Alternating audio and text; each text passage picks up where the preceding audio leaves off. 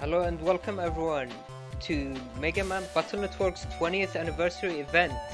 So this has been in the works for quite some time, so glad we're finally here. Basically, before we start, just going to briefly explain about the tournament and how it works for any of the new viewers here. So this is a round robin new moon style tournament. So what that means is that we have people playing their matches throughout the week, and then we have two stages for the tournaments. The first stage is the round robin stage, and then based on the seedings from that stage, we will have people going into the next stage, which is the top cut, as you can see on the screen, which will be a top 8 bracket.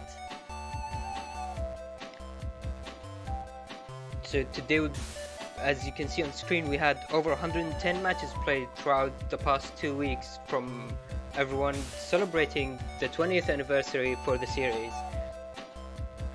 And yeah, so before we start, I'm going to introduce our commentators today, who are Eurasia and Solix Cross. Hello guys. Let's get ready to oh wait, no, this is the Battle Network anniversary. Yes, sir, it is. What's going on, everybody? Welcome back to the anniversary stream. You know, we didn't have one last year, but we have one this year, so let's go. Yes, Battle Network is now old enough to. Oh no, wait, Battle Network can't drink, but almost there. 20 years back. The game came out in 2001. I Yes, cannot sir. believe. I am very happy of the legacy this game has. Very happy to see people still playing it in the year 2021. Twitter blew up yesterday, as a matter of fact, with all kinds of art, support, and just general love for the Battle Network series. That's something I just love to see, and I desperately wanted, just to embrace the community and the game that I love. You know what I mean? We're here for Battle Network. Let's get into it and get right into our matches. Come on, guys. Can we get a battle operation set? Ian. Okay. So, for our first match, we will be seeing Honor Knight versus Symes. Oh boy, Symes. Symes is a veteran of the series, and Honor Knight has been he's been blowing the competition away. He sure has. Definitely a veteran in his own right. These players have been around for quite some time. So let's take a look at what they're playing today. Honor Knight is playing a pure. It's mostly star coded, right? It's mostly asterisk, but he's splashed in 3 Elect Pulse Js, 2 Recover Js, Judgment SPJ, and the Hub Batch J, which is usually the J code brigade. These are the most commonly splashed J code chips in most folders. That is true. If you see Elec Post, you will most likely see Recovery, probably Justice 1, most likely Judgment and Hub Batch. But as we see, Honor Knight does not seem to be running Justice 1. So he seems to have.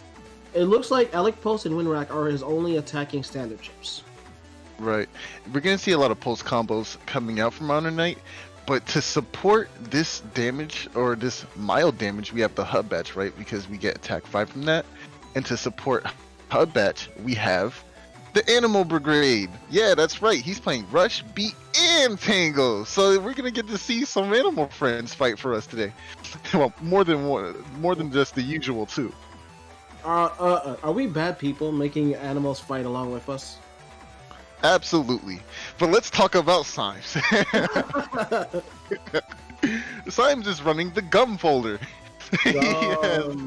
Gum. Gum. Bubble Star G, Life Aura U, and Grab Banish M. Gum. I love it. But to support that Grab Banish, he's running the Muramasa. So trying to connect the Muramasa after a Grab Banish to get maximum, to increase the accuracy, right? The maximum accuracy of the Muramasa.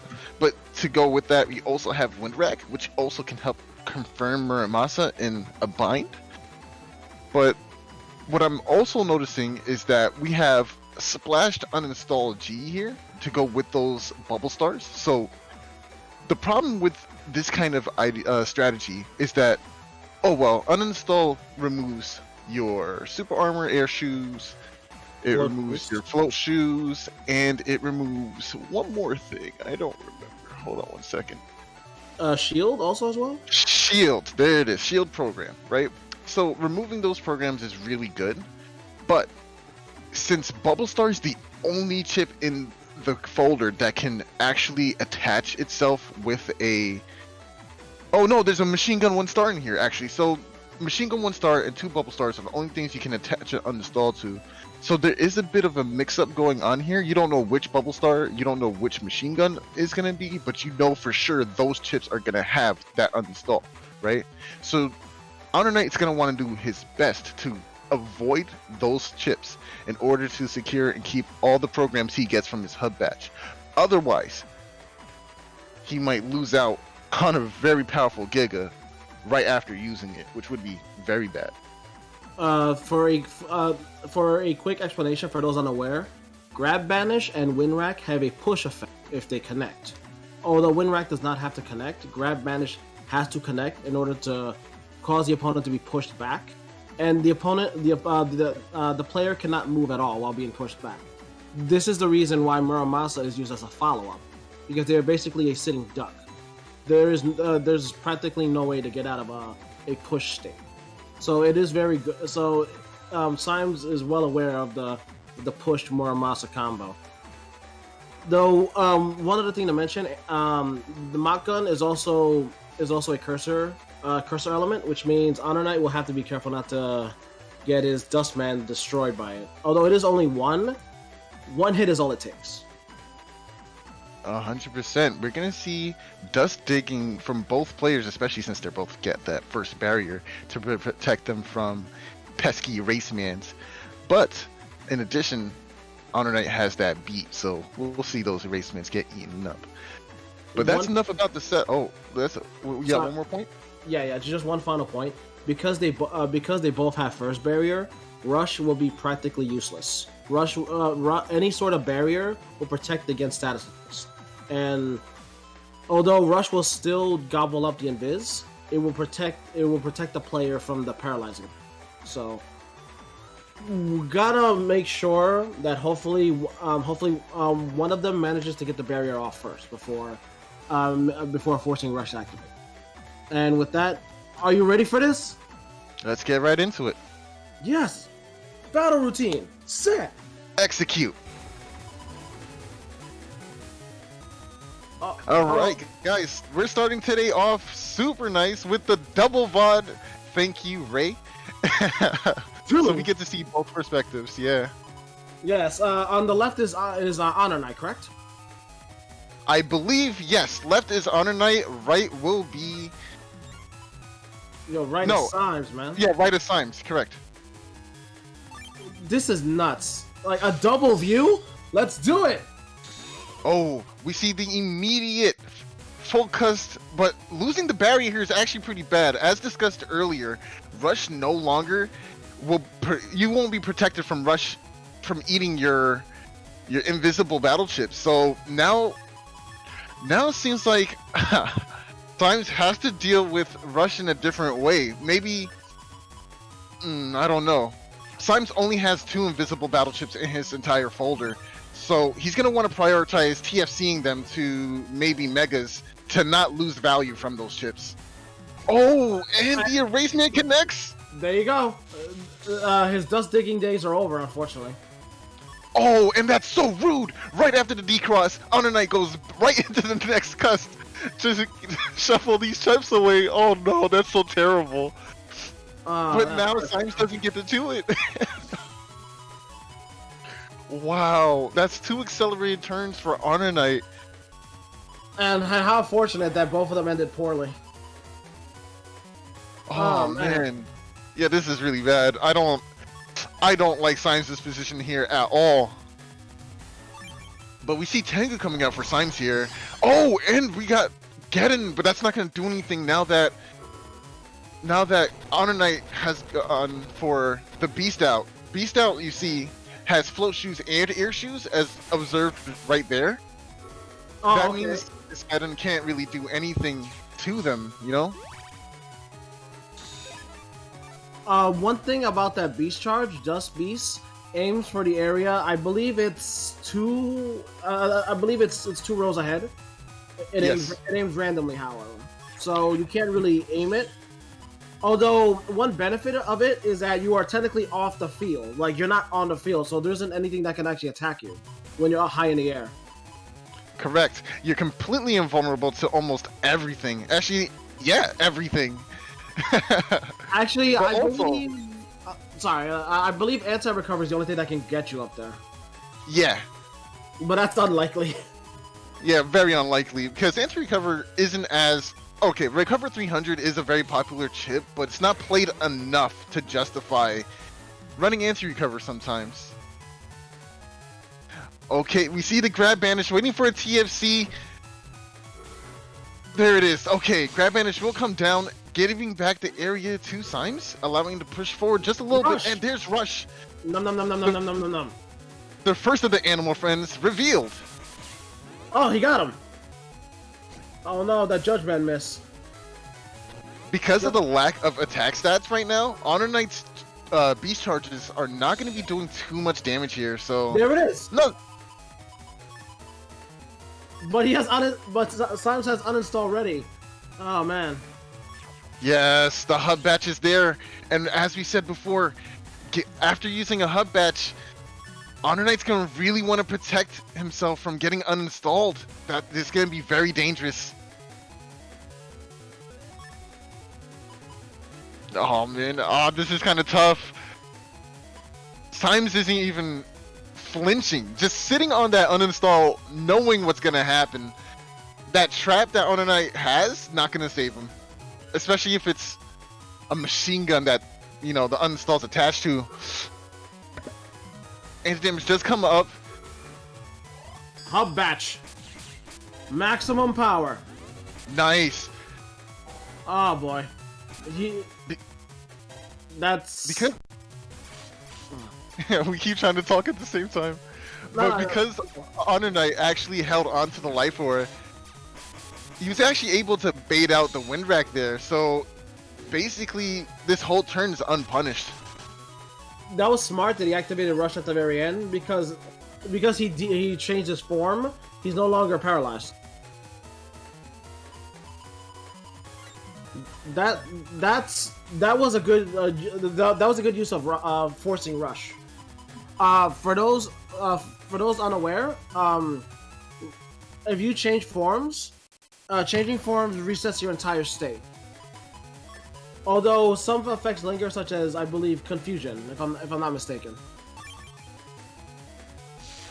All right, we see Tomahawk Man coming into play here, not opting to go for something more like a wind cross. I'm surprised. Honor Knight deciding that Tomahawk is the thing that we want to camp on. There it is, BDT. Yo, BDT.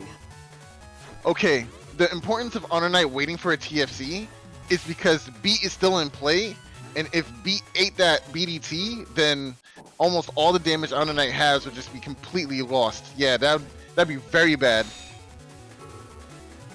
So you want to keep it safe from, yeah. There it is, the uninstall. And the chip to get it equipped to. Oh no, this is actually really bad for Honor Knight. At least the good thing is that he's currently Tomahawk, so Tomahawk has status guard, so he won't be bubbled or anything like that. So I guess that's one good side. There it Beat goes. is coming out. Gonna take the chip. Oh, I don't know, I got him. It's been a real Nice. slide. Oh no, now he's trapped.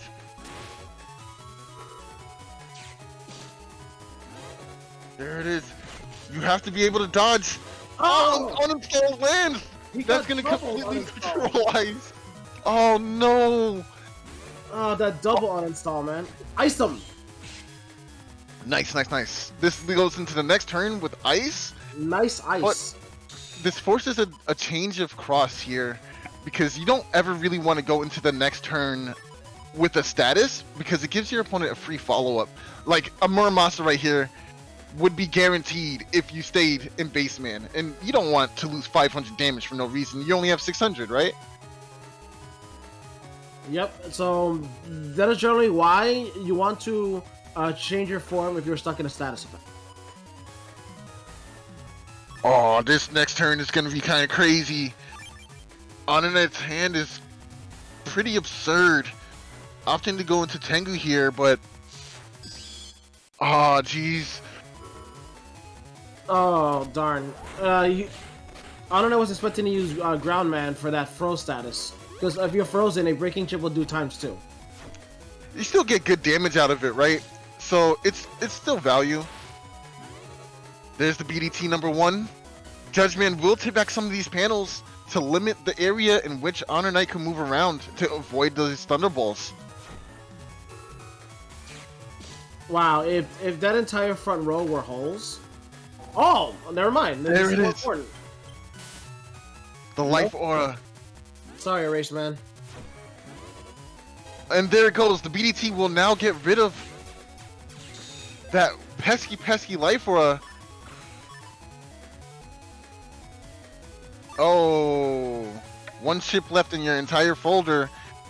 Honor Knight's really on the back foot here. He's got to be careful if he's planning on changing.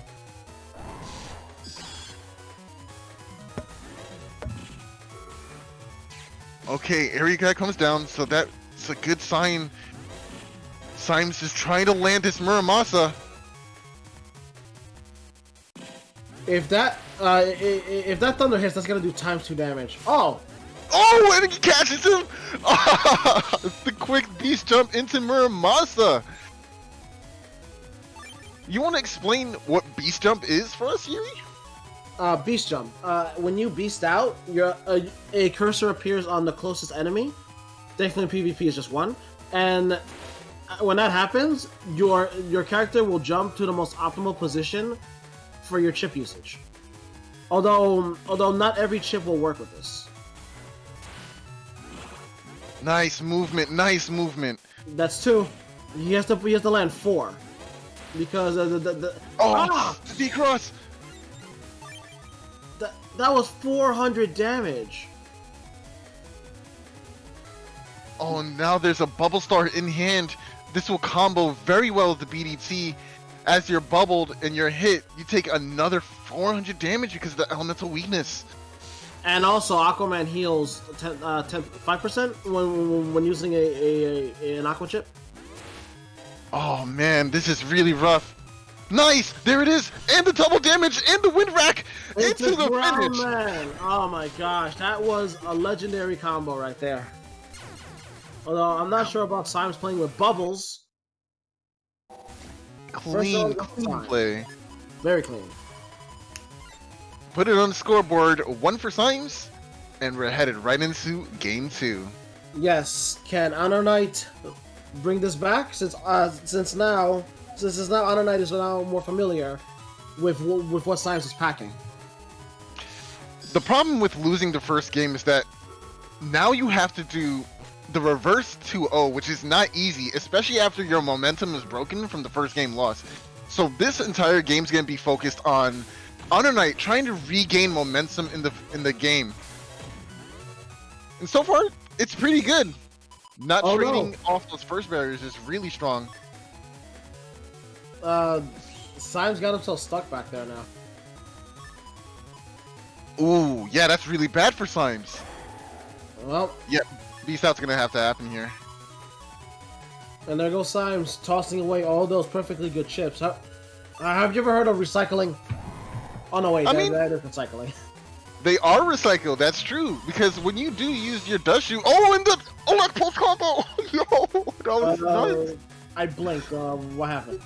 You died. But okay, so when you dust shoot away chips, they don't just get thrown away. They go back to the bottom of your deck in the order that you place them, right? So it is actually recycling. You see, Mega Man has been showing us recycling is important. Yes. Battle Network is very economy centric. They want us to know that recycling is good and that you should do what you can to help preserve your neighborhood and keep it clean. You know what I'm saying, folks? Just pure support from the Battle Network community. Well, so far on, Honor Knight is very well protected right now.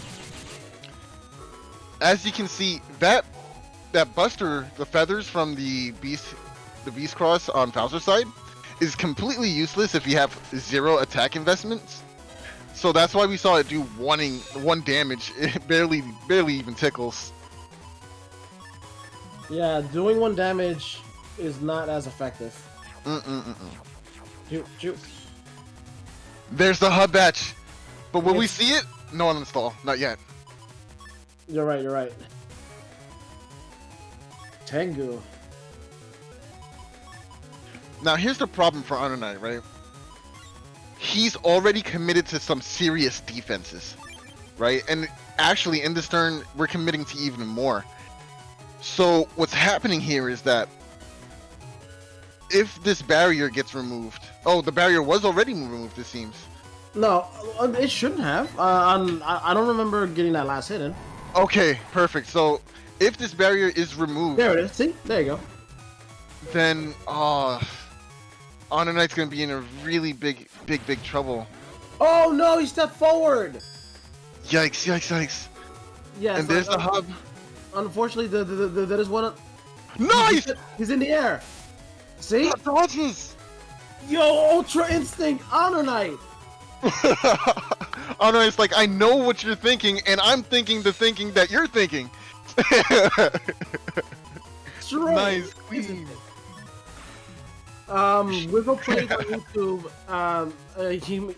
They mentioned that they were unaware about this fact about Dustcross. Dustcross is a fairly competitive cross to use simply because of that. That allows for folder digging.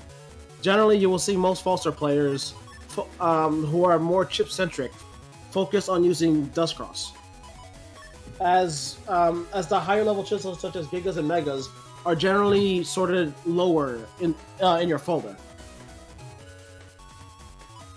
Now that we've seen the hub batch, I don't know. Did we actually see the uninstall in hand?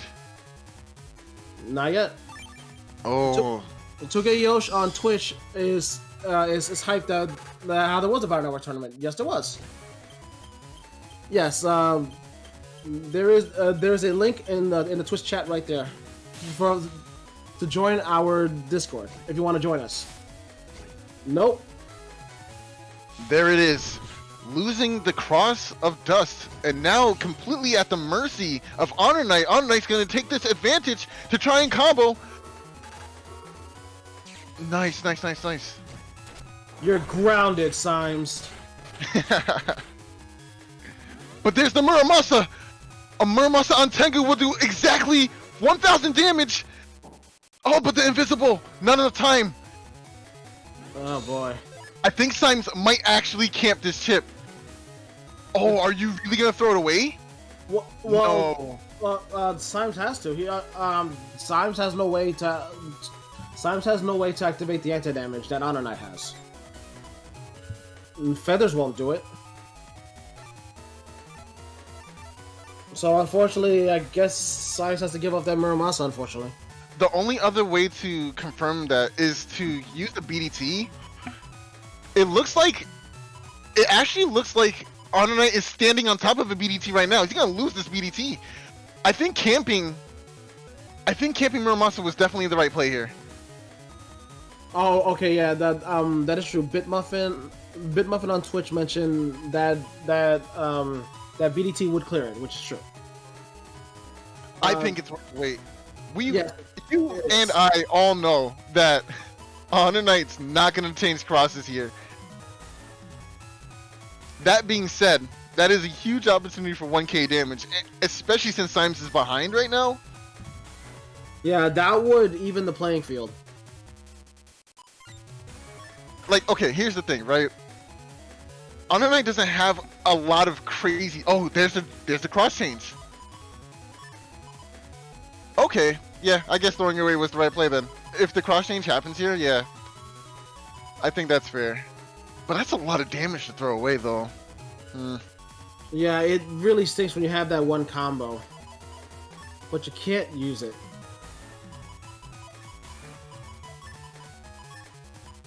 It would be pretty greedy. Symes on Twitch says holding my mouse will be greedy. We know how greedy you are. Oh, that Elec pulse. Oh boy. Oh, Judgment just narrowly missing there. And what we're gonna see right now is the grab banish. Oh no, it's gonna turn. It's gonna turn Honor Knight visible. Nice, nice, nice. Honor Knight reclaims the area, and the beast out is over for Symes here. The good thing right now about Honor Knight, full attack, slow gauge, area grab, like the whole gang's here. You know something? I don't think we've even seen Tango at all yet. Oh, no, that doesn't make sense. Oh, Well- element energy! Oh, the barrier. Woo! Well, what happened last game is that Tango only appears when you're in a normal state, if I'm not mistaken, and Correct. and Honor Knight was still paralyzed, or flinching, or something like that, which kind of limits the use of Tango, which I believe why Tango is not used that much. Yo, uninstall on the wind rack? That's so rude. Yo, like Winrack is already getting slapped, like backhand, but getting backhand uninstalled, yo.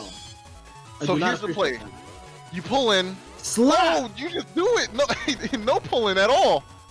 Nice. Be gone. And now the BDTs are just gonna do an absurd amount of damage. Ouch. There's nowhere to run. Nowhere to hide. Because Santa Claus is coming into oh wait, no, that's not how the song goes.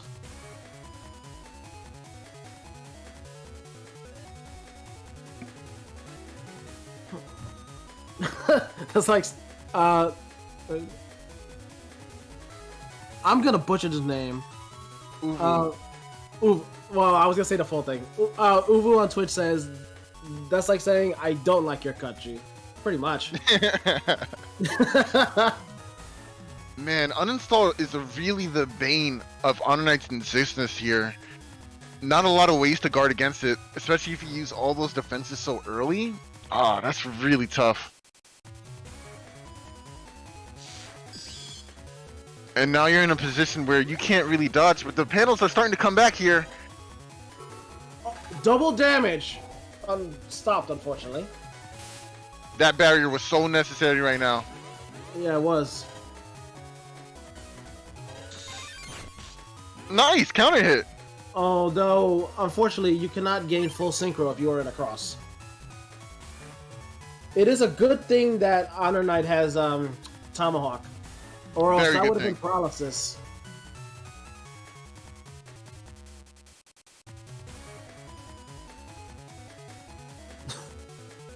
Soul, Yo, this is too hype. this is a little too hype. Just a little bit. I'm scared for the future. I want Honor Knight to win this round so we can get that game 3. Yo, game 3. Game 3s are always fun. It's been a real slice. These charge shots that can do a significant amount of damage. Oh, the trade. Nice, nice, nice. Symes needs to figure out what to do about this. If this continues, because of the HP differential, he'll end up losing to Honor Knight here. But we have Recover 300 in hand anyway, so this is still pretty good. And Hub Batch. Although, if I'm not mistaken, you cannot shield while crossing. No, you cannot. So Hub Batch is not going to do too much, which is why Honor Knight would definitely not focus on... Oh, we're not going to Cusp. We're staying here, boys. Yes, sir. Oh, trying to bait. Oh, that's so smart. Symes will now be able to reclaim all that area, and he still has a massive amount of chips in his hand. This is looking even worse for Honor Knight. You see, folks, being a hoarder does pay off in the end. 100% true. Because Symes has been holding onto those chips for some time, and it may pay off. Well, here's the thing, right? Symes only has so much HP. If you can land at least one more... Oh, but the rush! Gonna eat that Invis. Anti-damage follow-up. Yeah, this is not looking good. Nice. Groundman SP will do a significant amount of damage here. That's 390 damage. Oh, Tango! Good Nice! For those that are aware, Tango gives barrier 100 and HP 300. I mean, recovery 300 and barrier 100. Said it's not used very often, so not too familiar with it. But barrier 200 was purple, so that has to be barrier 100. Oh, that's so smart! Going right into the ground cross. The ground cross charge shot here will allow Honor Knight to try and dodge these BDTs. Depending on who's host or client, the BDT will either fall off the screen or stay on board. So it's going to be really interesting to see what happens here. Good old BDT. Nice, it falls off the screen. Very nice. That's the change. This is exactly what Honor Knight needed in this dire situation. Oh, but he gets caught up. No, but losing ground cross. No. Oh no. Oh my God, Symes is also out of chips now, but they both have Max Buster. The HP differential. Oh my gosh.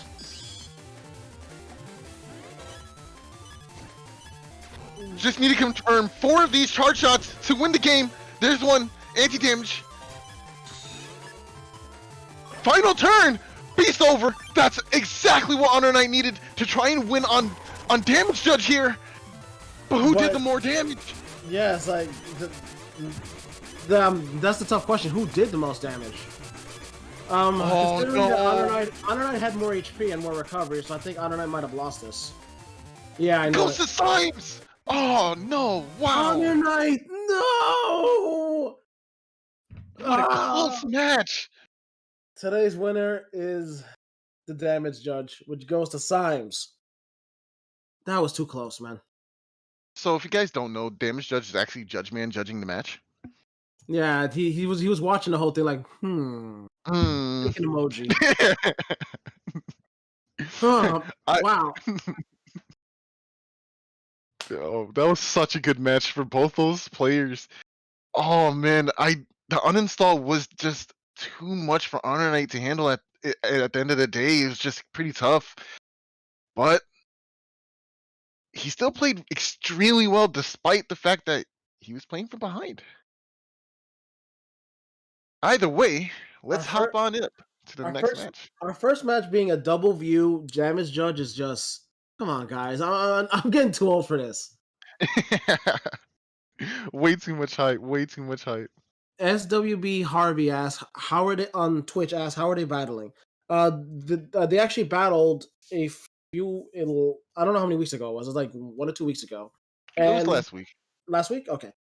They battled last week, and we got the videos. If you would like to learn more, you can join the N1GP Discord.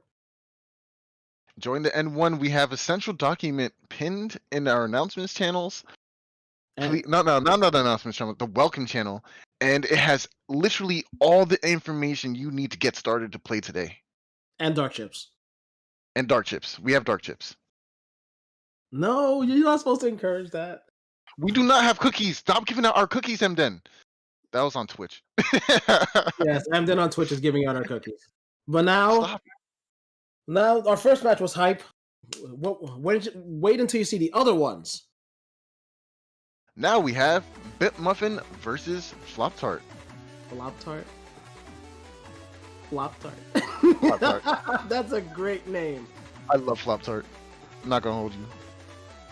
All right, now time to see what they're packing. We see that Bit Muffin has Neo Variable and Meteor Knuckle. Huh. Ooh, that nice little encode strategy with the Neovari Meteor Knuckle play. Oh, wait. Roll. Oh no! Oh no! Oh no! Soul! Yo. Bitmuffin's folder is sus. No! Sus! No! No! Bitmuffin! They're playing something so sus! No! Oh, No. dang it. First we had gum, now we got sus. Sus! Oh man. Is this a coincidence? I don't. Yo, bit, you're sus. Oh no.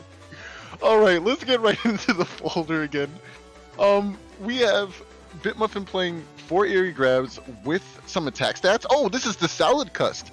Now, we trademarked this as the Salad Cust because Salad is the notorious builder and architect behind such a prestigious and elaborate Navi Cust as you see below. It packs everything. This is the iconic DPS Navi Cust Go folder right here.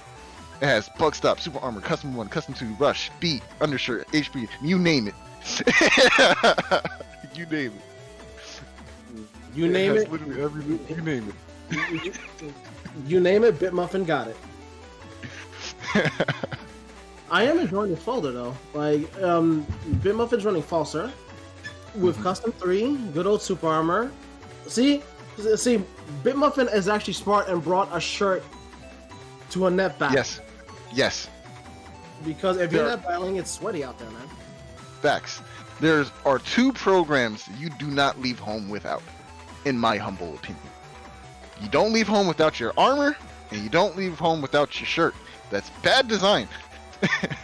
Well, if you have a chonk like me with my 2600 HP, I guess you can forego the armor. Maybe. Maybe. But that's a question for a different stream. Right now, we see that Bitmuffin's running Charge Max and 3 attack plus 1s, which is good because if you notice in Bitmuffin's Navi Customizer, they have filled every spot on that Navi Customizer. There is no wasted space. That is how you fill a Navi Customizer. No wasted spaces. Absolutely. And Yeah, they give so much value to the Buster damage there, especially in Beast Out. Like earlier, we saw Honor Knight's Buster doing 1 damage. It's pitiful. It's 1 damage on those feathers.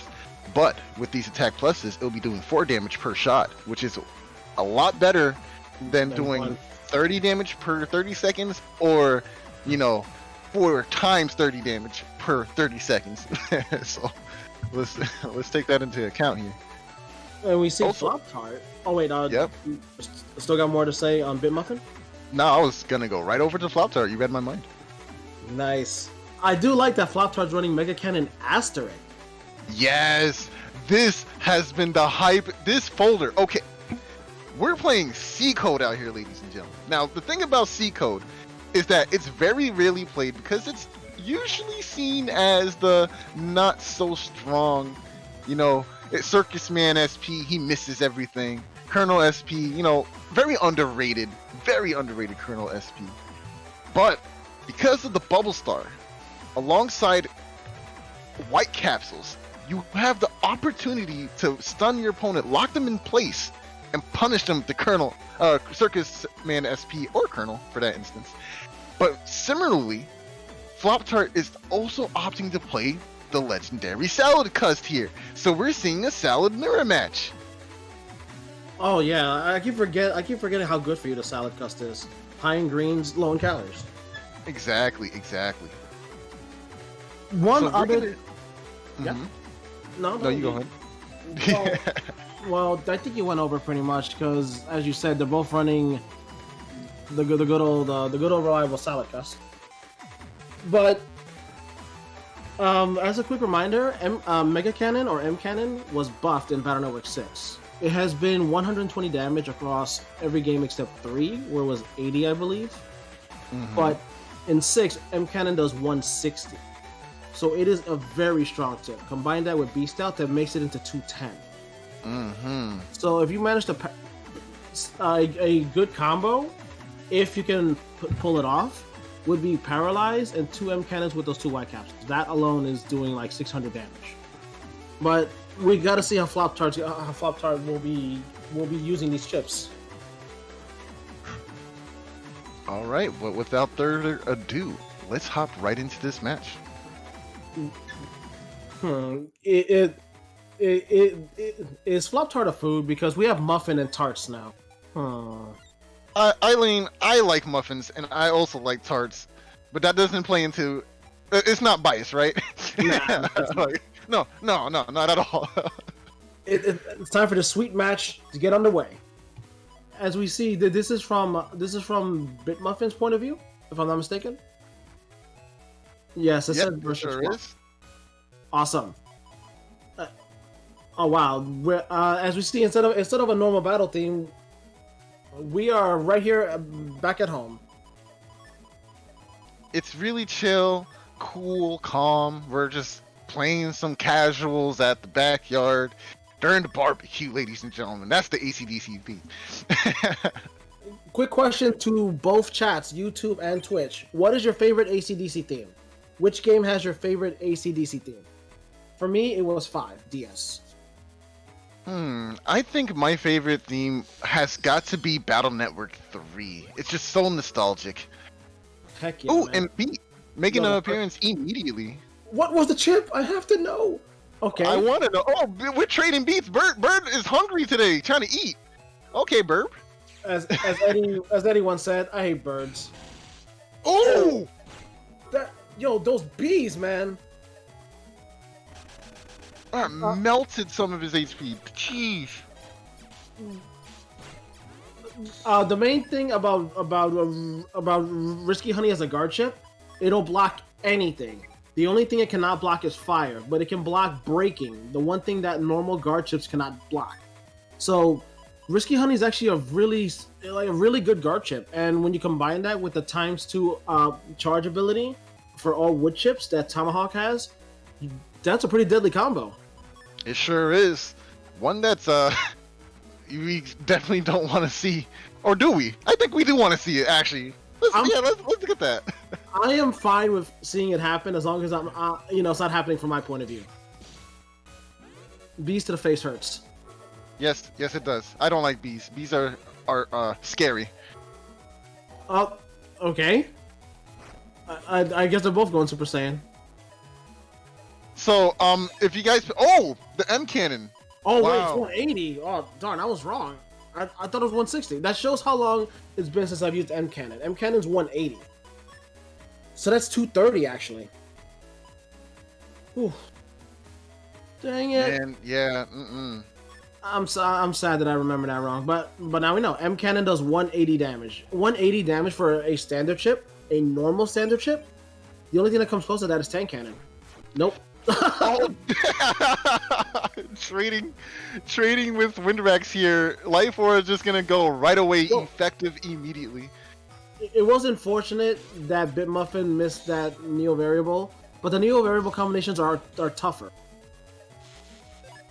And we're back to the match. We see that end of turn D-Cross here, really good for BitMuffin here. It's gonna definitely propel their gameplay. Oh, and we see the Meteor Knuckles! Get that corner! Get that! BitMuffin, I believe in you! What will Flop have in hand? I am gonna vote for Flop Tart simply because I love that name. So remember, whoever wins, the loser has to pay the pizza. Yeah, pizza! Knuckle! No! But it's still invisible. No! Not like this! Not like this!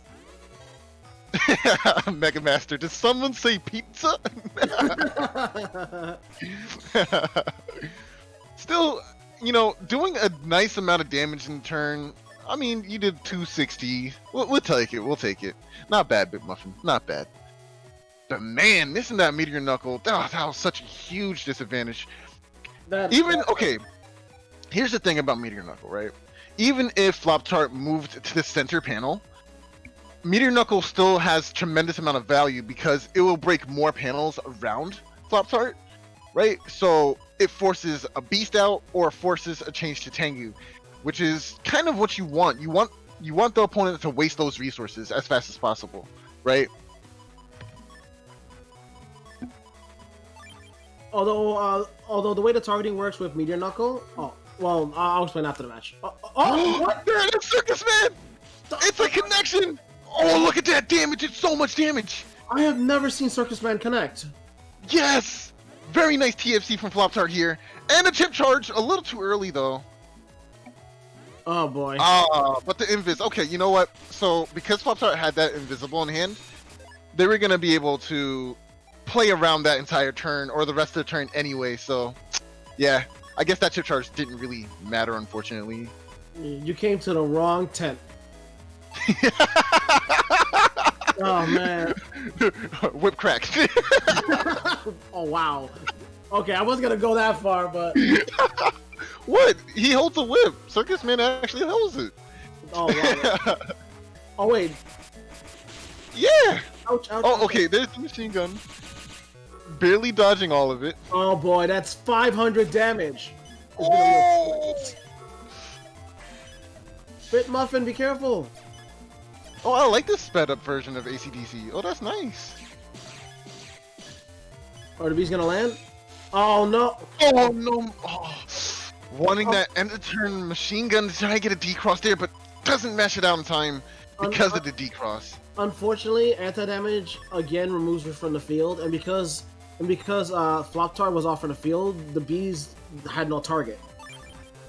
So yeah, that's what happens if the bees have no target. They just fly off. Watch out! Oh! Oh man, that Colonel Z. Should it be a C for Colonel? Yes. I feel like that's a little more fitting than a Z, because Z, you know, is another person who uses a green saber.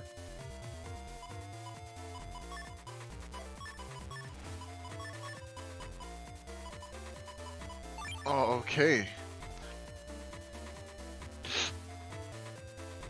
Let's see how this turn plays out. Still customizing on Flop-Tart's side. Trying to think of what we have left. I think there's another Mega Cannon in the folder. Yes. Probably a Risky Honey. Yes, I believe we only saw one so far. Yeah. Oh, Beast Jump getting in the way once again. Oh, Bit Muffin missing. Oh, there's the D-Cross. Oh no, the Risky Honey. And there's the second Mega Cannon.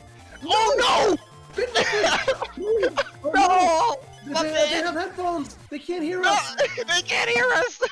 Darn it, Bit Muffin. What are your headphones? What am I fighting for? What am I fighting for? Oh man, that Mega Cannon White Capsule. I'm telling you, it's deadly. Man, that was tough. Oh man. Jeez. Okay, turn one. Okay, what are your thoughts about turn one Life Aura?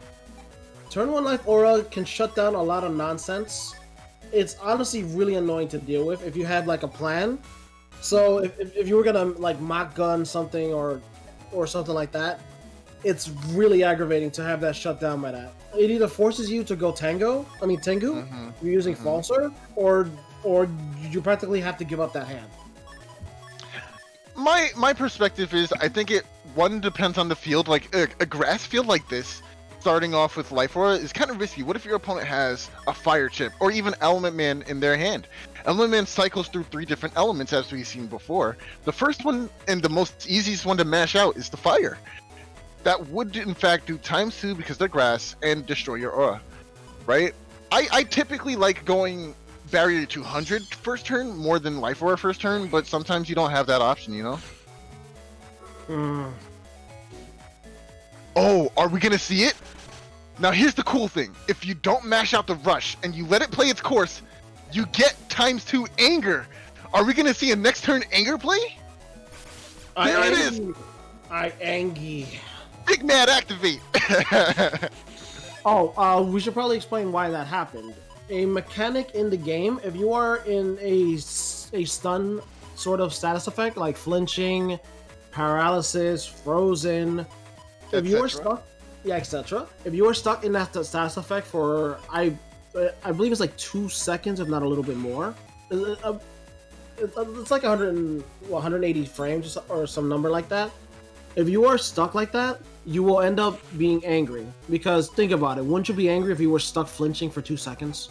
Yeah, that's a long time to be stuck, and I'm not happy about it. And you know what? I'm mad you did that to me. Hence, rage. Fun fact: in Battle 4 introduced the Flower Buster. That also causes anger if your opponent uses Flower Buster on you.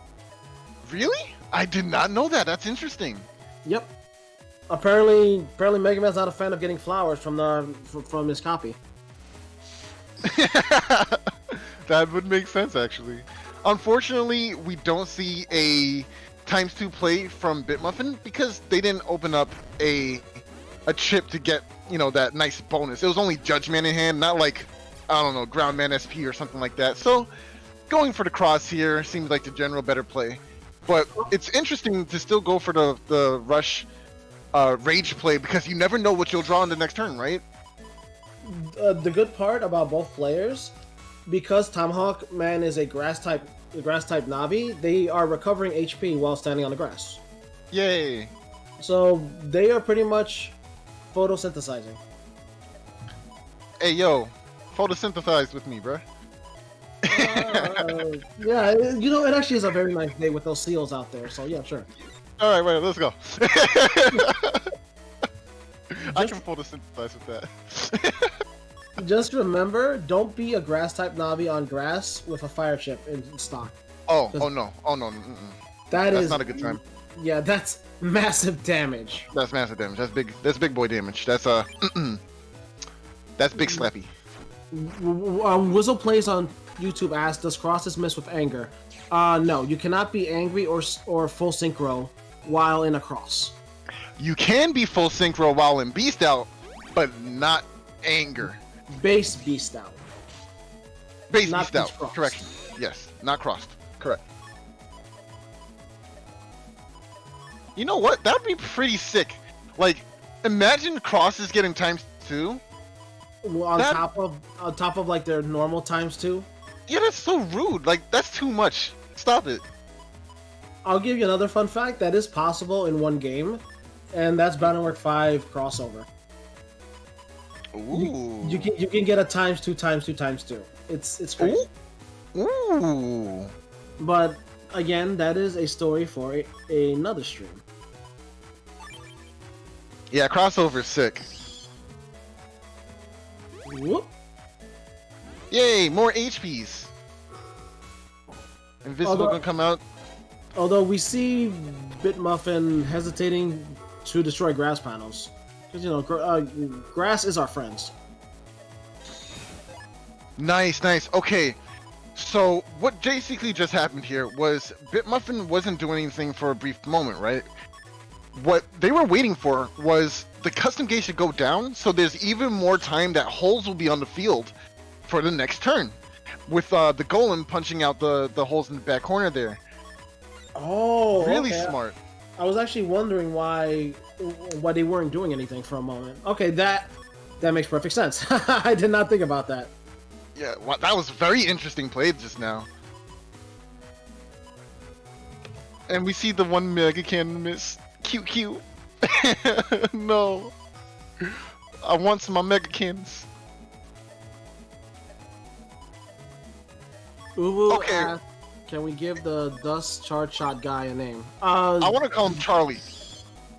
I mean, technically, it does have a name. It's called Scrap Reborn. But No, that's the name of the attack. He himself doesn't have a name.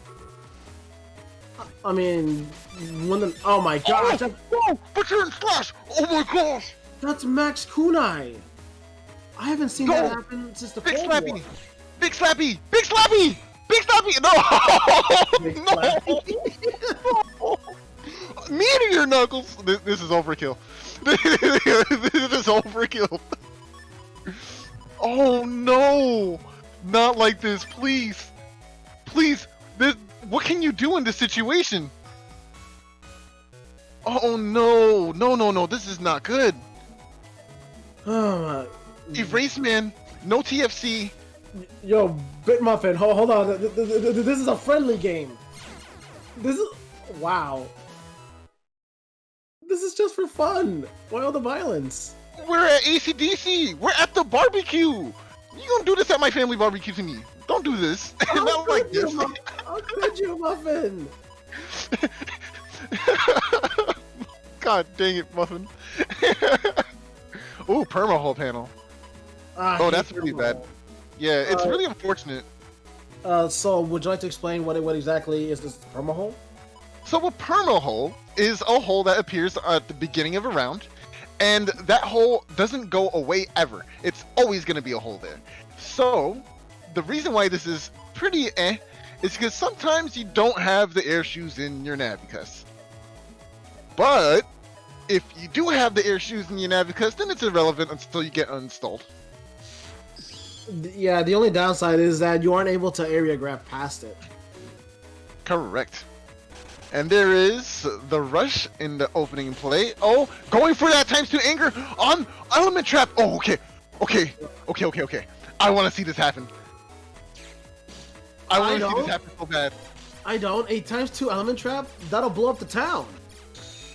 Okay. So let's go over Buster Bug, right? Buster Bug is a bug that happens when you have attack max, attack +1, or any of those kinds of programs bugged in your Navicust. If you don't have bug fix or bug stop in your Navicust, this bug can be cured by bug fix, and it makes your buster damages do the ×10 amount. So it's like shooting a charge shot with your buster by just pressing B, right?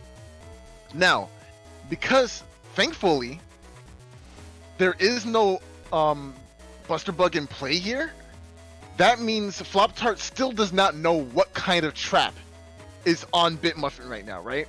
Because Buster Bug would do approximately 50 damage and trigger the trap, right? But since it's not there, it's just doing regular 4 damage. Oh, beat comes out, okay. Oh, and we dodge! Nice! Bitmuffin actually avoids that! If that okay, here we go! If he goes fire! No! Boom! ×2! Yeah! Blow it up! The entire town has been destroyed.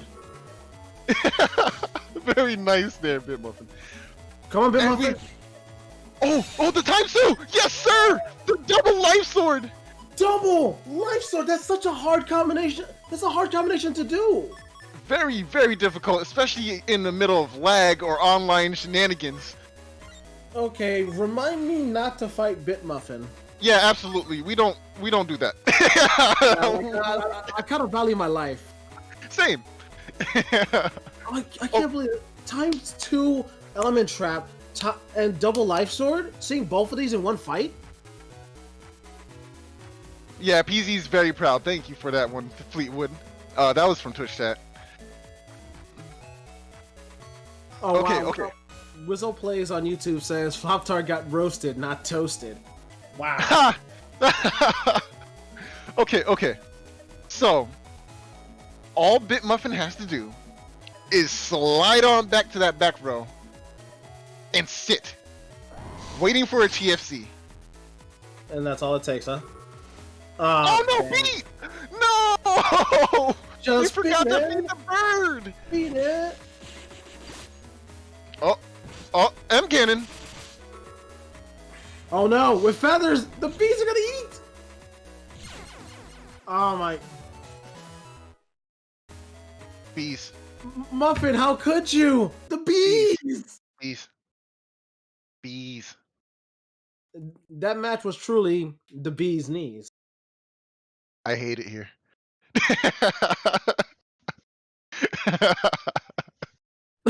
Oh man.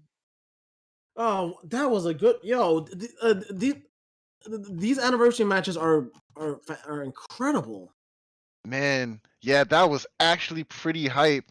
But at the moment, we're gonna get into the next match. But I just want to make it clear that Bitmuffin should not be trifled with, and avoid that battle at all costs.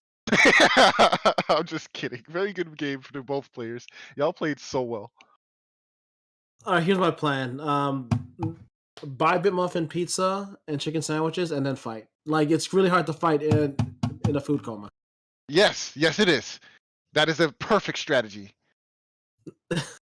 But for now, we gotta see real strategies by our next two. Our next two net battlers. Oh boy. Oh boy. Oh boy. Oh. Oh no. This is a fight indeed. Oh yeah. Player Zero and Salad. Yes. My arch nemesis from middle school, Salad, and my other Oh arch no. nemesis. This is bad. Salad's playing a real folder. No. No, Well, not like this. Well, Salad's playing a bub folder. I see. Ha. I guess we go, should call bub. Salad Wolverine bub. But besides those nice funny jokes, we Player Zero is running. He has Alec Pulse, Winrack, 3 Winracks, and we see Neo Variable 5 area grabs. Oh boy. Although Player Zero is lacking a grab banish, they have Judgment, which basically does the similar effect. Wait. 3 gigas? Yeah. I was just about to say that. Yo, Player Zero, chill, man. Like, No, chill. No chill. No chill. I want all the smoke. look, you got dual raining from above. You got Yep. Colonel cutting your face off. You Yep. got Hub Badge giving you superpowers. Superpowers. Jeez, man. This is gonna be a big battle. Like we see the Navi customizer. Giga folders are a little bulky, so Player Zero is running with 1400 HP, but they have first barriers. You know they got the usual things that you don't leave home without: Sumer armor and undershirt, first barrier. They have bug stop too, so there's no worry of any possible mishaps. Yeah, but looking over at this here Salad side, man, we see all the B, high boomer, fire hit combo, and Falzar is devastating, especially if you have a white pill in hand, which unfortunately is not in here. Whew, okay, but still, don't get yourself lacking on that grass as if you're safe, because you will eat this punch, man. Don't do it. Don't be the Yo, one. man, see these fire hands. Ugh. These hands right here. These hands of mine burn with the awesome power, bro. Damn it!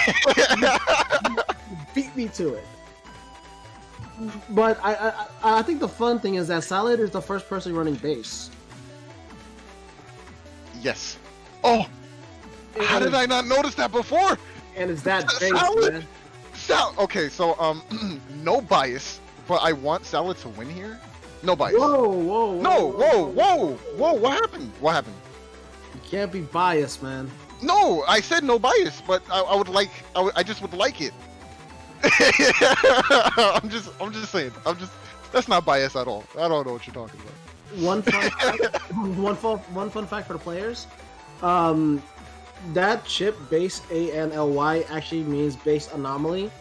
Unfortunately, you would never know that unless you actually read a book. Yeah. As you know, all these names are like scrunched. I thought undershirt was something not so pleasant to say because my friends are dummies.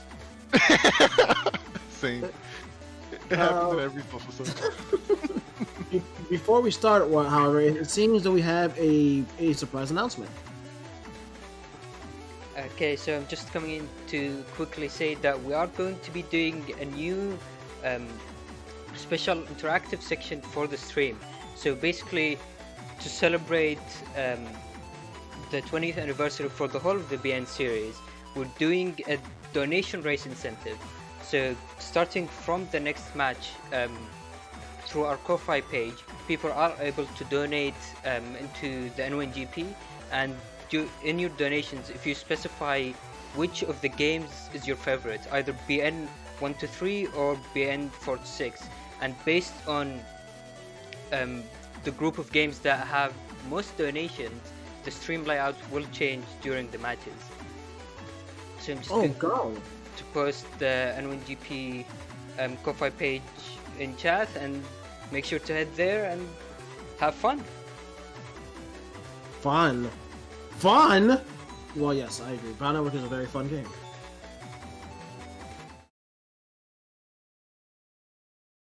Soul, if you do not agree with me, I will destroy AC/DC Town. Well, in the meantime, as Soul contemplates that, we see here from player 0 point of view, and we see that regular full custom. Why would you blow up ACDC? We have a barbecue going on. What do you? What? No. I'm evil, remember? Oh yeah. Ex-Colonel Turtle asks, "Are they playing on an emulator?" Yes, they are. Yes, they are. We are playing on an emulator that has link capabilities, but unfortunately, online only works with the wireless adapter, and which the only Battle Network game that supports it is Battle Network 6. 5 does support it as well, but that's only for a crossover with Boktai 2.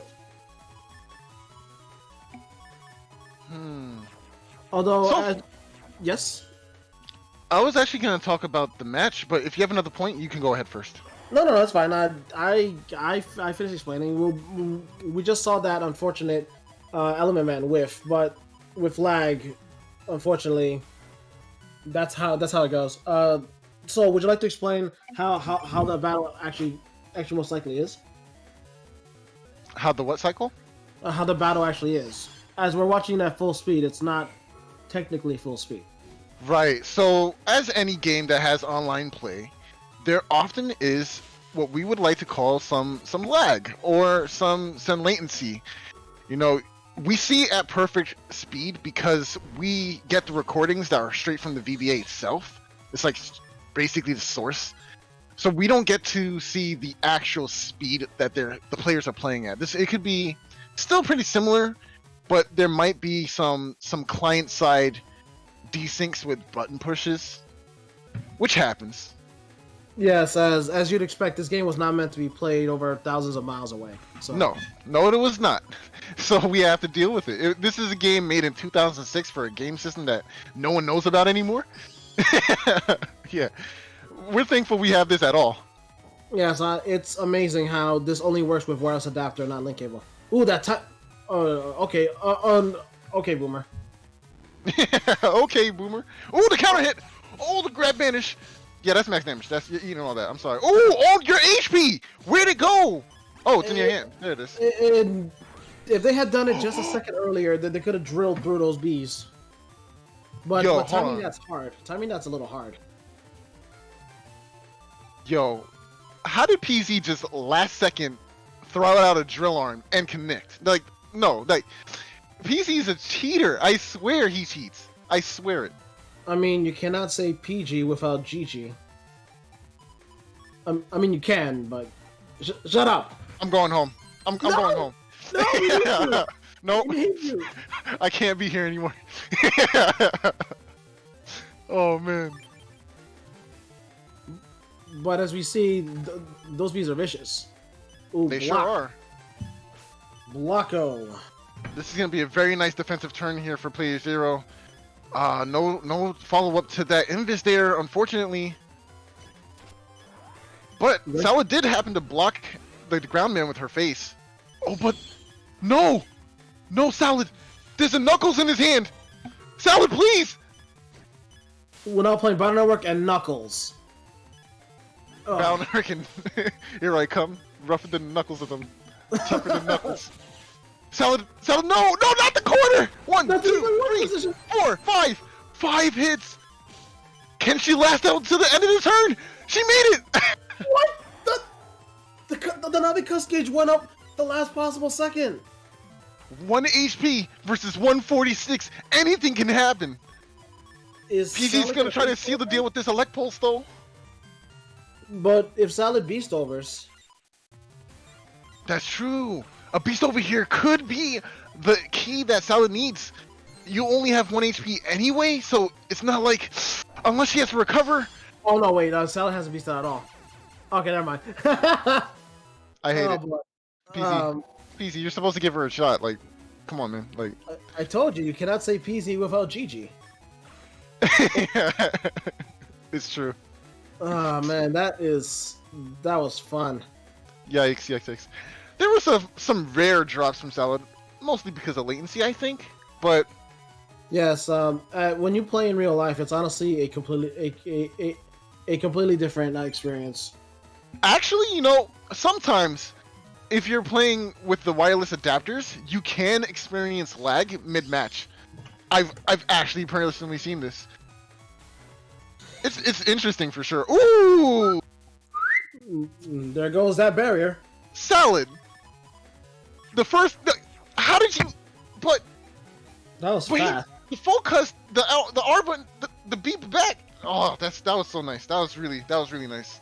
I'm not even gonna hold you. That was nice. As a reminder, Salad has been playing about as long as me, well over 10 years. So that timing is complete muscle memory. Muscle memory. Muscle. Okay, anti-damage is up. Is Salad?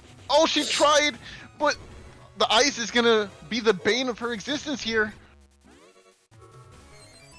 Oh, double ice sword! Double ice sword! No, it's too late. Yeah, Dang. unfortunately, your input timing can be messed up by a time freeze chip. Even if the time freeze didn't happen, there was not enough time in turn to even think about, Pikachu Master on YouTube asks, "How is everyone's day?" We are doing fantastic. I'm doing excellent. Yes, Soul is also excellent because he's excellent. Ow. Oh boy. Oh, there, nice. Oh, ow, bees. Ow, more bees. Ow, all the damage. Fighting Salad gave me PTSD. Ha! Oh, those bees, man. PTSD. I'm leaving. I can't be here. Yo, hold on. Sorry, Soul. We need your good vibes to. We need your good vibes to help not my evil. Yo, I'm so sorry. Oh, that was so funny. I'm sorry, Uvu on Twitch. PTSD never stops. Trust me. It's always here. It's not going anywhere, unfortunately. And that's a good thing, because remember, save the bees, not the wasps. Like, the wasps can go... Yeah. They Yeah, can kick rocks. They can kick rocks, for sure. Yes. Absolutely.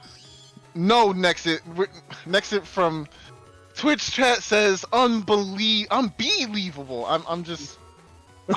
I just don't know what to say anymore. PZ with a double recover 300s though, and catching the erase man here. Nice. Can deal with the trap and the dust. Oh, look at that damage though. Mega Man 6358 says Salad is crazy at this. Salad has been playing for quite a long time. Well over a decade. So Salad is one of our few veterans from the old days before Discord, before us, before a lot of stuff actually. I'll put it this way: Yahoo Instant Messenger was still a thing when we started. Wow, perspective. We're old. Yeah. We're old. Oh no. AIM, Yahoo Instant Messenger, those were all around when we were playing. Oh. Yo, Ooh, slap. Judge Man. Oh, life for. Wow. Nice. It's all one Super Saiyan right there. Yeah, PC was going a little too hard just now. You know the old saying, go hard or go home. That's facts. Ooh, double area grab. Yo, Solid, now is not a good time to get so close. Is that a meteor knuckle I see? Knock, it's Knuckles. I'm glad. I love the fact that you're here for this. Thank you. Thank you. Next says, if only ice panels were ×2 Alec damage. Yeah, it is strange that they took away that aspect, but I guess Alec is already powerful enough since most of them now paralyze. So, although I kind of liked water panels in 5. I like water panels. I like water panels too. I liked how they slowed you down too. That was actually pretty nice. Good for setting up. Yeah, but I hate Toadman with those. So. Ooh, okay. Erase Man TFC. No, that's the wrong TFC. Ouchie, ouch! Ouchie! Oh, Okay. so would you like to explain why Salad let that go for so long? So, the interesting thing about Erase Man is that if you're in the middle, in the center row, I'm sorry. He just got decked in the face. I had to react. But if you're in the center row with Erase Man, it actually will always aim in the center as it's doing the random lineup here, right? I don't know exactly why it happens, but when you're in certain positions with Erase Man and Erase Man SP, they line up in very specific ways. Like if you're in your top row, it aims diagonal down, but if you're in your bottom two rows, it always goes straight ahead. Yes, that's because Erase Man points his beam the same amount of times every time. So it always go like 19 or it's some number, but it always ends up being in the middle panel if you're in the middle, or the bottom. Base anomaly. 1, 2, 3 dead. Fun fact: the name of that attack is Hell's Rolling. Hell is rolling. Yo, I don't know. I did not think they could make base any more awesome. Because in Battle Wars 1, 2, and 3, he had Shooting Buster, Earthbreaker. Then they gave him Gospel Fire. Mm-hmm. And then in 4, they gave him Dark Arm Blade. Dark Arm Raid and Hell's Rolling. Okay. Let's go over this. Honor Knight on Twitch chat says, rest in peace, base on this field.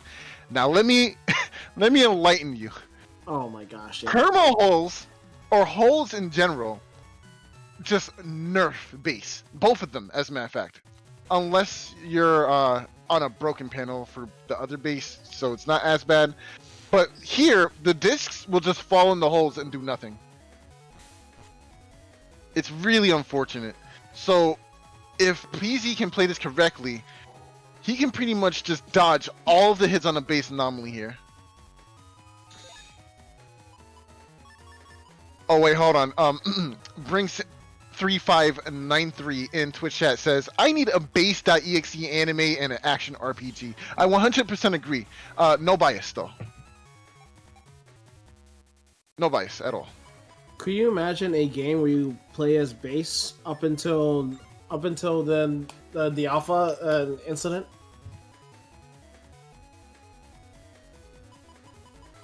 Yeah, nah, that would actually be pretty sick. So no bias X cross. That's funny. Next it on YouTube asks, on Twitch asks, do we include Mega Man 4.5? Of course we do. Of course we do. Since now it is possible to play it in English thanks to a translation patch.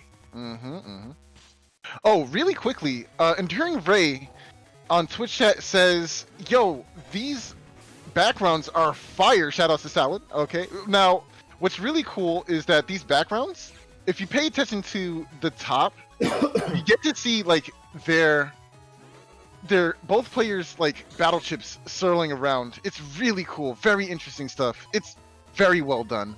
I really have to give shoutouts to our team. We have come a long way since our first streams. It's so well done, honestly. We worked so hard, especially the people behind the scenes. They worked so hard for this. Yes, like if it wasn't for them, we wouldn't be able to give you the show, the awesome show that you see right now. Man. But anyway, going right back to the match, we have the Life or Stare Down. Salad's still sitting at 1400 HP, and so is 20 HP minus for ooh, that's a big miss. Oh, nice! Supersonic Boom. Don't get decked. Don't do it, BZ.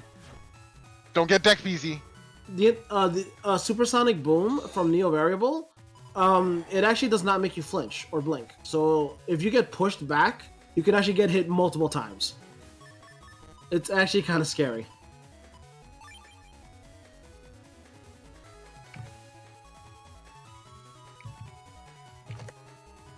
Man, I just love how the chat is just saying, people just being happy to be a part of the community. That's what I like to see. We want to strengthen this community and just make it push to newer heights. Good. The more people who enjoy it, that's more souls for me to collect. Time to kill some Navis. And I'll finally unlock the Sharing. Oh wait, no, that's the wrong franchise. No, that's correct. Is it really correct, Soul? No. All right, back to the match. Anti-damage coming out from PZ here. We're gonna see the Elect Pulse go right into this anti-damage, gonna whiff on the Wind Rack as well, and a connection with the Erase. Very good movement from Salad here. Proto Man SP in the corner. That's double damage. That is, let's see, 290 times 2. That is 580. That's 580 damage right there. Yes, sir. That's Giga level damage. Woo! Okay, Salad, I see you out here popping off. Fun fact. Colonel's 300. Colonel does 300 damage compared to Proto Man's 290. So Colonel will actually cause anger upon usage. Some players actually reduce their Colonel or prevent them from getting a full power Colonel to avoid getting anger status, as anger status is caused by taking damage of 300 or more. Cross divide. Yeah, 500. But you're about to get punched. Oh, how did? No way. No, Twinkle Toes No right way. there. No, the move. Ooh, yo, PZ, stop. Oh my gosh, your movement's so sick right now. Your movement was so sick. You didn't deserve that. You didn't deserve that. Or did he? Is it just me, or is Player Zero part Shadow Man? Because that was some smooth walking, man.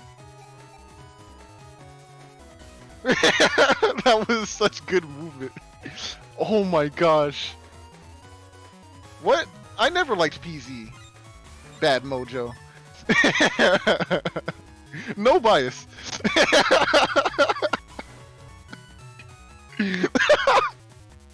Yo, hold on. Time out. I love Player Zero. Absolutely one of my favorite guys. Yo, hold on. I'm getting exposed to chat. I like Player Zero more, but he's always getting away in my plans. And that plan means winning. He's a really good player. Knock, knock. Oh, hey, it's Charlie. Oh, Charlie's gone. Bye, Charlie. Bye, Charlie. Okay, so for people who are just joining, basically we gave the Scrap Reborn charge shot for Dustcross. We gave him a name, and his name's Charlie now. So that's an accepted game state. If you don't call him Charlie, that's a game loss or an infraction.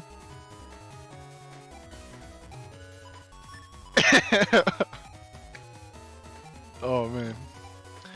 PC trying to just understand the layout and the positioning that he has right now. Thinking about that Meteor Knuckles. I bet PC wakes up from dreams about Meteor Knuckles. Just Meteor Knuckles is in his wiring, his mainframe. So what you're saying is Meteor Knuckles is the Player Zero as basis to you? Yes. Actually, yes. Whip it good.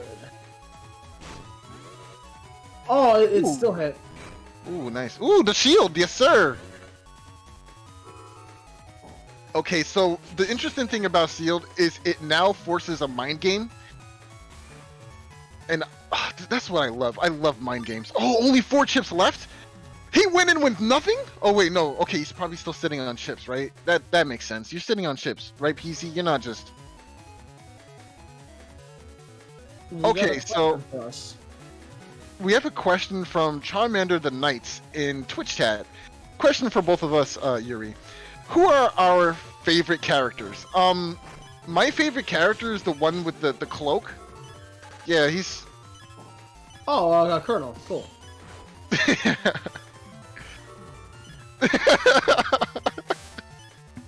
It's just base. For me, it's I love Fireman. Oh boy, Salad's trapped. Salad is trapped. Oh wait, Salad. There's a Knuckles in this. She can't hear us. Yuri, she can't hear us. Well, if Salad beasts out, she will hear us. Okay. Salad beast out. There you Salad, go. don't beast out. No, don't tell her to lose the game. Base anomaly still hasn't appeared. Oh, okay, I understand. The Salad should also lose after base anomaly. Gotcha. Yes, absolutely. I mean, no bias. No bias, obviously. Okay. Maximum power! Ooh, that was close. Oh, nice. It was really smart to not take the Meteor Knuckles here and saving that little combo. That was so perfect. Very nice play from PZ. Oh my Risky Honeys! Yo! No! No! Salad, no! Oh my god! Oh my Salad! Salad, no! That's not right! That's not right! Okay. That's not right! No, he had one, two. Not an. Oh my gosh, yo! Oh my gosh. Okay. Never mind. I cannot claim to be evil. Salad is the most evil here. I'm sorry. Evil incarnate. Okay, I will give my title to Salad. I'm sorry. What was that? What was that? You can't do that. Oh my gosh. You surrounded him in it. Molded him by it. PZ, I'm sorry. PZ, I'm sorry, PZ. I think PZ has gained 10 pounds from the amount of bees. Just save. No, do not save the bees. No. Salad comes in Twitch chat with save the bees. No.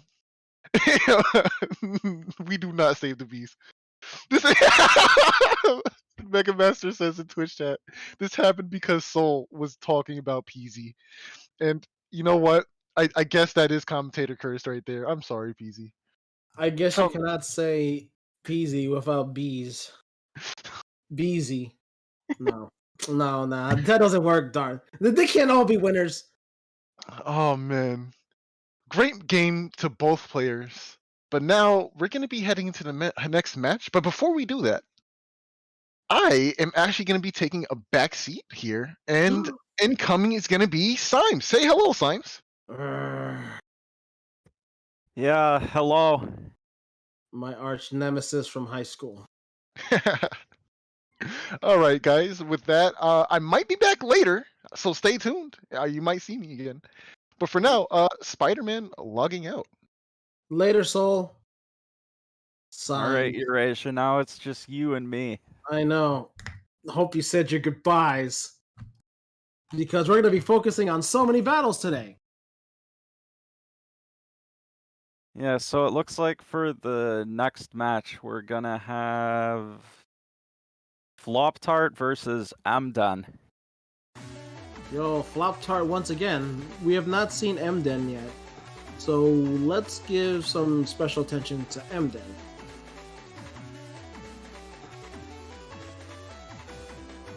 Yeah, so we see Amdan playing Gregor, and Amdan has the one of the standard Gregor costs, just the 1500 HP, air shoes, rush, cost 1, and then the attack max and charge max. So one thing to point out is that Mden is our first Gregor user. Everyone's been using Falser pretty much up to this point. So, gotta give props to Mden for using Gregor. Oh yeah, that's right. All the matches we've seen so far have been Falsar matches. Yes, as I am not a fan of birds, I like dogs. Mden has my vote. Mden for president. Yeah, so we see Amdan here actually using the R code folder, and you usually see R code I think a little bit more often with Falsar version, so it'll be very interesting to see how this plays out in Gregor. It does make sense because we see Bubble Star and Risky Honey usually paired with Spout Cross and Tomahawk Cross, but we see Heat Dragon as well. Heat Dragon along with that uninstall. And and those dragon ships are kind of hard to dodge because they're fast and they have pretty good range. So that combine that with a heat cross or charge cross, that could do some nice damage. Yeah, and we also see Mden, of course, with the Kernel Force and Grab Revenge and Q code. We also see a double point and attack plus 30. So if Mden can put the attack plus 30 on the Q Force, that could do a huge amount of damage. What is also possible is that they can also add it to roll as well. Roll was changed since Battle Network 4, in that the amount of damage that roll does is how much HP you actually heal. So if you get a strong enough roll, you can do some massive damage while also healing a great amount of HP as well. Yeah, so it'll be very interesting to see what how Mden decides to play with those boosts. And then, yeah, so we've seen Flop Tart a little bit earlier, but just to very quickly go back over their setup, we see the C code with the Bubble Star and the Dole Thunder, along with the Circus Man and Colonel. So, oh right, one thing I failed to mention before, as people who have been watching the stream notice, if you are hit with Bubble Star, you are put inside a bubble. Being encased in bubble actually turns your element to aqua for a moment. So generally, you would want to put the opponent in a bubble and then use some sort of electric chip. So that is usually why you see Bubble Star and Dole Thunder paired together. okay, so I think before we get into the match, Player Zero just has to make another quick announcement. Yes, Player Zero. So I just want to come in to briefly say thank you everyone for all the donations you've made so far. Apologies we haven't been able to give them a shout out yet. All the shout outs will happen before the end of today's stream, so make sure to tune in at the end to them. And I just want to give a reminder that when making donations, your donations can affect the stream layout, so make sure to mention which either BN123 or BN46 is your favorite in the donation comment, and based on the donation totals, the layout will change.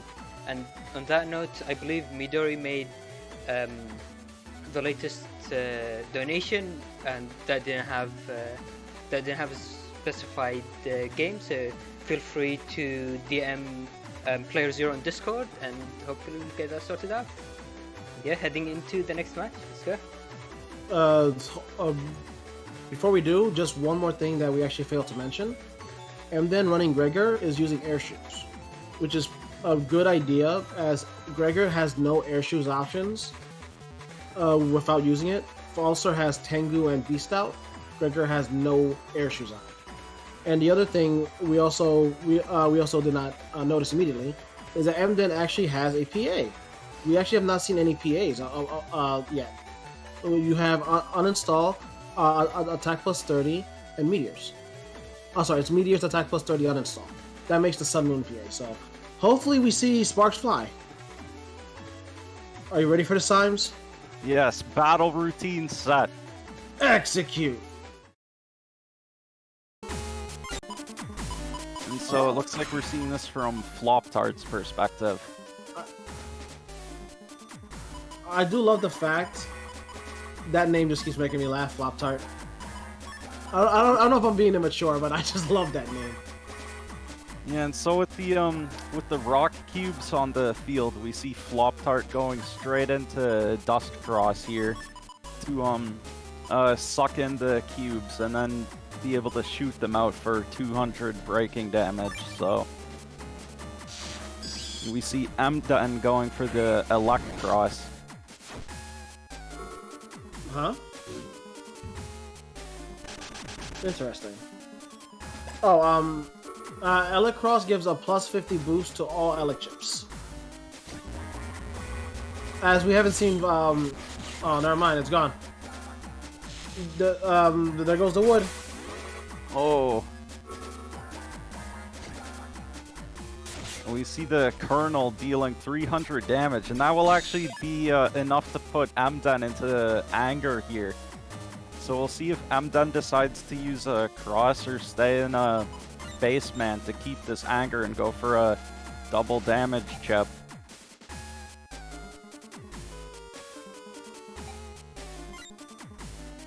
Yeah, you gotta be careful when doing massive damage, because it could literally be thrown back in your face. Bunny East on Twitch asks, mentions that BN6 keeps the change from BN5. We can only use 1 PA each per battle. That is and they also asked why haven't PAs been prevalent? That's because PAs are they're not usually as good as the combos you can pull off. Like if you can do Bubble Star and combine that with Dalt Thunder, that's practically 400 damage right there. That's basically as much as a PA. PAs aren't as powerful anymore.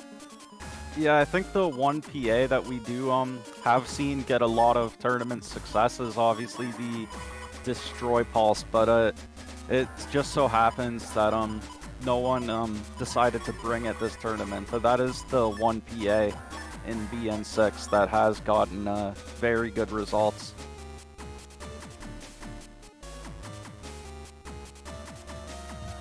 And so we now see Flop Tart thinking about whether to use the Circus Man with the white pill on that machine gun to confirm it. I didn't realize how scary Circus Man could be if it actually hits. And so it looks like, oh boy. Ooh, and that, unfortunately, that ×2 Element Man gets blocked. And now Flop Tart gets the Circus Man. That would have been 400 damage if that landed. But see, there you go. That's another fine example of why PAs aren't really used that much. That one chip had the potential to do 400 damage. But it's honestly really swag if you can land that PA. Speaking of PAs, we should probably ask that. Do you guys in the Twitch chat and YouTube chat, do you have a favorite program in Advance? Mine is Sun Moon. For obvious reasons, but it's cool. How about you, Sam? We might be seeing that Sun Moon come out from Amdan still. How about you, Symes? Do you have a favorite PA? I'm trying to think. There's a lot of cool PAs. Oh wow! I think I definitely like Bodyguard. Bodyguard's pretty high up there for me. Bodyguard. Just throwing all the shurikens at them. Wow, well, we're seeing a lot of good responses. Double Hero, Pile Driver, Big Noise, Master Style. Oh, I actually see one for Cactus Dance. Awesome. Oh wow, Symes, do you want to explain the Charge Man charge shot? Yeah, so the Charge Cross's charge shot's very powerful. It's the Charge Tackle. And so when he's using it, he actually becomes completely invincible. So you can actually use that, it has some defensive utility, like you can sometimes charge through their attacks. And then it's also just good as an attack.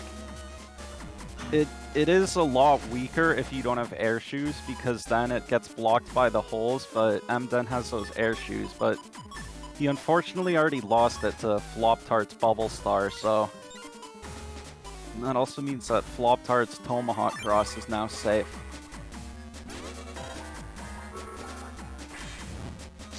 Uh-oh. Oh no, the Amdan or Flop Tart manages to step past the Heat Dragon. That was surprising. Like that is unfortunate. Although Heat Dragon is fast, you can miss it. I mean, it can miss if the opponent just steps at the right time. And so we see Flop Tart here with almost 1,000, with actually just over 1,000 HP lead.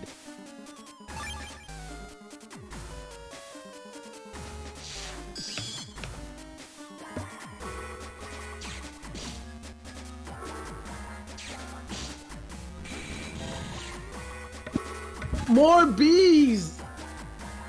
Although, unfortunately, that was on Holy Panel, so it did not do as much damage as it could. Yeah, but we now see Amdan down to just 18 HP. He does get the D-cross here on Flop Tart. Ooh, and the meteors. What killed the dinosaurs? The meteors!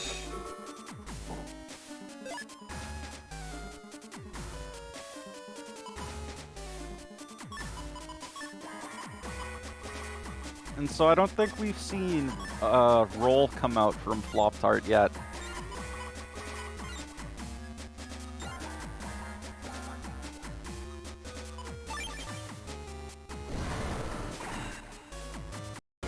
Oh! Ah! Oops. My apologies. This is why you have to be careful while on the internet.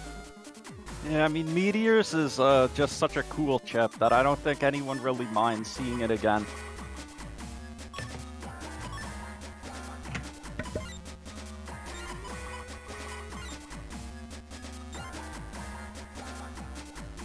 And so we see here Flop Tart considering their options, and we see Beast Out come out for Amdan.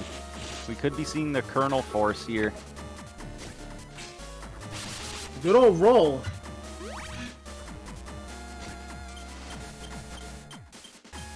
And as we mentioned, if you don't press anything for Erase Man while in the middle panel, it'll always aim in the middle. Yes, except for Erase Man EX, but that was just normal Erase Man, so... I don't think many people ever use... Oh, the counter hit on the Heat Breath charge. Oh, so many good options here. You can cross div. Cross div. But we will likely be seeing Amdan cross cancel here, so that would get him out of the paralysis. And then we could be seeing a Kernel Force come out, so Flop Tart will have to be very careful here. Honestly, those holy panels are really holding back a lot of damage. Holy panels reduce damage by half, and that's a lot. Oh, misses the Erase Man. This is so close. Ooh, and the Life Aura comes out instead of the Q Force.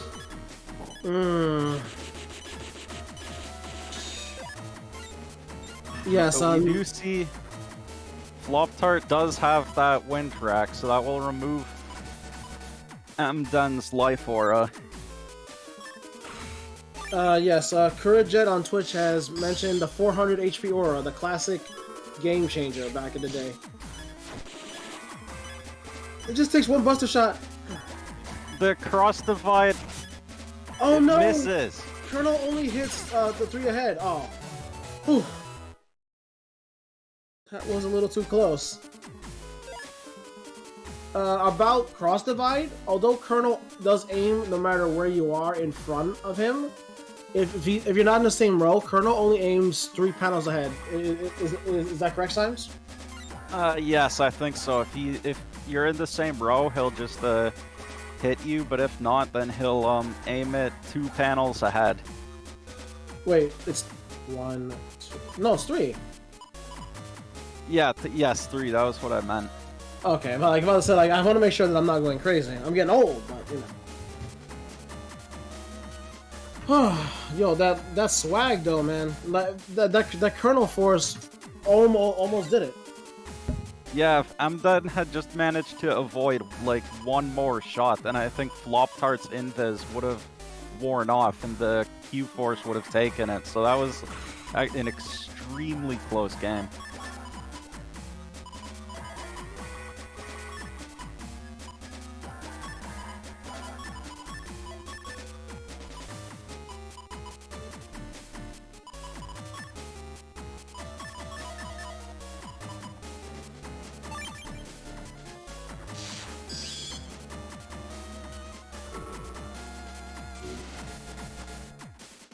And so we see Amdan starting out with the slash cross here, so we'll likely be seeing, yep, there it is, there's the area grab.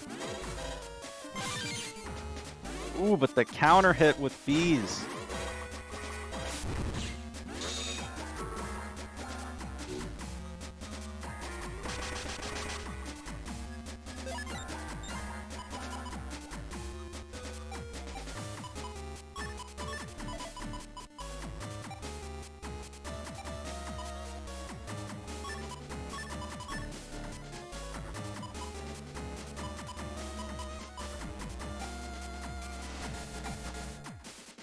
Amden does have a slow gauge in his folder, so if we see that come out, that's usually a very strong option with Slash Cross and Erase Cross, so... But it looks like Flop-Tart's going for the Tomahawk charged attack plus 30 Bs.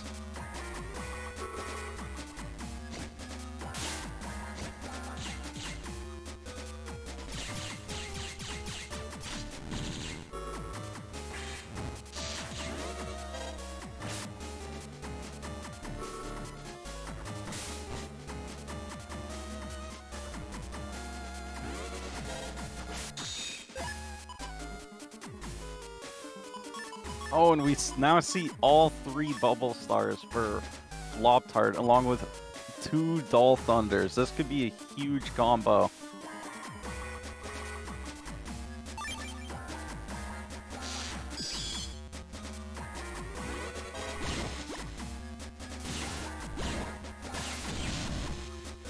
Oh, but the ×2 Heat Dragon into the Judge Man.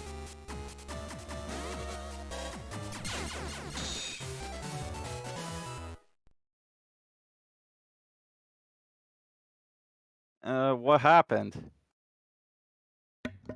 Oh, that was funny. And then Nerf mentioned that the double point made that chip into a bigger snack.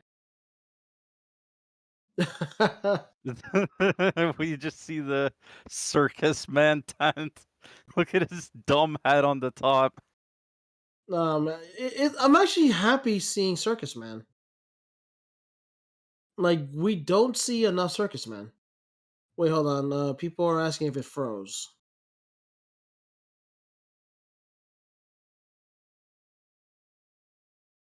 Yeah, I think C code in general is a little bit underused, so it's definitely nice to see C code come out. I see what you mean. Damn it, Eurasia.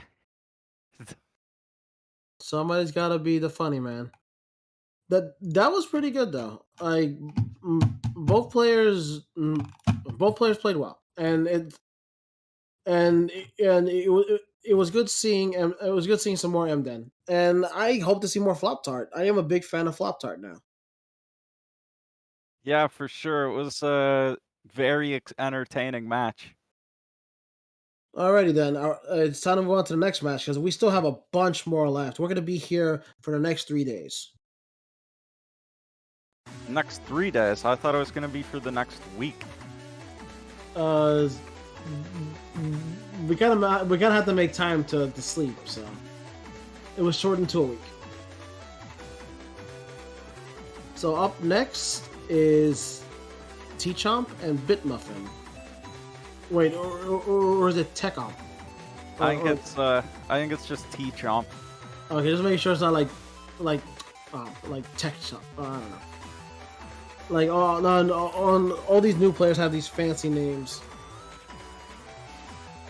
Yeah, and so we've seen Bitmuffin versus Flop-Tart earlier. This is our first time on the stream seeing T-Chomp. Gregor. I'm seeing some Gregor right there. Yum. But he's running Boomer. What a boomer. Yeah, so we see the M code from T-Chomp here. With the Boomer, the Alum Sword, the Muramasa, and the Machine Gun and Risky Honey 3. You know, I do appreciate that T-Chomp is a bum.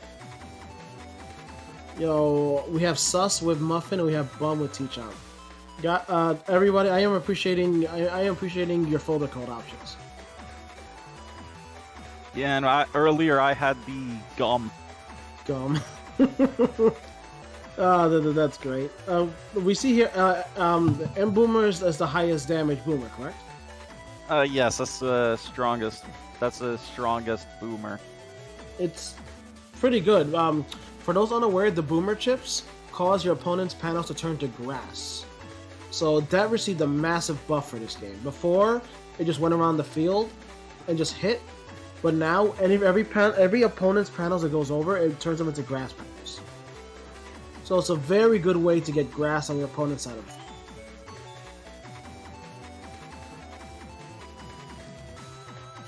Yes, and we also see the Proto Man and Blast Man as P. So the boomers could set up grass for the Element Sword and the Blast Man SP, so I could deal a setup for a lot of damage from those grass panels. All right, Element Sword. We do not see much of that. Element Sword is a special chip. Basically, it attacks the enemy only if they are standing on a panel, on an element panel, like grass, ice. I'm not sure if it works on those conveyor panels. Do those count? I don't think conveyor panels count. I think it's just the grass, ice, and probably the volcano panels. Okay, yes. Bitmuffin on Twitch has confirmed that it also counts on volcano panels. That is very situational. Like, the volcano panels in 6 replaced the lava panels from the previous games. Oh yes, Bunyeast on Twitch also mentioned that Boomer does not flinch opponents.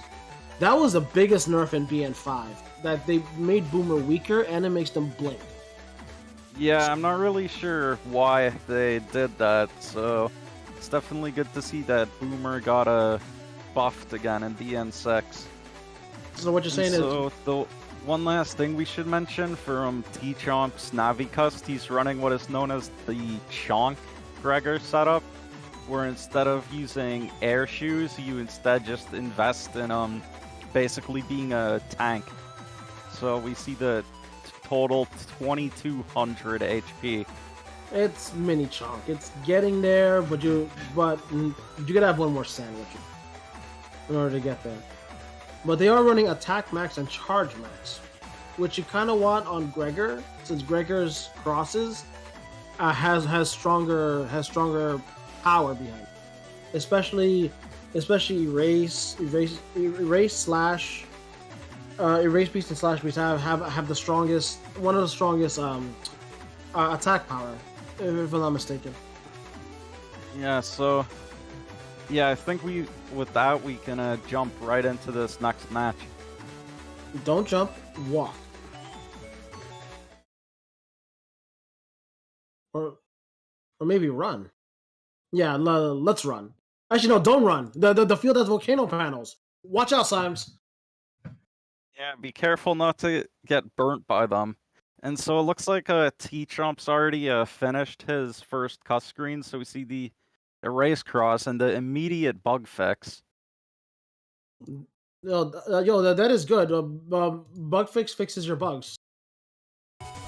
Yeah, so T-Chomp won't have to deal with that HP bug. Got a blast. Oh no, this is really bad for T-Chomp. The ultimate backhand. Yo, Bitmuffin getting all up in there, man.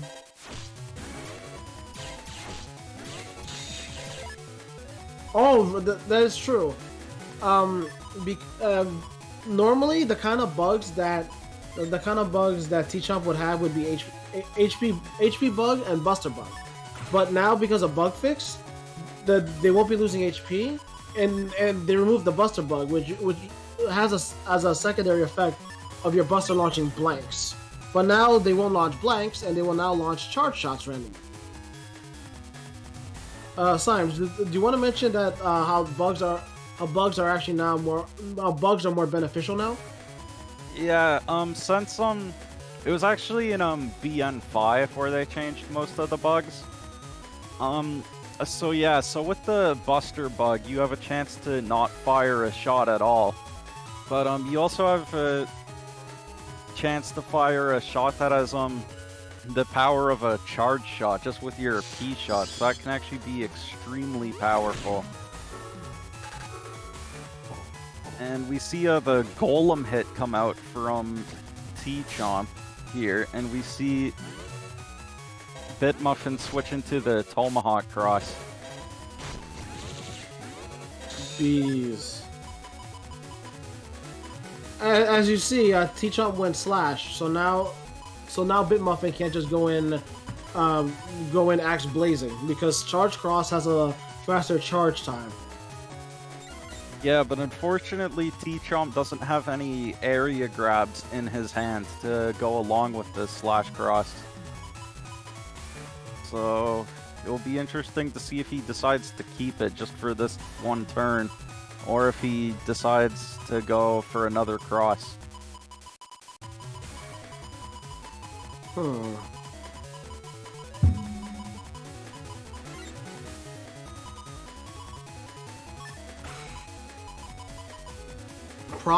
Prof asked the golem hit does not crack, and it does not.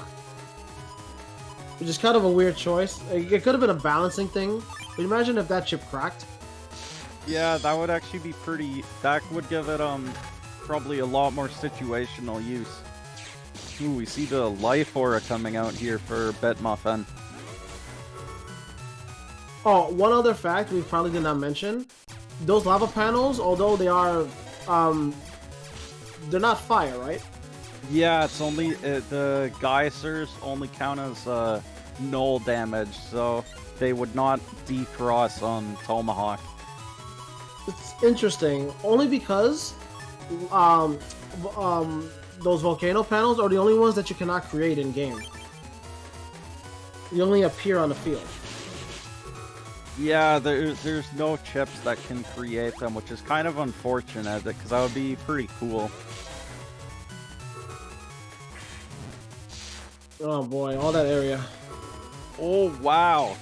Bitmuffin's, Risky Honey got cancelled there by the firearm. No, firearm is such a good charge shot. Although it leaves you wide open, it is seriously good. Yeah, we've had the firearm charge shot has been a staple of the series since Battle Network 2, so it's always been pretty strong.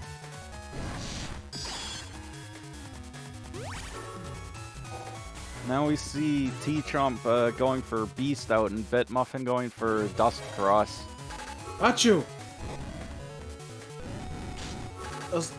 Oh no. Okay, that's the ultimate no you situation.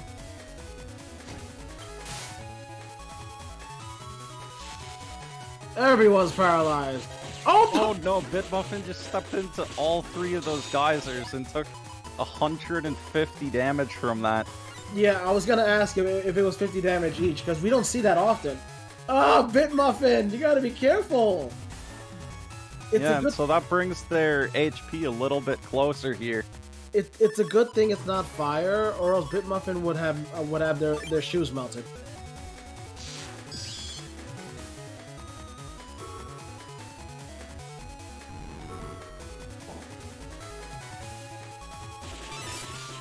Supersonic boom! Oh, we saw the Neovar. That means we could be seeing a Meteor Knuckle coming out. Knuckle! Wow! That dodge from T-Chomp. Yo, big brain moves, man. I forgot that Meteor Knuckle will only target the enemy area.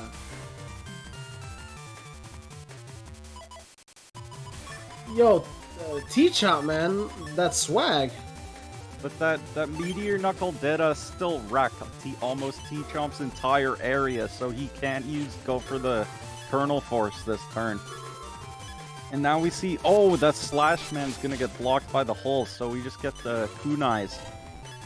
Yes, it is unfortunate. Oh no, but that machine gun closes it out. There wasn't really anywhere to run because the Meteor Knuckle cracked every panel.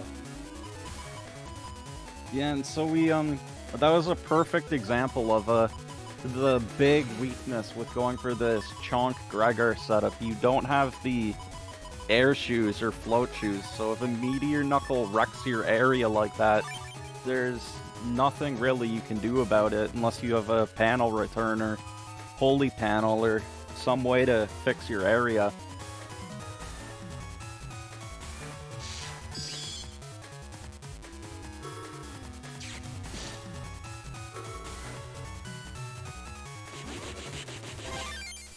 Oh, the very last one hit.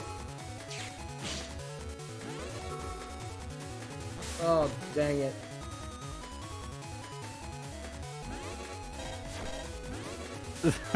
We just see Bitmuffin push those both rocks at the T-Chomp's area, so now he's actually just stuck at that top row. Yashi Chi on Twitch asked, do both players see themselves on the red side, or is player 2 actually on the right? No, you are always on the left side. So when you are playing, your opponent will always be on the right side. But yeah, that is unfortunate that both rocks are metal. That's funny. Rock lock. Mexican lead says rock lock. Yeah, and so these rocks are actually pretty tanky. These rocks have 500 HP, so they are not going anywhere. Really? I thought their health was toned down for being 6. No, I think the rocks still have 500 health. That's most other objects got toned down in BN6, but I think the rocks are still the same.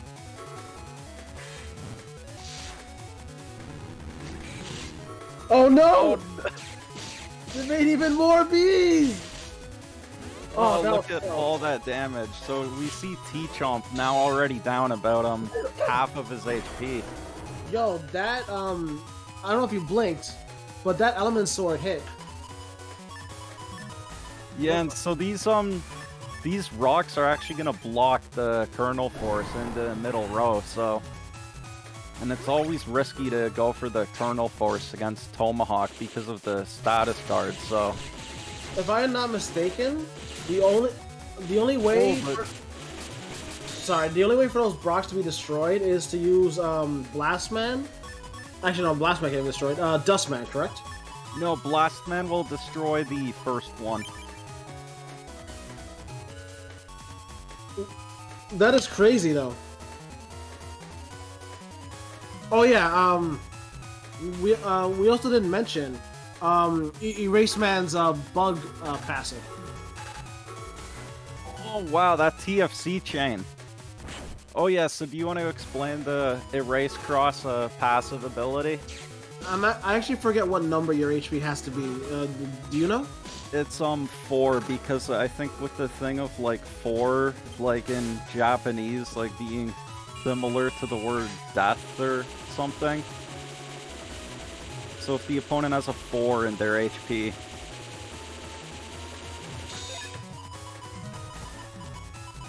Ooh, this could be tough for T-Chomp here. He doesn't really have any way to break this life aura. It looks like he's gonna have to go for a beast charge. This is actually really close. We'll see what oh no! I don't think he... Now he has to chip charge the life aura. That is not ideal. Now what's this? Oh wow. Is that rock gonna be destroyed? Yes! And they're trapped! Oh, that stinks! That really stinks. But it looks like T-Chomp is going for the beast overplay here. Infinite power! Bunnies asked, does the erase HP stack on top of each other? Yes it does. You get higher levels from it. If I am not mistaken, right, Simes? Yes, I think it stacks, but it looks like this beast over here might be backfiring because we see the recover 300 and the defense come out from Bitmuffin here. A good time to use it. Oh, is that gonna make even more beasts? Whoa! Oh, wow! Okay, we didn't mention this last time because this is the first time this happened. After you use Beast Over, Mega Man enters very exhausted mode. Basically, your Buster becomes 0 and your HP drops rapidly to 1. Yeah, we might be seeing a Beast Over come out from Bitmuffin here. Yeah, there it is. Oh man! After the opponent beasts over, it's usually a very safe play to use your own Beast Over. Because yeah, once this Invis runs out, that's gonna be it. You probably should have held off holding off a little bit longer probably would have been preferable. But with stakes that high, it's really hard to choose what was the best option. Yeah, so that was a very close match.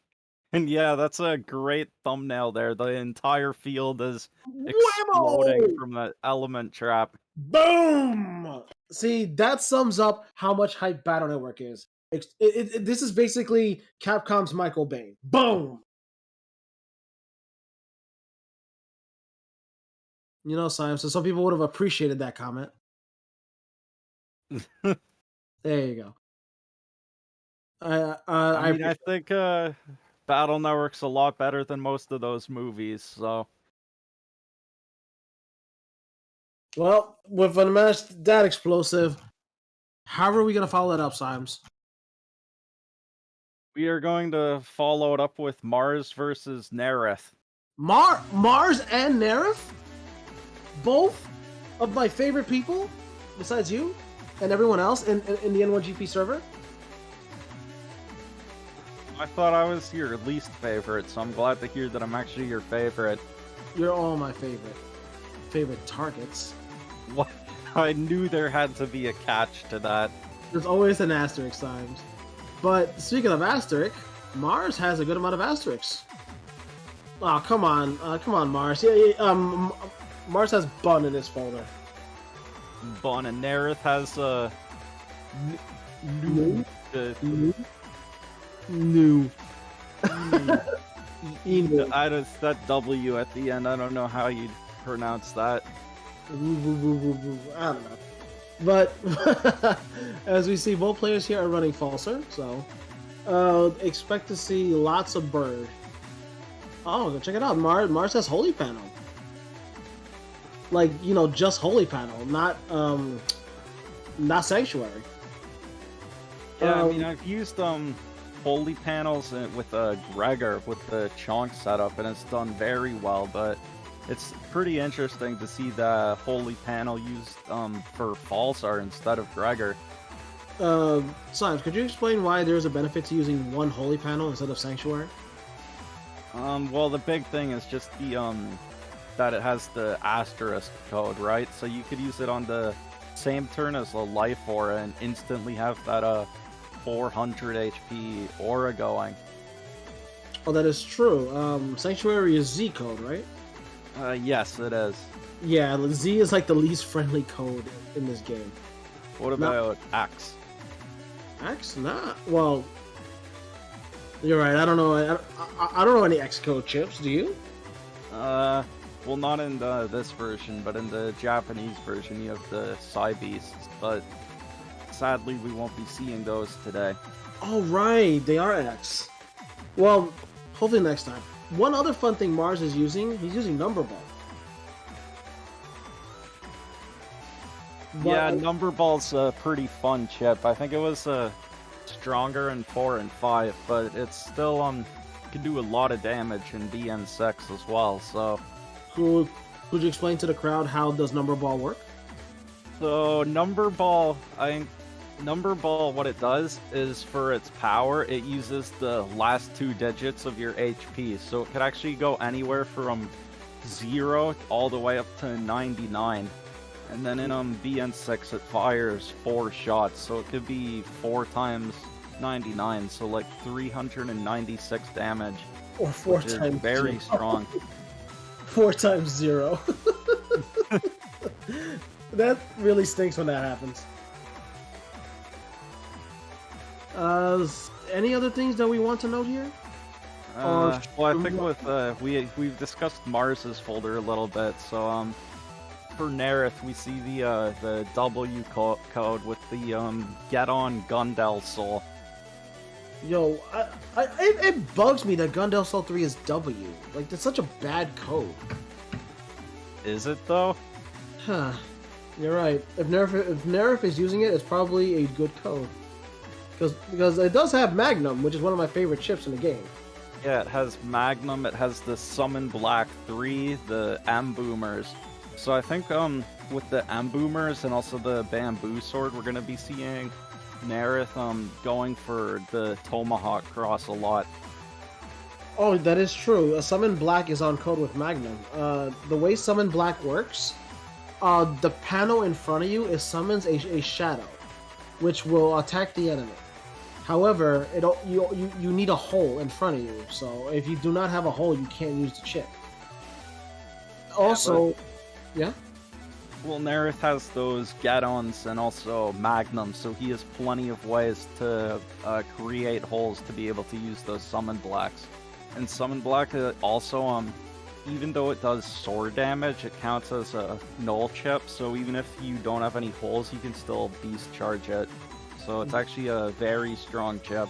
Oh wow, that is true. Beast charge can only charge null element, non-dim chips, correct? It can be dimming chips too, like Summon Black, as long as it's null. Oh right. No, my bad. Yes, like as long like that is a lot of usage. Well, it's time to see this usage in battle. Let's do this. One other thing to note: Nerif is another veteran as well as Mars, so this match is going to be pretty explosive. It's going to be almost as explosive as the volcano on Mars. So, we're starting on an ice field here, and so it looks like Mars is actually going to be going for the spout cross to get some freezes with his charge shots, and so he won't slip on the ice. Oh, that is true. If you are Aqua Element, you will actually not slip or be frozen on ice panels. That is true. Oh, wow, Nerith was going for a spout man to get the freeze and then be able to shoot the dust cube at Mars, but Mars blocked it with the bees. Symes, quick question. How come despite hitting the Risky Honey 3 times with Spout Man, there was only one set of bees? I think that's, I think with, dimming chips, that's just how it works, like, because it counts as all the hits happening at the exact same time, so you only get the one extra swarm of bees. So, I think that's just how dimming chips work against bees. It's not like with, Kernel Force or another set of bees where it will suddenly trigger like 5 swarms. Okay, that makes sense. I was wondering why I only saw one set of bees. And so another thing Mars has that we didn't mention and that he unfortunately couldn't get is he has the panel grabs and the coming road to try and get you locked in place.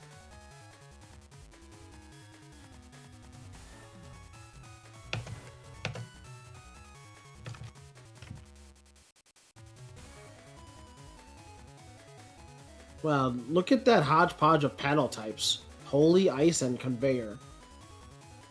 And also even the crack panel. Yeah, this field is kind of looking like a mess right now. Yeah, it's like...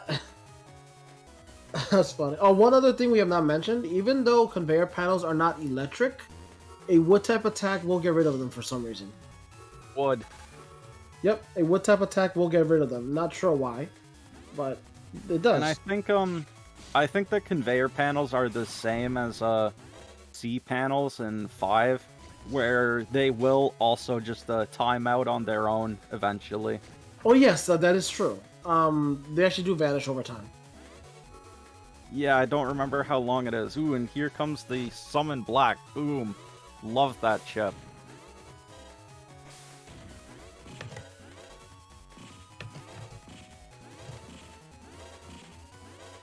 Bless you.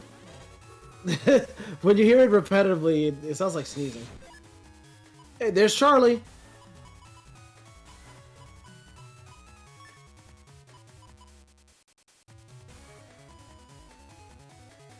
Okay, we see that boomer, which will clear out a majority of those holy panels. Yeah, we'll just leave both players with a holy panel in the center. And there we see, we just see, Charles there. Charlie. Oh, wait. No, wait. If it came from the enemy, it's Charles. If it comes from you, it's Charlie. Okay. I don't know, I think it's, to me it looks more like a Robert. Boo. And so we see that number ball, but as we can see right here, Mars's HP is 930. So that wouldn't be very strong right now. Yes, like you generally want to use it when you have 80, or if you have the right kind of HP 90. Yeah, that's part of why it's much better in Battle Network 4 and 5, because I know this is something you're a big fan of. You could use dark chips, and then your HP will end at 99. Yummy. I feel like Rush right then. Whoop. All the panels. All of the panels. Oh, and this is really bad for Mars, because as long as that fanfare's there, he can't reclaim his area, but Yo, Nerith immediately takes care of that fanfare. Yo, Nerf, chew your food, man. You sucked in that fanfare and just spat it out. Yeah, sadly we do not get to see any doots from the fanfare this time. Doot. He yeeted the horn. Yep. The fanfare dooted its last doot.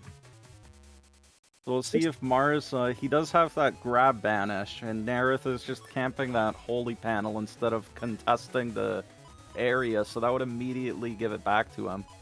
But it looks like he might be going for a life or instead. I'm not sure if this is the play here, but we'll see if it works out. Yeah, hopefully we'll be seeing the fanfare make more of an impact in the next round. He died way too young this time.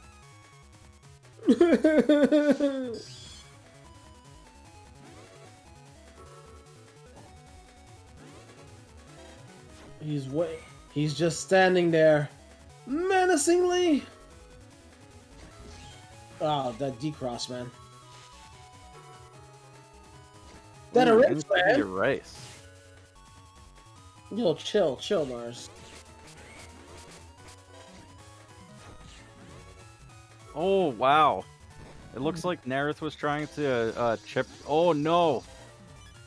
Oh my, I think Gundoso 3 does what 500 damage at max?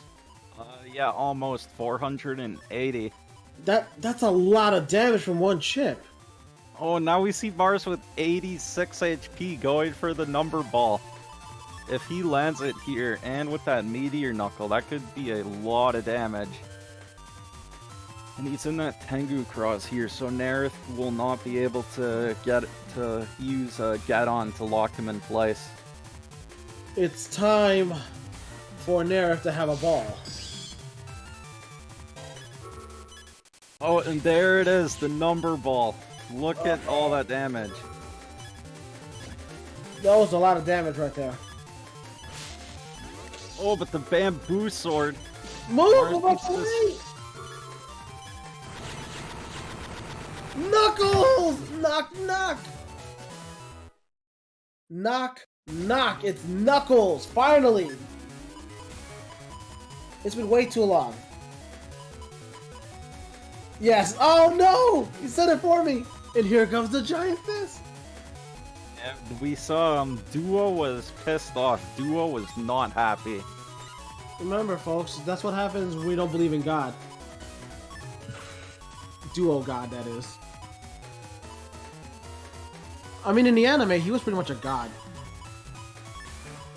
But in the game... Well, actually...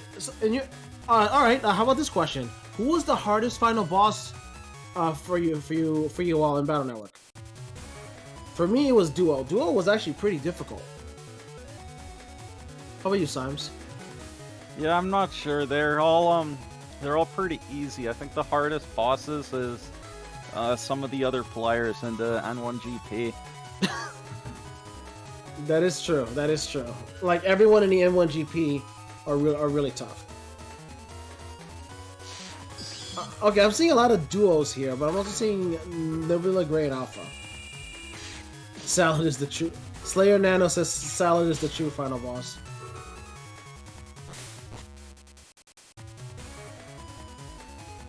There goes that beat. Yeah, I think the thing about Duo is a lot of people in BN4 like to spam air hockey, but since Duo has the holes, you can't just spam air hockey on him. And also for people who decide to play as a Dark Mega Man, I think you can't use your dark chips against Duo. Oh no! Symes, would you like to explain what happened there with Spoutman? Yeah, so Spoutman actually has 2 different attacks he can use with his chip. And so that depends on your positioning when you use him. If you use him when you're in your back 2 panels, he'll use his hose, and that's the one you want because that does 3 hits and aims for the opponent. If you use him outside of your outside of those back 2 columns, he'll just shoot that one shot like we just saw. And so the one very situational thing it has is it does at least make a cracked panel. And we see Charles there in the back. He's just with that grin on his face. He's a happy guy. He is very happy to be here.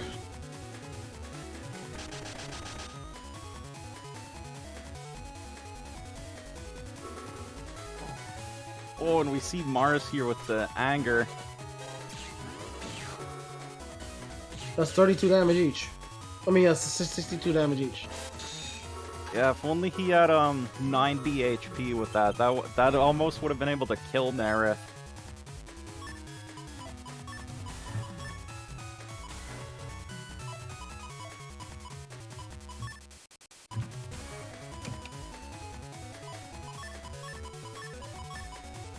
Yo, so much risky honey, man. I love honey, but not when it's that risky.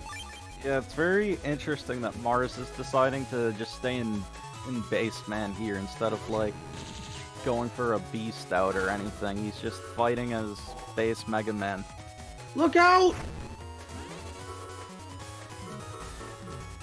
Gonna slow. Oh my gosh, it's not good. Okay. Just a little too early.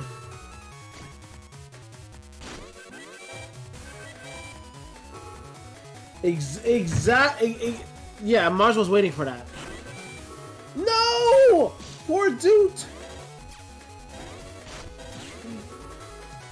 It did his last Dude. Yeah, that was actually very big brain by Mars. He with where he placed that fanfare, it forced Nerith to step back onto the grass, which allowed him to use his Element Man to destroy that life aura. And people say chess is a big brain sport. That was a big brain play right there. I mean, you know, Battle Network's basically like if you combine chess and like a fighting game. So, you know, fighting chess. Knuckles! Oh, that hit 3 times. Gundel Soul? oh boy. Oh no, Invisible will not help in a situation. Oh, yo, taste the power of the sun, Taiyo! Wow, burned to death by... Okay, honestly, that is realistic. Have you ever gone to the beach without using sunblock? Oh god, yeah, that sunburn can be pretty painful. Yeah, just imagine that, but times 1,000. Yo, stay hydrated. Yes, that last match was indeed sponsored by Kojima. Oh boy, and we see the Gaddon coming out right away here. Ooh, that's Summon Black. I summon you in attack mode. It's been a real slice. Oh my, that did so much damage. Yeah, that was just under 1,000 damage. Oh no, Mars could have, he had that holy panel. He could have avoided at least some of it. Oh, that's right. That's one of the big strengths of the holy panel tech.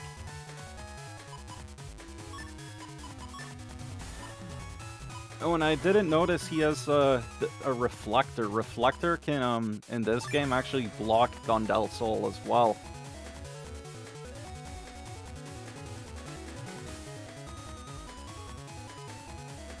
But yeah, it's very hard to. It can be pretty tough when you're literally going up against the sun.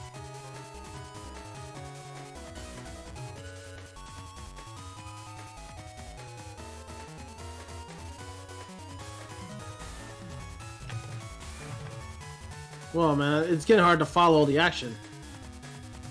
So many people watching. Yo, again, thank you very much for tuning in. Very, very happy to see so many faces for the Battle Network anniversary.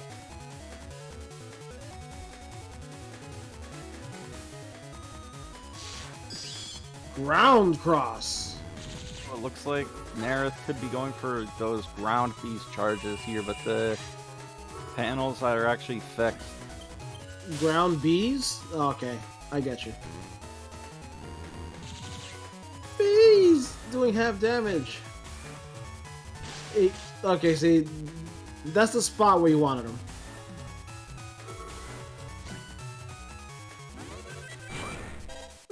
No! Oh no! That poor fanfare just got drilled. Like, how would you feel that happened? You're summoned, I'm ready to do this. You get drilled in the face like 1 second later. Nerith is being so mean to the poor fanfare. Yo, man, fanfares have rights too, you know. They have feelings, they have dreams. I'm so sad. He did nothing to deserve that. How could Nerith do this? Oh, and he says in chat he hates those things. Wow, Nerith. I am very disappointed in you.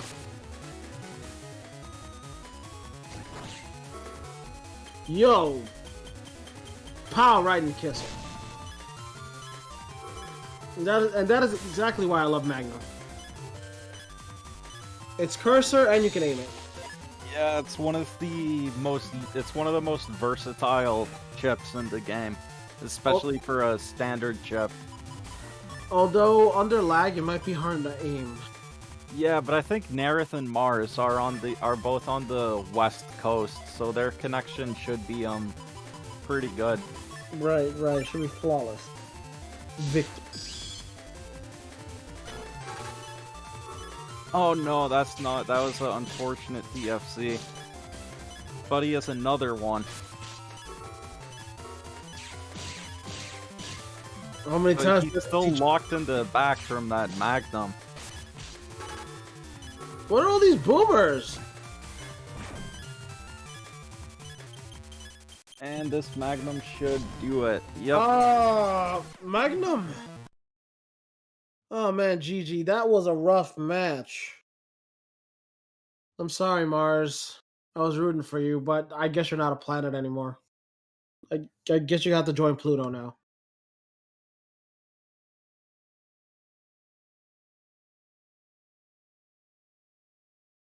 Right then. Since Symes is not laughing, we should move on to our next match. No, I think Mars is still more of a planet than Pluto. You know what? Okay. Alright, so we had a lot of fun today, but it is time for me to tag out. I may be back later, but I will be working in the background, selling dark chips to you guys, to you all. And coming in my spot will be the famed, the legend, Mega Master X. Yeah, you've got a good discount going on the dark chips right now, right? They're like half price for the anniversary. Yes, half price. Please enjoy. Did my coupon expired? Is that okay?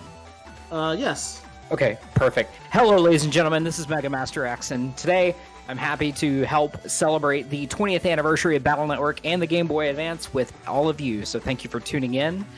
Thank you, Erasia, for that stellar commentary and everything. And let's kick it up, Sons. Let's take a look at what we're dealing with. We're gonna be watching Thea versus Enduring Ray. Yeah, welcome onto the stream, Mega Master X. Thank you. It's definitely good to be back, flexing the vocals. I'm looking forward to some really, really stellar net battling. We've seen some crazy matches so far. Yeah, I think this is yeah, the matches so far have been insane. We've been seeing some huge plays, so it's been great. And so for this one, I think this is our first time seeing either of these players on the stream, right? So if you wanted to take us through their folders here. Sure. So we'll start out with Enduring Ray. So we're taking a look here. I'm a big fan of Enduring Ray's Navicus. Chonk is used pretty often to describe these kind of more higher HP builds. We've seen Ray using a pretty good spread, timing their chips pretty regularly. Looks like a pretty good mix of defense as well. I'm most importantly seeing some Poison Seeds. Now, Poison Seed isn't something that's really used that frequently, and I think it's sort of slept on. It's sort of passive damage throughout the entirety of the match, especially, I mean, it covers like 3x3. It's not a small thing at all. Wind Rack, controlling the area, panel return. This is a pretty solid setup. Blastman SP, so going for some B code in the navies, that's an interesting choice. Looks like those are probably used to help control decrossing throughout the net battle. What do you think? Yeah, we actually see both players with the two B brothers, Blastman and Protoman, or as he's known for why he's in B code, Blues. And they both, that's a lot of Falzar hate, because Blastman kills the Tomahawk Cross and Protoman punishes Tengu, but they're both Gregor here, so they won't actually be able to get the full D-Cross value out of those navies, but there's still a lot of damage. I think what's really startling here is both players are playing Q-Force. It's a scary chip, honestly, and we haven't really seen too much of it in the tournament thus far, but I have a feeling we're gonna be seeing a bit of it. Yeah, and so actually, so there is one more thing about Enduring Ray's folder here. We see that a kernel asterisk code, the Protoman SP, and an anti-navi. So using that, Enduring Ray could actually get the Twin Leaders PA, which is like a stronger version of the Leaders Raid chip from BN5. Yep, and if Ray pulls it off here, legendary. It'll be great to see. It's always good to see good PA representation here. But yeah, I think are we ready to kick up the match? Yeah, I think there's one more thing about Thiago's folder, which is interesting. So you mentioned that Enduring Ray has those poison seeds. We see Thiago actually with an ice seed. And so I think that's a very interesting choice for him. Playing it in Gregor too without access to Aqua Cross. Usually we see Ice Seed played in Falzer with access to Aqua Cross because your charge shot inflicts that freezing status, right? So breaking chips do 2 times damage on people who are frozen as well. So it'll be interesting to see how this runs. Yeah, so I think with that, we can get right into this match here.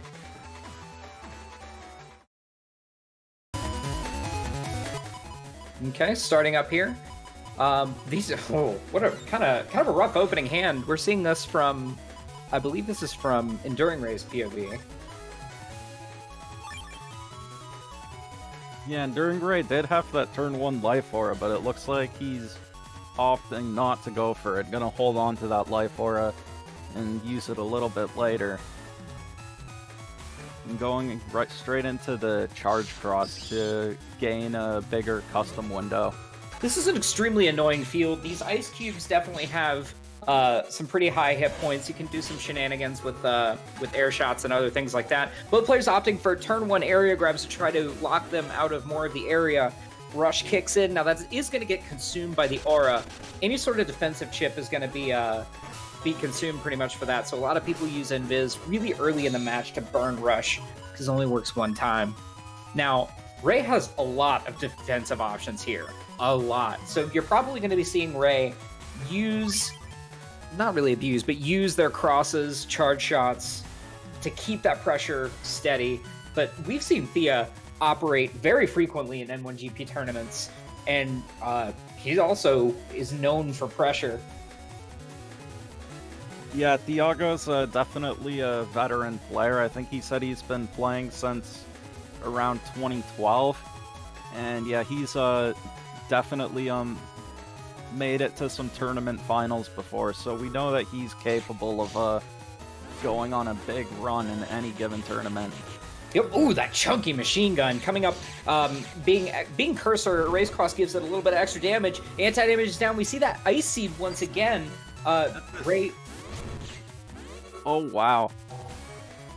So you see Ray would have been locked out of the center row, but since Thiago popped Ray's anti-damage when he was sliding across, that stopped Enduring Ray in the center. And now we actually see that very clutch panel return coming out that will immediately get rid of all that ice. Yep, and we also see, if you pay attention to Thia's HP, it is ticking down. Thiago has a HP bug in their Navi customizer, which is why they're running bug fix in their folder. So in exchange for that, it's got a little bit of an HP bug that is ticking as the round goes. Poison Seed down. Now Thea was on that panel because he made contact with the seed before it hit the panel. Only the one that Mega Man was on ends up getting there. We see a TFC chain. The first chip on that is consumed, and that light bar is just eaten up by Proto Man. That was probably a mash on that TFC chain. Kind of unfortunate. But just got to bear in mind, when you time freeze, when you see that dimming and kind of back and forth, only the last two chips in the chain fire. So you saw that kind of back and forth between the two players there. Right, and so it looks like with no access to area grabs, Enduring Ray switching out of slash to elect. We see the counter hit on that tail arrow with the machine gun. See that bug fix in. Now you notice that Thia's HP is no longer ticking down. All the bugs in his Navi customizer are now completely fixed. These are some... Oh, okay, so Thia's using Tail Beast charges. With Erase Beast, specifically, if you charge, I believe it's a null element chip, it basically rains down a Beast Tail that inflicts an HP bug on whoever it hits. So it can hit pretty hard. Thea dropping Erase Man to get that paralysis now. Ooh, this is rough. It's really difficult to dodge those Tail Beast charges. Oh, both of them are there. Q-Force here. Oh boy, there it is. It's gonna be chunky. We're gonna see if Thea's gonna be able to close it out there with a lot of pressure coming from that. Some Gregor Buster raining down on the field. A recub right before going to custom. That was a really, really rough turn for Ray. Yeah, and it looks like ooh, this is really bad for Enduring Ray. Thiago has what looks like an anti-damage up support, so that will prevent the this grab revenge from pushing him back out of Ray's area. Indeed it is. Going in there, grab revenge is down. Now that is going to get eaten, or is going to protect Thea by using Barrier 200. Unfortunately, it only gave him really a couple of panels. Thea backed up. Why did there? Oh, that's so smart. Okay. Oh no, Ooh. why did he step off the holy panel? Oh no. So now that holy panel is cracked there as the beast charges come out. Ray is just sneezing electricity all over the field right now. And now we see Ray. Oh, there it is. There's the twin leaders. There we Man, go. Get this. Now, if Thea cross cancels, that's an option. He can beast over here, but at 400 HP, beasting over is a really reckless choice. So the more likely option is that Thea's probably going to end up cross-canceling out of that paralysis and dropping a defensive chip. But this is going to be an interesting turn, Symes. Yeah, with no air shoes, he's actually trapped there. So we'll see if maybe he has his sanctuary, if he's going to go for that, and if Ray can get the twin leaders TFC. Here it comes. A Judge Man's in. That Twin Leaders is going to connect as you see Colonel and Proto Man both coming in. And Judge Man whipping out. So that Judge Man is going to paralyze him, but it's not going to be enough. Wow. How did that... The Twin Leaders, I think, should have caused blinking. But I think there was a Buster shot, yeah. Yeah, that was frame perfect, I think. That had to have been. So what happened was Ray fired a Buster shot right before that TFC chain started, before Judge Man actually came out. Really close. It's probably a 3 to 5 frame window, if even that. Okay, going into the next one, another ice field. This is pretty terrible. Okay. Okay, and Prop 9 said that Buster Shots actually travel down panel by panel, so it does have some travel time there. Ooh, Thea going for slow gauge. Now, Gregor players love to play slow gauge because a lot of Gregor centers around really heavy-hitting crosses. Even the Beast is more heavy-hitting. So slowing the game pace down means that the opponents against Gregor will have to take more time to build up and things like that. So I don't think Enduring Ray has any breaking chips, so he has no way to decross Thiago's slash cross. So this is gonna be very tough to deal with. Mm-hmm. Now Ray keeping up the pressure there with a Judge Man. As soon as Thea moves away, those panels are going to be reclaimed. But I don't think Thea's going to move from that front row. Yeah, an experienced player like Thiago isn't very likely to back off there for no reason. So he's just gonna keep on slashing away here. Mm-hmm. And so yeah, we see him with about a 1000 HP lead.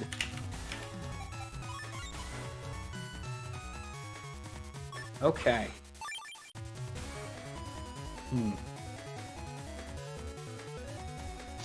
Judge Man Shingo Ya asks in Twitch chat, is Judge Man capable of hitting invis? And yes he is. Additional benefit of being able to reclaim panels that are taken by the opponent. Now you see both of these players just kind of raining down slash crosses. Ray has the added benefit of using that ice cube to kind of keep on that middle one, but it doesn't really matter because that slash cross charge hits 2 rows. Or 2 rows. Words. Yeah, so I see people in the chat mentioning Judgment, and yeah, Judgment is a great chip. The one weakness it has when you compare it to Grab Banish and Grab Revenge is that, well, yes, it reclaims your area. Unlike Grab Banish, it won't push them out of your area on its own. So when you use Judgment like that, you need to use it with some other way to force the opponent out of your area. We often see a Judgment paired with Windrack for that reason. Yep. And now we see the Life Aura coming out for Enduring Ray. So if Thiago doesn't have any way to deal with that this turn, that could be... Oh, we see the Windrack. He's dropping the Windrack there. That's actually going to be really rough. Now, you have to bear in mind that Charge Cross's Charge Shot, when it's released, has some frames of invincibility when it's opened up. But unfortunately, it wasn't enough. Thea was able to kind of clutch that out. And so we're going into round 3 here. Winner take all. We sure do. Enduring Ray going straight into that Charge Cross again. All right, and we see Thea going into a race cross as well. Both players seeming to favor these crosses to keep some pretty early game pressure up, just like game 1. Thea dropping in Viz, while Ray ends up going with anti-damage. Both players kind of playing a little bit carefully at the beginning of the match, or at the beginning of this round. I do like the use of the lower class of barriers. It's good to see barriers outside of just Bear 200 or Life Aura. And Rush is up once again. Now that is going to connect with Thea and is going to paralyze Thea going into the next round. Rush activates when an opponent uses an Invis chip and eats up the chip and paralyzes who had it. Yeah, so I think we might be seeing Thiago going for the Erase Beast this turn. Yep, there it is. Yep.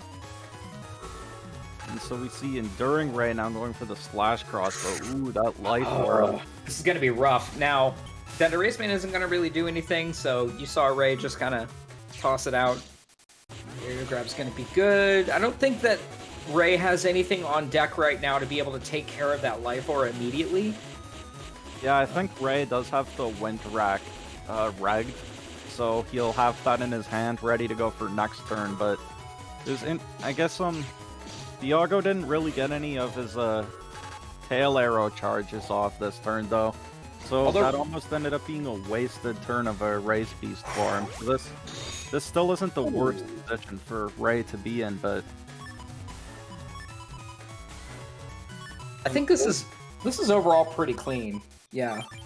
Yeah, but unfortunately Ray doesn't have any area grabs in his hand now for the slash cross, so I think that's actually interesting that he's deciding to stay slash cross, because Thiago will just be safe sitting in the back for this turn. But it looks like Thiago's probably predicting that Ray has an area grab, so he's still trying to contest the front. Now that poison is going to start taking down Thea's HP. Thankfully, Ray was able to get that on the middle row. Thea did try to intercept it, but unfortunately was in Viz frames throughout that, so the seed basically went through him. So that's going to go very, very far in keeping pressure on Thea as Ray tries to capitalize on the situation of the field. Yeah, it's stacking with Thiago's HP bug and his Navi cost, so we're actually seeing that HP tick down pretty quickly here. Mm-hmm. And of course, Thea did use bug fix the turn prior, so they don't have to worry about their HP bug on top of the poison. But this is still technically anyone's game. Thea definitely still has access to many, many area grabs in their folder. Ooh, that Erase Man's going to be chunky. Again, it's a cursor chip, so it does get damage, bonus damage from Erase Beast's Erase, just native Erase Cross. Yeah, so all the other boosts that crosses give to elemental chips only is for non-dimming chips, but Erase crosses specifically also works with the dimming cursor chips like Magnum and Erase Man. And with things like Machine Gun being in Star Code, Star Code as well, you can get some pretty good value out of it. You really can. Now we see the Kernel Force from Enduring Ray. This could actually end the game right here, and Enduring Ray doesn't have to worry about Thiago's Life Aura because Thiago already used that earlier in the match, so not sure if Thiago will have anything that will let him avoid this Kernel Force. We were talking, we mentioned it a little bit earlier in Twitch chat, I think also in the YouTube chat, that Falser usually prioritizes utility while Gregor prioritizes power. What you're seeing here is a pretty titanic view of just how heavily Gregor players can swing a match. Turn 5 begins up, Sanctuary is down, so we're going to have to see Ray putting a little bit of pressure on Thea here now that Sanctuary is up. Kernel Force is down now. You did see that Ray dropped that poison, that complete negated Sanctuary. Ooh, that Judgment play is going to be clutch as it pops the Invis, going to get hit on the tail end of the Kernel Force as the Buster is continuing to rain down. This is stellar. That was a very clutch Invis from Thiago. It really is, and you see Thea is unfortunately falling victim to the power of the poison panels now. That was actually very smart by Thiago holding his charge shots there, because if he charge shotted that anti-damage, I think he wouldn't be able to avoid it. I think Electros has enough end lag that you're guaranteed to get hit by the anti-damage, and that actually would have killed him. So it was very smart to just hold his charge shot there instead of trying to pop the anti-damage.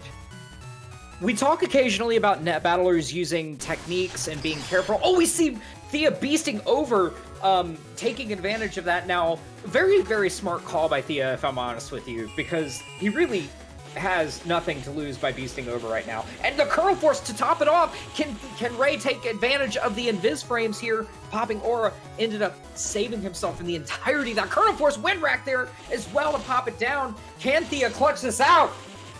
Yeah, I'm not sure if Thiago will have anything else left after this. We see Enduring Ray still with the, oh wow, he's going for the twin leaders with the...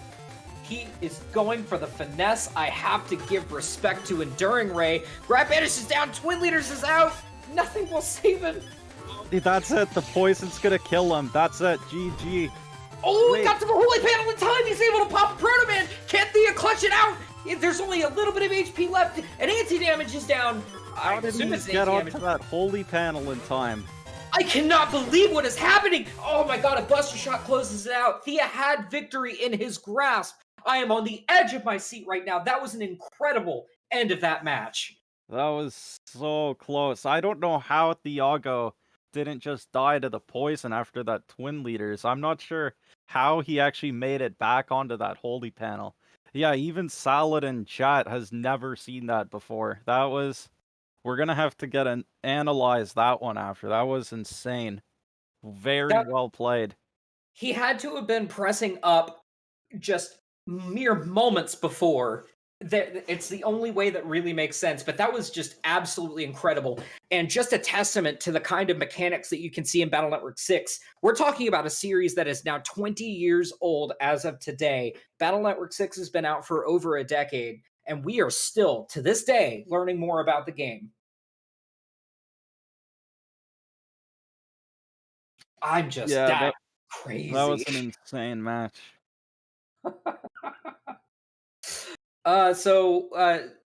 Zay in Twitch chat asked what the money is for. We actually have multiple layouts this stream provided by Salad for the community. If you donate to the Ko-fi at ko-fi.com/n1grand and put in the comments the Battle Network game that you like, you can have the potential to style change the entire layout of the stream to either be in 1.1 through 3, which is currently what it's at, or 4 to 6, which is currently a little bit behind.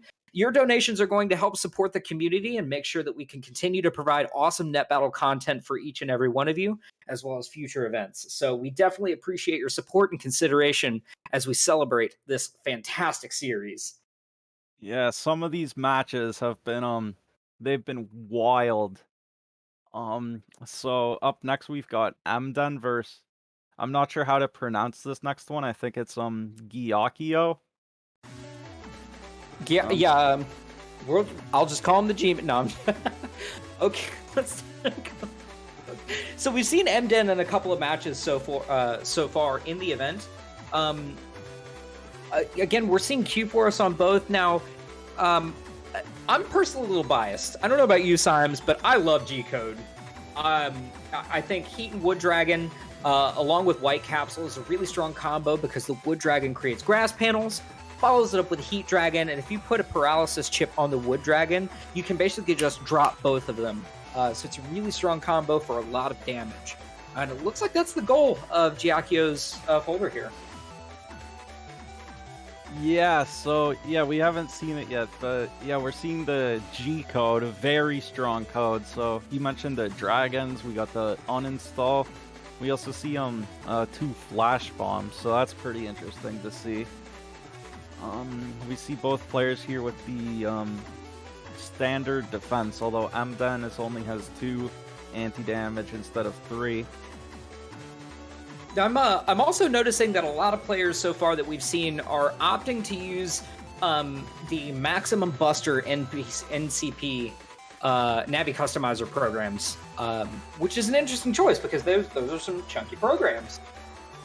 Yeah, I mean, especially for Gregor, I would say that program's basically a staple for Gregor because those Gregor crosses with the attack max are just so strong with the charge shots. So yeah, both players have the exact same Navi cust here. They just have standard. I didn't even notice that. That's a good eye, sir. Yeah, so this is almost like a obviously the folders are quite different, but it's almost like a mirror match in that regard. So we'll see who comes out on top. And we'll see if we get the Sun Moon PA from MMBN in this match. That would be very hyped to see. That would be fantastic to see indeed, ladies and gentlemen. I hope you're sitting down, staying hydrated as we go into our next match for MMBN versus Gyakio.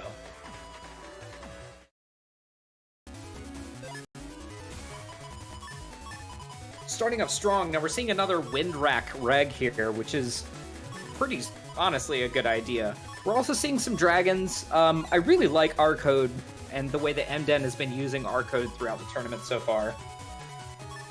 Yeah, R-Code is You don't see it too often, I think, compared to to G and L, the other uninstall codes. But R has a lot of great options. Ooh. It's going to be a little bit rough, especially right at the beginning of the match. That paralysis is going to be it now. Unfortunately, Giacchio wasn't able to get that charge cross off in time. I think he was trying to use an anti-damage there, which actually got 3 frames by that erase man. So that was very unfortunate to just lose your anti-damage like that. It is, and that it doesn't really do too much to swing momentum one way or the other, but it is still pretty unfortunate all around. Yeah, now we got a flash bomb down. And anti-damage isn't the worst thing to lose to being 3 frames. Ooh, we got the uninstall on that right now. So Mden has lost his air shoes and super armor now. Oh, there's the meteors and the uninstall. We just need the attack plus 30, and that would complete the Sun Moon. We'll see if he decides to use the chips individually instead. No, it looks like he's hanging on to that meteors and uninstall, so... Let's see. Okay, we're seeing Giacchio kind of taking it a little more careful. I'm enjoying seeing the roll and recovery play so far in the tournament. It's really good to see. Oh, that's interesting. He went for the Element Man Freeze D-Cross. Oh, because he had the Wood Dragon anyways, so he didn't even need to go for Element Man Grass. He already had the Wood Dragon to clear out most of that Sanctuary. Yep, this is 100% real. Togiyoshi. Going into the next turn now, Electcross here. Let's see if I didn't get to see what Mden was following that up with for the double point. Oh, Judge Man play. Okay, that's actually going to be huge. That's going to be really big because that's going to reclaim those panels. If he can get it off now, unfortunately, he did fire that off. So you see that Giacchio's charge cross, when he let it go, those red frames, he's invincible while that charge cross is firing off. So it has a little bit of a wind-up, as you see Mega Man kind of gearing up, but then as he goes through... Although I think Mden really just wanted the area reclamation there. Oh, wow. So he didn't get his Life Aura out at the end of the last turn, and it looks like he might be throwing it away. I actually think he should probably hang on to the Life Aura. A chip as strong as Life Aura, you almost never want to throw away. And now we see the Q Force come out. Oh, this could be big. I think taking advantage of that, knowing that his opponent is going to be on the back row, is a good chance. I mean, the damage from Q-Force is going to be unavoidable. The Wind Rat pushes him back. And Colonel, okay. Colonel's making a cameo here. Doesn't really get in there now. Symes, you mentioned a little bit before holding on to the chips. So a lot of people don't know that in Battle Network 6, if you make a mistake and go into custom and just hit the OK button, you maintain the chips that you selected from the previous turn. He's going for it. The Bubble Star in. Is he actually going to do it? Is he going to do it? Okay, let's see if he can get there. Oh, the Bubble Star's there. He's going to be able to follow it up. Ends up getting the crossbeam Sun Moon. He's going to get Sun Moon off. Oh, the TFC was visible. It's so unfortunate. He almost connected. Oh, but it did connect. I forgot the blue one pierces a Viz. Yeah, but he's left at 1 HP. It's going to be hard for him to make it into this next turn.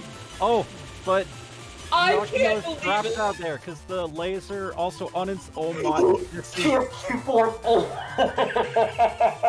Oh my God! This is so close. This is so legendary. Using Sun Moon and following it up with Colonel Force with full area.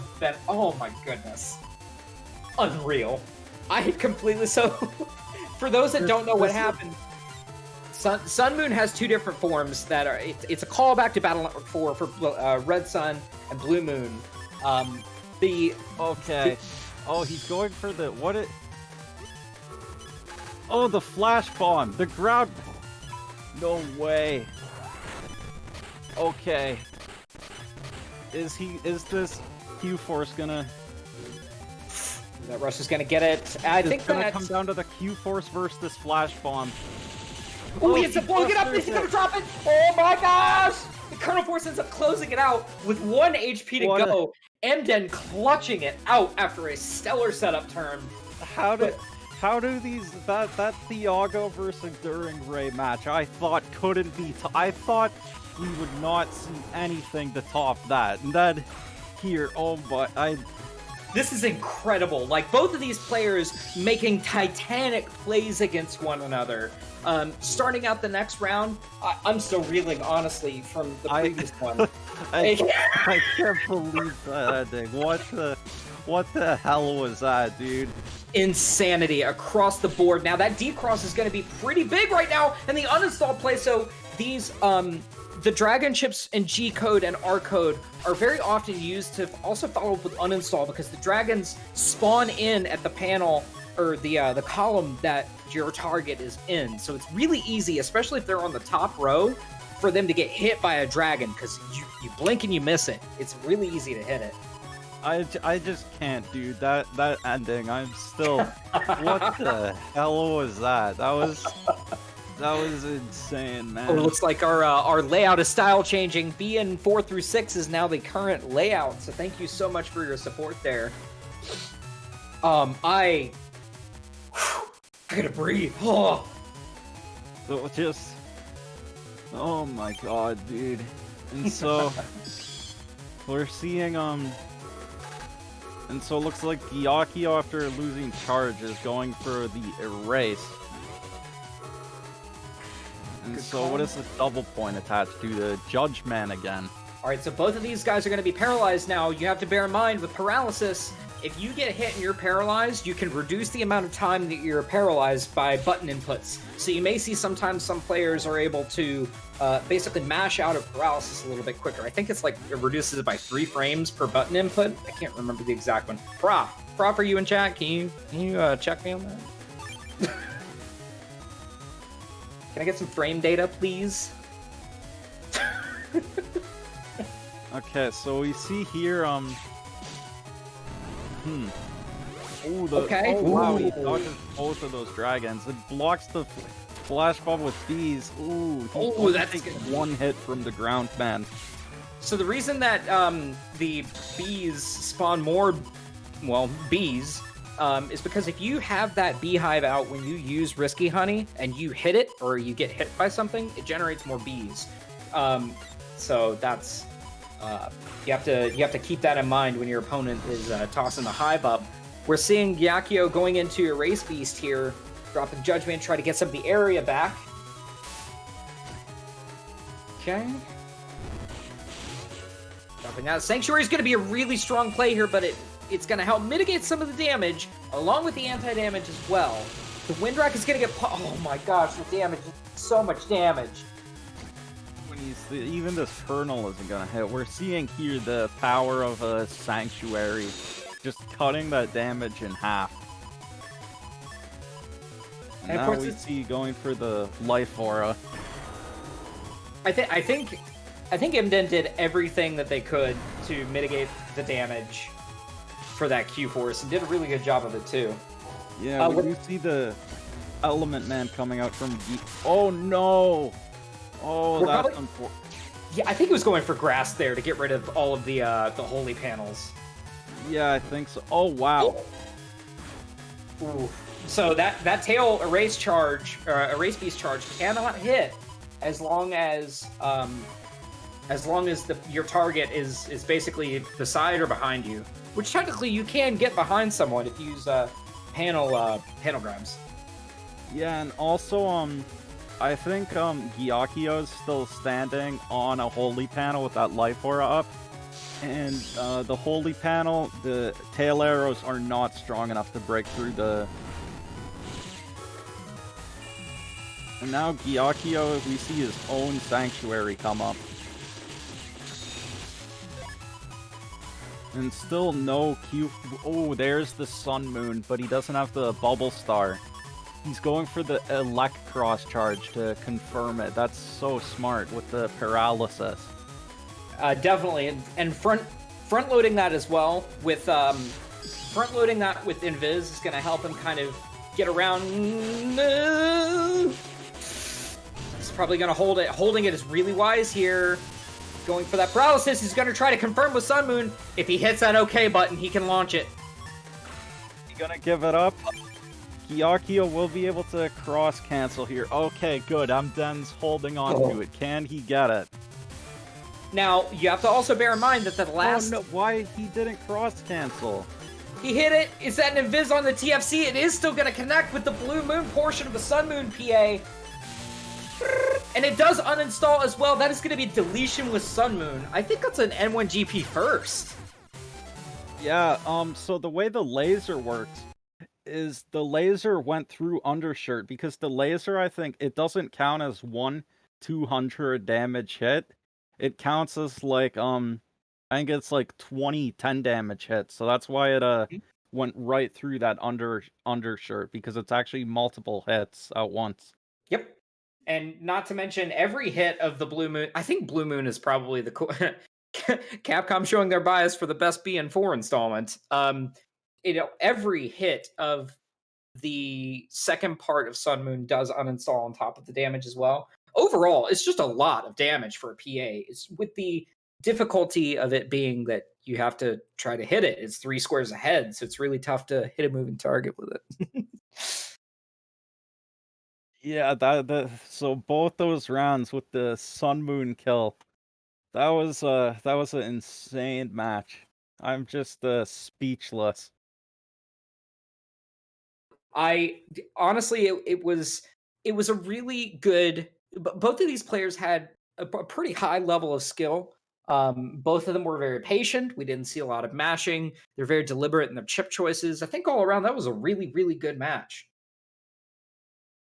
Yeah, so that's actually it for me. I need to go recover from all those insane matches. I can't handle any more of this right now. So that'll be it. That'll be it for me for now.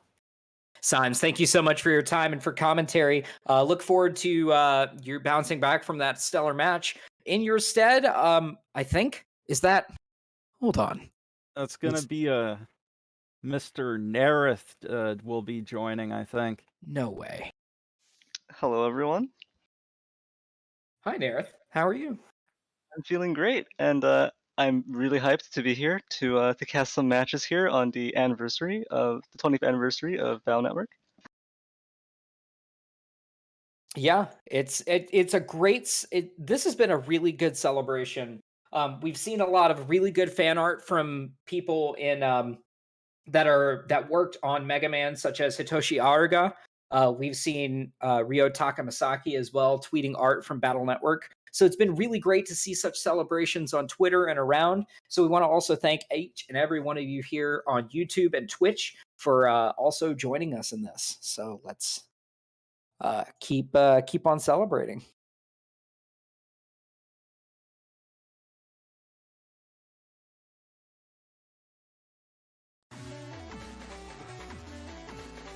So while we're working on getting the next match and setups loaded here, so it looks like a net battler named Nerith is going to be fighting against someone named Symes. Yeah, these total newcomers, we've never seen them before. I'm really curious who these people are.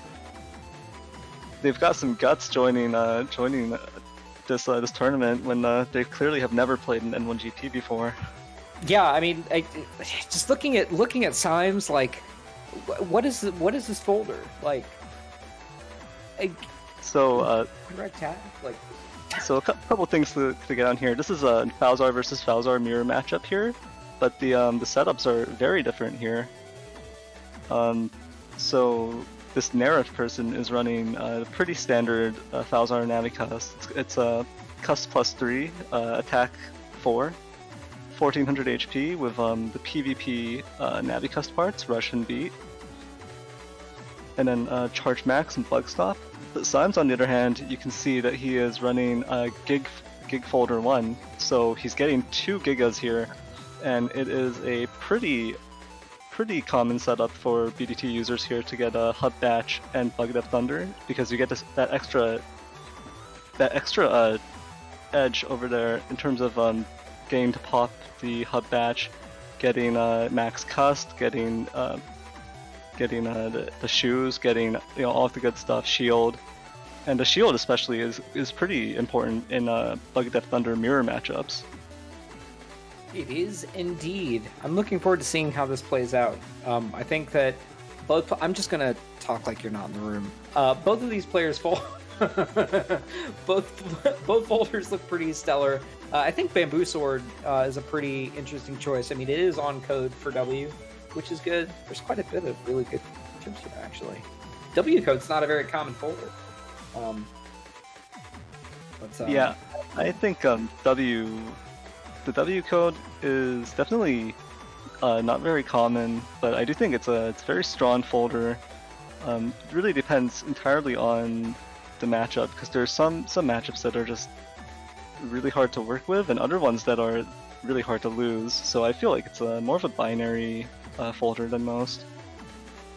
Yeah, I look forward to seeing how this Nerith person ends up playing it, and how Symes ends up answering as well. What say you? Do you want to go ahead and jump into the match? Yeah, let's just hop right into it. Let's get it.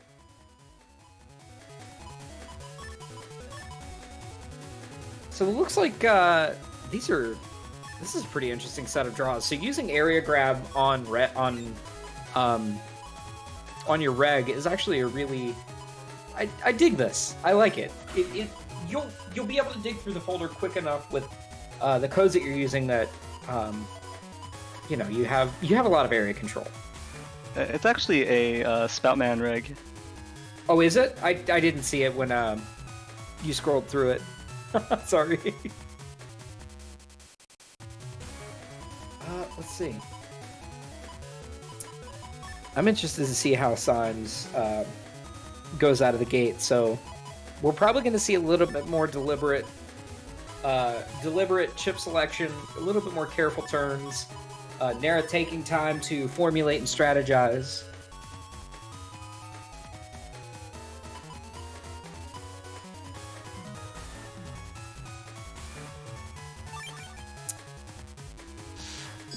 Ooh, both going into Dust Cross. Both players rocking Falter. Now, using Slow Gauge is an interesting choice here. Can you talk us through that? So W code definitely has a ton of damage in it, and so the problem is just that there isn't anything to punch through invis. So if someone pops invis and it's either slow gauge, or either fast gauge or normal gauge, they have the opportunity to basically just force you to either chuck your hand or carry it into the next turn. So you can get stuck sitting on a bunch of chips for a long time.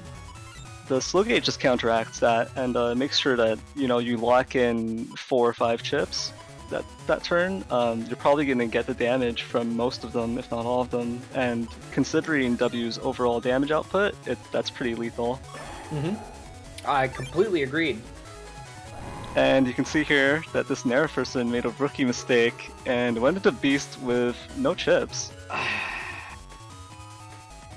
It happens. Like, heat of the moment, it's really early in the match, got nerves going, it happens. It doesn't look like Symes really followed it up with too much, relying on some Beast charge. Now, you're seeing, of course, one of the properties of Junk Cross is being able to crack panels and even break them. But you also have the ability to shuffle through your folder. Now, the way that the Junk Shuffle works, or the Dust Shoot, excuse me, the way that it works is it basically puts the chips at the back of the folder completely. So you're basically putting them on the bottom of your deck and drawing from the top.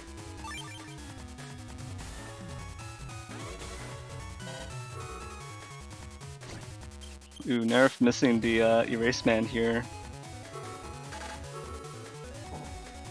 It's pretty unfortunate going in. Although following up with Summon Block is a really a solid play, but Symes had Invis going up, but the Gundel Sol doesn't really care what they think. Opting for the charge there is an interesting choice as well, actually. You probably got more damage out of that than actually just using the Gundel Sol, especially since Symes is running a shoes configuration. Yeah, so because of Symes popping Hub Batch there, he just got shoes, both I think it's both float and air shoes. Mhm. So that basically renders the Geddon strat useless. So a lot of these chips are now going to have to be beast charged, and there's only one turn left of beasts out. So we'll see how much this thing can do. Okay, Bug Death Thunder is down. Now we're going to start seeing a little more consistent pressure from Symes here, with those perma holes kind of rendering the area control aspects of both folders less effective. Just kind of waiting for that invis to tick off before dropping the summoning ship. Just in time. Just nearly frame perfect. Esports gaming right here at twitch.tv/M1GP, going in for the beast charge again for the junk, and that Bug Death Thunder does connect. Pretty... Ooh, okay. That was good. That was a good turn. Cherryfire drops a good suggestion in the Twitch chat saying that slow gauge makes invis significantly less effective, and that is 100% fair. I definitely do agree. We don't really see very much fast gauge anymore. Fast gauge is still quite common. I'd say fast gauge and slow gauge are both pretty equal, pretty even. That's good at least. Ooh, got the uninstall. Oh, that was actually... And the ×2 bubble there, it also did a multi-hit. It hit both in the front and the back.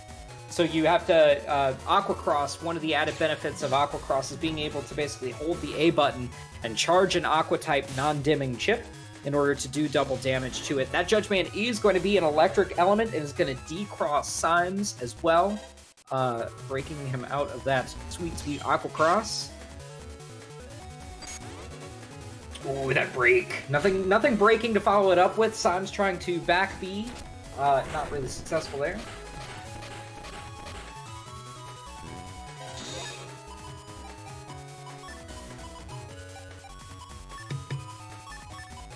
Pretty fantastic plays across the board. Both players making sure to play carefully. Now, I do like the Boomer plays here are really good because they don't cause flinching. They just hit. They just hit. Very satisfying noise too.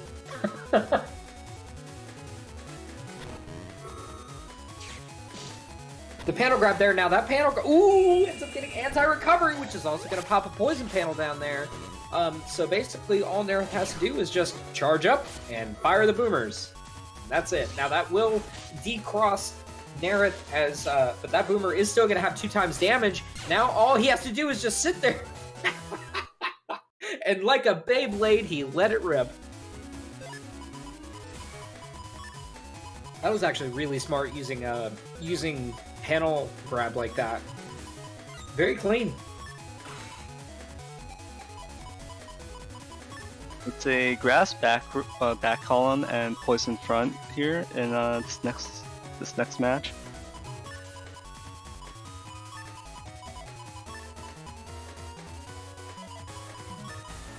Let's see.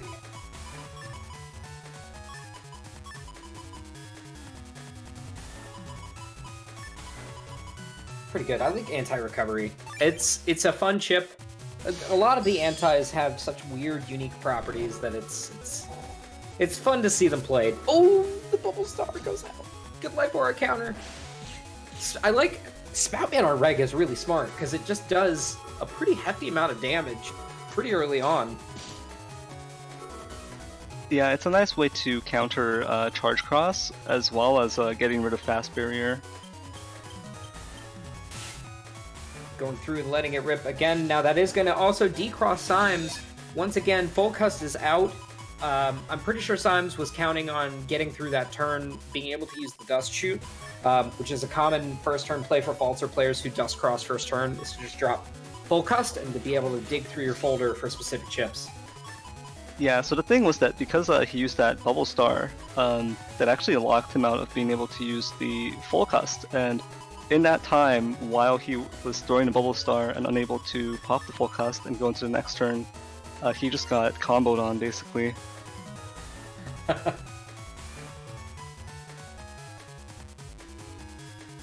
And yeah, losing that Dust Cross on turn 1, it is going to hurt Symes significantly here, since he's counting on getting that Hub Batch draw fairly early. There's a lot of opportunity for pressure here on Nereth's end, but it'll be interesting to see how Symes goes back. Both players going into Tengu Cross going into the next turn. Gedon is up. Now those whole panels are going to be rendered useless because Tengu Cross has inherent choose ability. Although Nereth has the added benefit of having Sanctuary on deck right now, which is basically just going to recover that, making the Gedon effectively one-sided. That's really clean. Going down, area grab. Now Symes is going to have to work a little harder to get back any sort of area. Is going to be able to follow it up with anything? What do we got? Good rush, right at the tail end of the turn. He'll be waiting. He's probably going to be able to match out a Terra.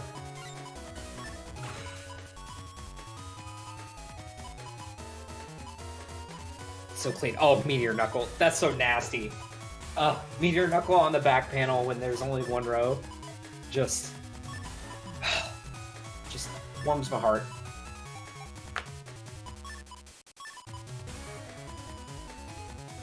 The Bamboo Sword. It's just so good.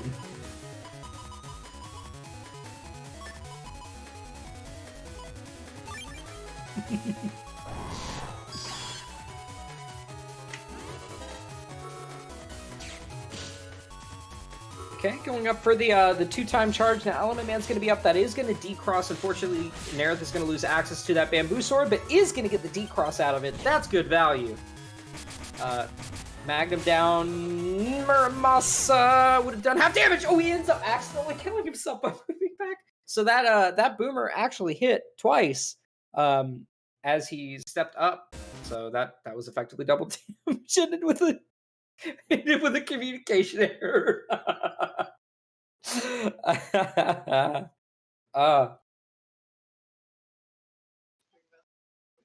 Yeah, the Boomers are really potent because of that potential for the multi-hit. If it's on ice, there's even potential for 3 hits there. And then when you times 2 charge it with Tomahawk, it can break life aura. So there's just a lot of value in a lot of the individual hits off of W being able to do more than 200 quite easily. Yeah, I think overall, like I said, both players in this match played very, very deliberately. We saw just the right amount of aggression between both of the players to keep the pressure consistent throughout the match. I think that both of the folders are really well built overall. So whoever this Nereth guy is, and also Symes did a really good job on this one. Yeah, definitely doing really great for new players. Yep. Mm-hmm. And of course, speaking of new players, if you're curious about net battling with Battle Network 6, it is extremely accessible to get started with net battling. If you want to join us at discord.n1gp.net, again, that's discord.n1gp.net, we have a full set of guides, 100% saves, available to battle and bot commands, and all the tools you'll need to get started with net battling with Battle Network 6 online. Now, with that said, you can net battle with the older games 1 through 5. It's a little more difficult to set up, but it isn't impossible. We primarily play BN6. We have a bunch of different formats, including the rotating weekly format, round robin format, New Moon, as well as several other game types that are also outlined in the documents. So again, if you are interested in joining us to learn how to net battle, getting your net battle medal together, join us at discord.n1gp.net and check the welcome channel for all the information you'll need to get started.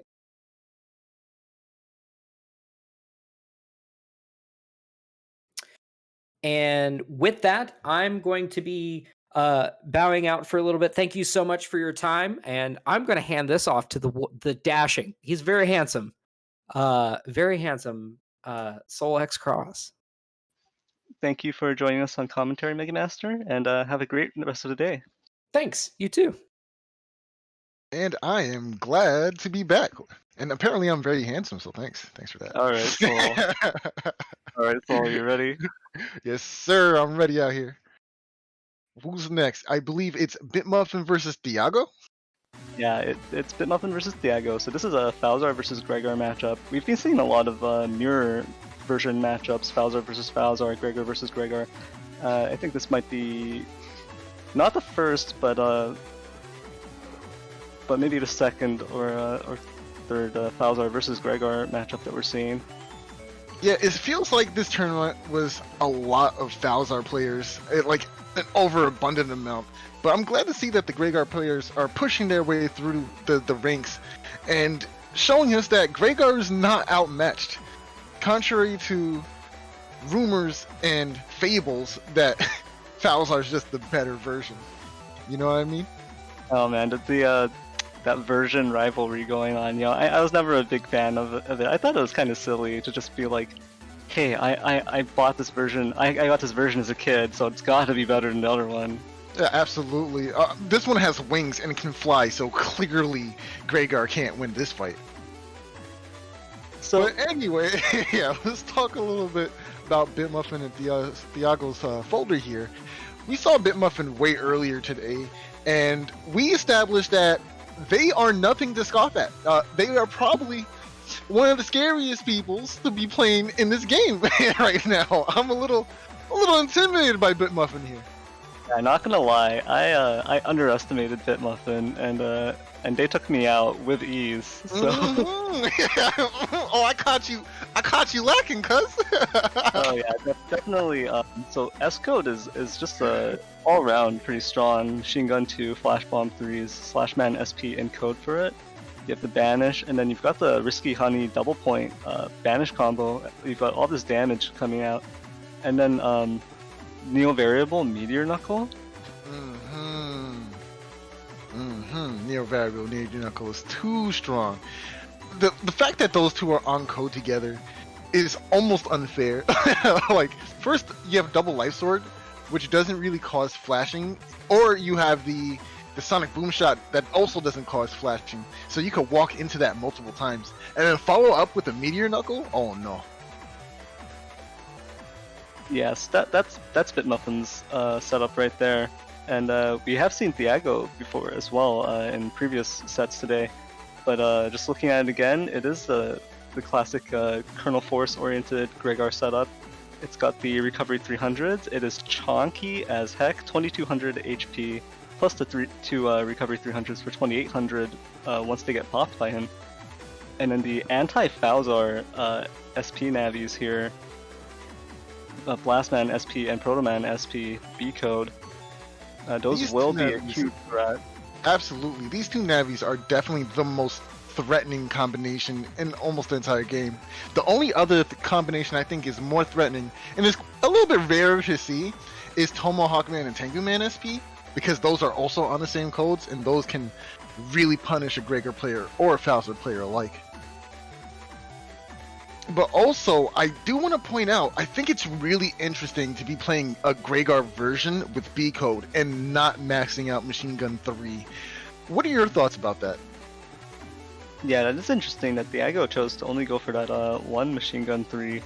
It is still, I feel like that's enough just to check dust, but I mean, it's mainly because Gregor already has access to Erase Cross, and then you can go into Erase Beast turn 2, and then that would be a decent check to any opposing Dust Cross attempts to Dust Dig, right? And in fact, I think it is interesting. Yeah. a lot of Dust Cross users will run that full cust, and they'll try to get that quick first turn, that free trash shoot, right? Mm-hmm. But that would just speed up a Gregor player going into or Erase Beast. So, sure, you get that free one turn, but that second turn you're already going to be feeling a lot of heat. What I do find interesting is the resurgence and popularity of the Windrack Reg. This is a very important reg, specifically, I feel like more so for Gregor than it is for Falzar, because Gregor doesn't have on-command wind, right? So having a regged Windrack for that life aura is way better than having to waste resources, which would be the beast out mechanic, and a cross. That's 2 resources you're spending just to out one barrier. And sometimes you're not even in a cross that's prepared. Like, you want to be in a Elect cross a lot of the times, and that charge shot or that beast charge doesn't even do 200 to clear a life aura. So you end up having to waste so many resources to deal with life aura when you could have just had this wind rack wrecked. Yeah, definitely. This Regged Wind Rack is a huge threat. It really locks out your opponent from being able to go, hey, I got this lucky turn 1 life aura draw, I'm just going to abuse it, and you're not going to do anything this first turn. Just having the threat of that is enough to make your opponent think twice about dropping that turn 1 life aura. Because at the very least, they'll know that turn 2, it's just going to be instantly dealt with.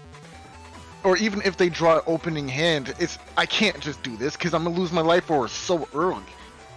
It really makes you have to play around, or have to predict when that wind rack is coming, so you can either counter hit or try to deny it in another way, which is kind of hard to do without Beast Up, in my opinion. Yeah, for sure. But I think with that, we can look into starting this match.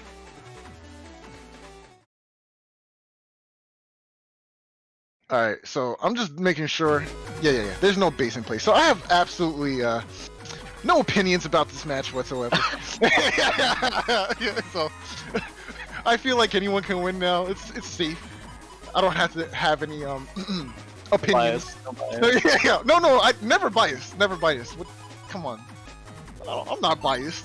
Come on, man. This is a spicy starting field. It is grass all over with the Guardians in the corner. You know something I don't see? Usually when I see Guardians, I always see them on grass. Is there a Guardian stage with neutral properties, or maybe like ice? I don't think so. Yeah, Yes, that's a good point. That's interesting, right? Like, I've never seen it otherwise. So Bitmuffin choosing to go into Dustcross here, they really want to suck up these Guardians and use them for that 200 damage. Ooh, I think using the 200 barrier is a little too premature. But wow! Drawing the one of machine gun in the entire... Is it tagged? There's no way he just hard drew that. Turn 1. Yeah, What go a just savage. hard drew it. What is that? This is why I'm so confused. Okay, this is also another thing I wanted to talk about, is this ice panel. Now, it seems random to be placed in this folder, right? But here's the thing. Now the opponent can no longer touch these corners unless they beast out, right? They touch the center panels unless they beast out. So this turns your charge shots, which are usually line nukes with Elect Cross or Erase Cross, into 50-50s of sorts, right? Now you can play the footsies game and kind of guarantee more damage or more DPS overall thanks to this simple ice panel. Yeah, definitely there's a lot of utility coming out from putting your opponent's side of the field into ice. Just denying their ability to center themselves. It also stops them from using certain chips. Just for example, base anomaly, right? You're only going to get half damage, and it's really going to mess with your targeting if you can only stand the top or bottom.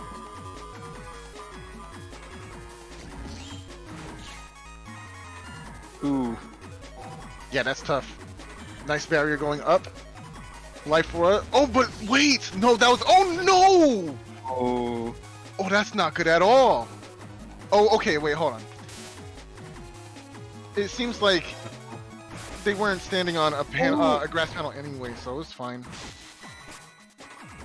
Bitmuffin dodged that first Erase Tail Diago, but the second one catching them.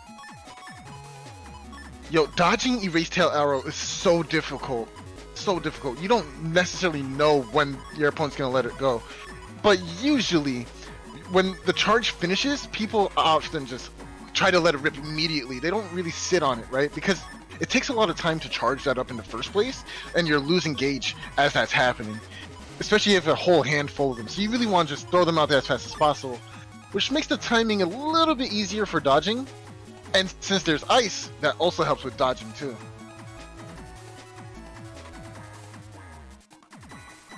Bitmuffin gonna go into Tengu Beast here. Hoping to deal with this erase. Yeah, this is really strong. We see Life Aura in hand for Bitmuffin as well.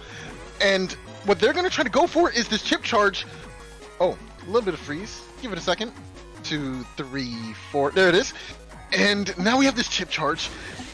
Oh, they're stepping into it by accident.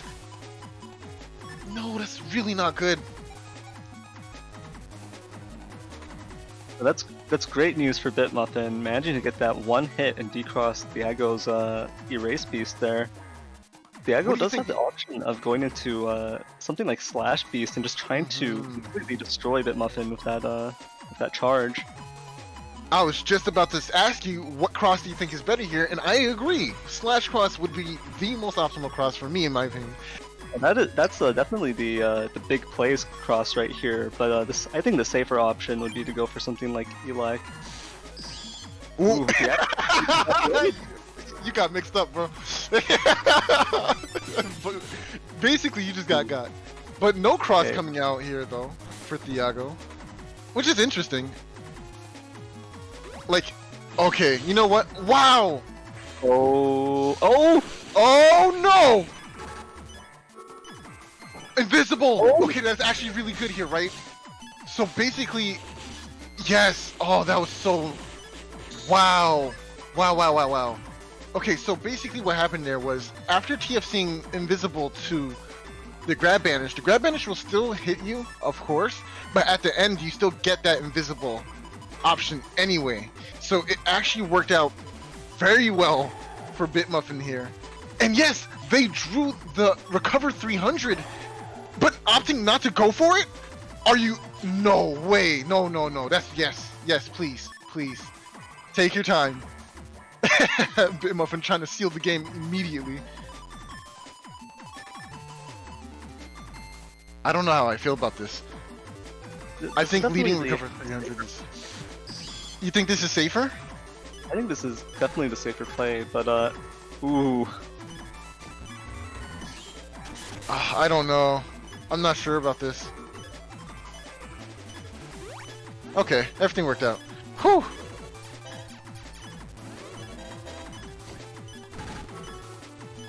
That worked out. Oh, the fire! Oh, the ×2 from the anti... Oh, yeah, let's go. Anti-element is coming in clutch here. Flash Bomb's really gonna...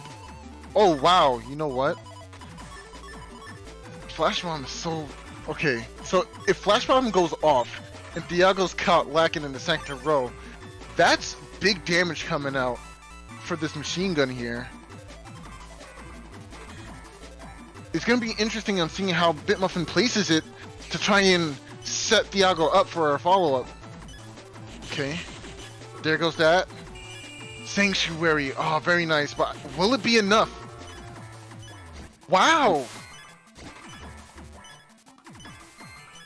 That was pretty smart, using the Judgment to not only get area back, and just, wow, okay.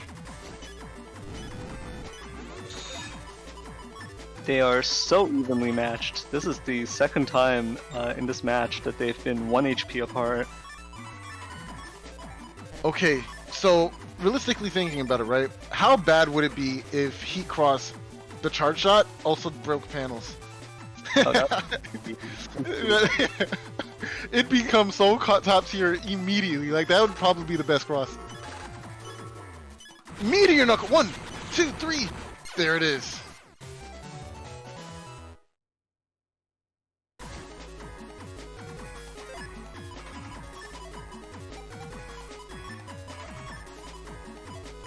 Okay, Bitmuffin clutching out that last game.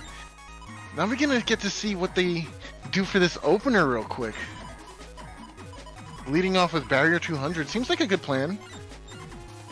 Maybe not going for a cross here would be pretty good too. There's no reason to necessarily cross here in my opinion. No real setups here. Looks like Bitmuffin really wants to get some Tomahawk swings in here, but having to lock both the Barrier 200 and the Life Aura in this turn, probably just to protect against the potential Last Man SP.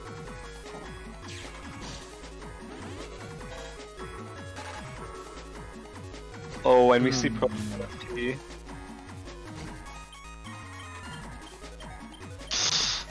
And that's a lock.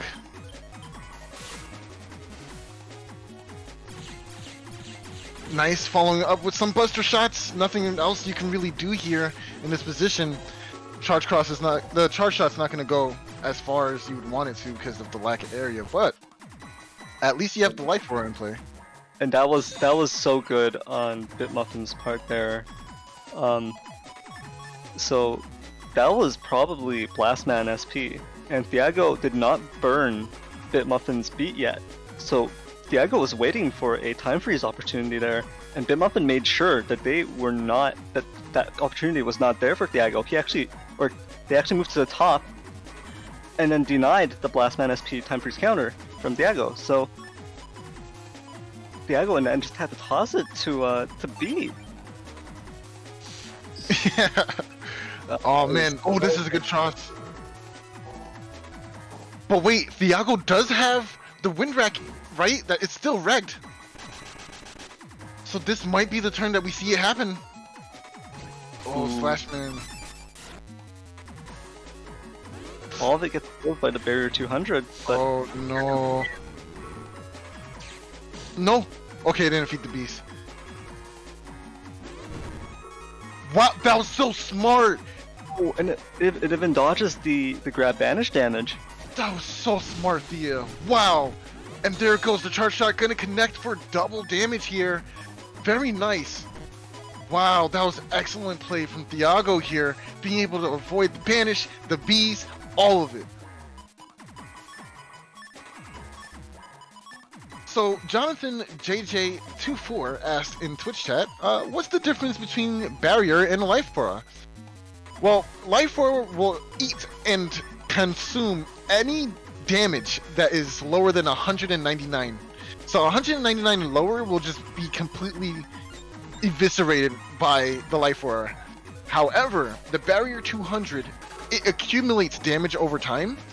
So once 200 damage is dealt in total to a barrier 200, it will disappear. Life aura will not disappear unless you are hit by something that does 200 or more damage. Ooh.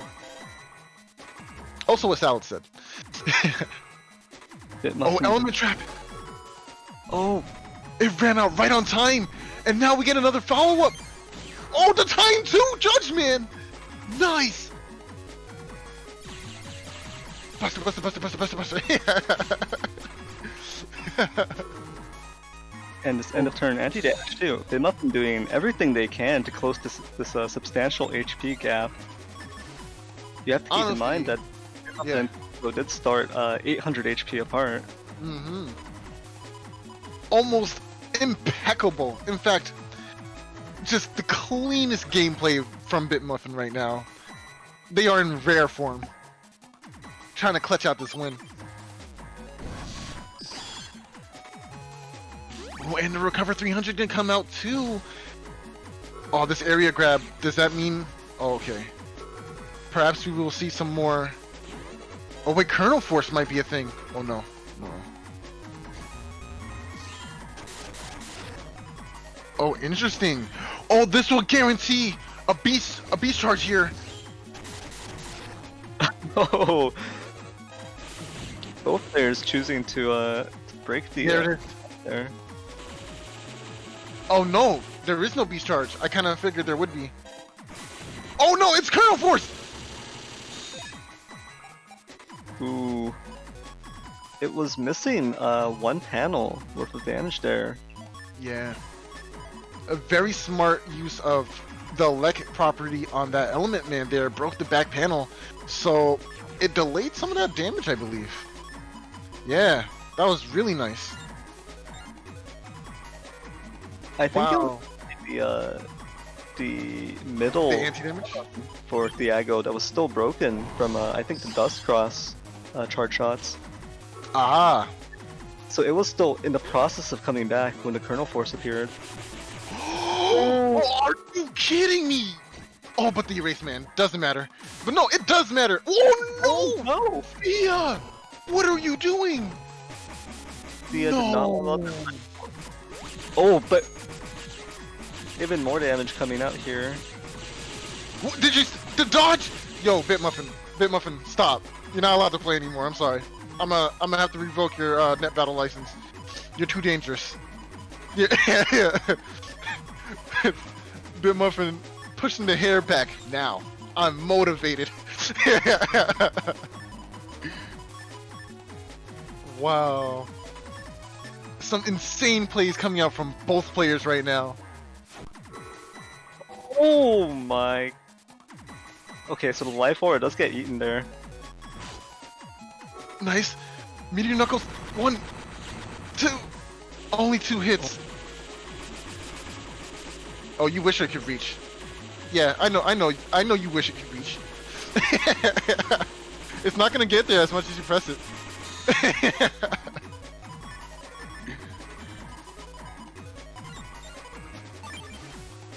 Okay. Bitmuffin still needs to clear out enough damage here. Oh, and the recoveries. Nice, nice, nice. Okay, Bitmuffin still. Oh, they're so behind right now. Oh, these charge shots and slow gauge is really hurting. Oh, that's not good. Oh no. End of folder here for Bitmuffin, and it's just this Element Man SP. It's looking like a game 3 situation here. I'm not sure Bitmuffin has enough damage, especially since Tengu doesn't have the ability to walk normally on these panels. Oh, Nice. Oh, but the Buster still came out. Oh, that P shot still followed through. game 3, go for broke. Yeah, Salad, that was only game 2. we got another one. That's what I like to see, though. Bring these games to the maximum level. Go all the way. Okay. Double area grab play from Bitmuffin here is incredibly dangerous alongside a Tengu cross here. Bitmuffin doing the big brain play. Oh no. Okay, area grab's gonna catch an area grab. Nice, nice. You gotta come forward at some point, homie. Oh. Oh no! Both cubes on your side! No! Wow! Wow! The second time we've seen that today. And now Thiago is row locked here until he can get back that area. Wow. Okay, you know what? I almost want to see bees go into play here. Because I feel like the only thing Thiago can do is either area grab or mash. Oh well, Judgment is the thing too, so it can be reversed, but all that area taken away from you is just devastating. Oh, and going for the beast out here makes the option of using the Tengu charge. Oh no. There it is. Okay, I don't think there's gonna be a Tengu charge here, unless that's Element Man in hand, and then you could chip charge that to do an amazing amount of damage. It is Element Man. Oh, nice! And triggering the anti-damage. Wow.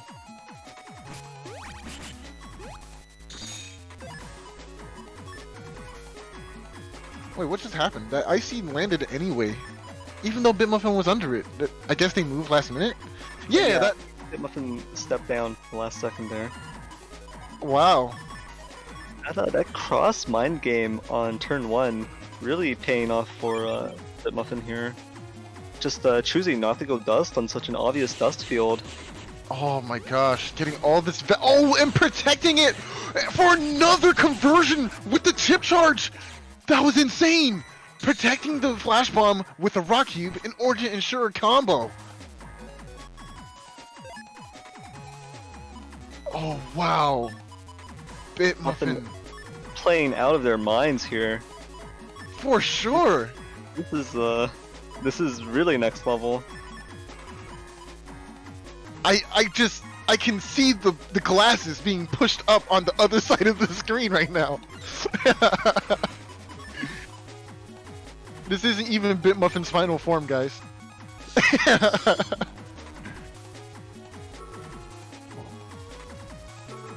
Okay, Life Ore is coming out. Are we gonna get chip charge? Wow, that was greedy.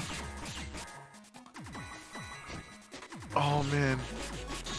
Oh, but missing the win. Oh my god. Nerith. Nerith, help. Nerith, please. I see you have chosen to represent how Thiago is probably feeling at this very moment. What do I? They're too powerful. I can't... Oh, that was a good prediction on the cross here. The second wind rat coming in to save the day here. Oh, just barely whiffing. Oh, but we're gonna see a beast play. Nice. Having that barrier to eat some of those hits at least. But Thiago's gonna be easily able to avoid this. And there it is, the D-Cross! Alright, now things are looking good for Thiago here.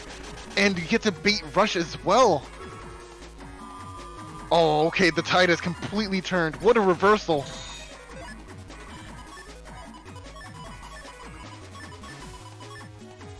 Oh, jeez. Bitmuffin playing from behind again here. Deciding that Dust might be the best opportunity. I don't know. I don't know what the play is here. Definitely don't waste the Meteor Knuckles.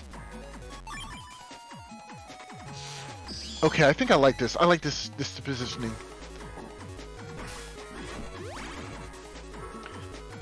Oh, this is interesting. Using the Flash Bomb to bait Thiago to go backwards instead of forwards to try and tank it will land this area grab down. Oh, barely dodging. Oh, jeez. You know, it's interesting that blind. Yes, this blind is actually really bad for Thea right now. Yeah, so the damage was actually dodged, but the blind still went through. I mean, if you think about it, a flashbang is a flashbang, right? Your eyesight's gone no matter what. But that is interesting. Yeah, we definitely need that we need that clip for research purposes.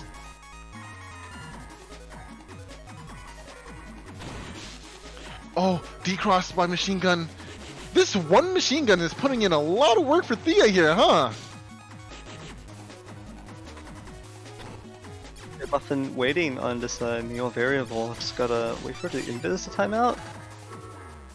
Meteor Knuckles, 1, 2, 3, 4. Oh, this is really bad. Back though. Oh no. In the end. Yeah, this is bad. But he can't move though. But when he does, yeah, it's worth the trade. I'll take 5 for 50. Oh. Oh, the double recovers. You know something? I almost feel like crossing here is a mistake. I feel like you try to fish for some full sync shenanigans. Oh, but I don't think you can. Oh, okay. You know what? This challenge is slash. This is actually very big brain. Okay. Oh boy, it's close. You have to time these a little bit better. It's over.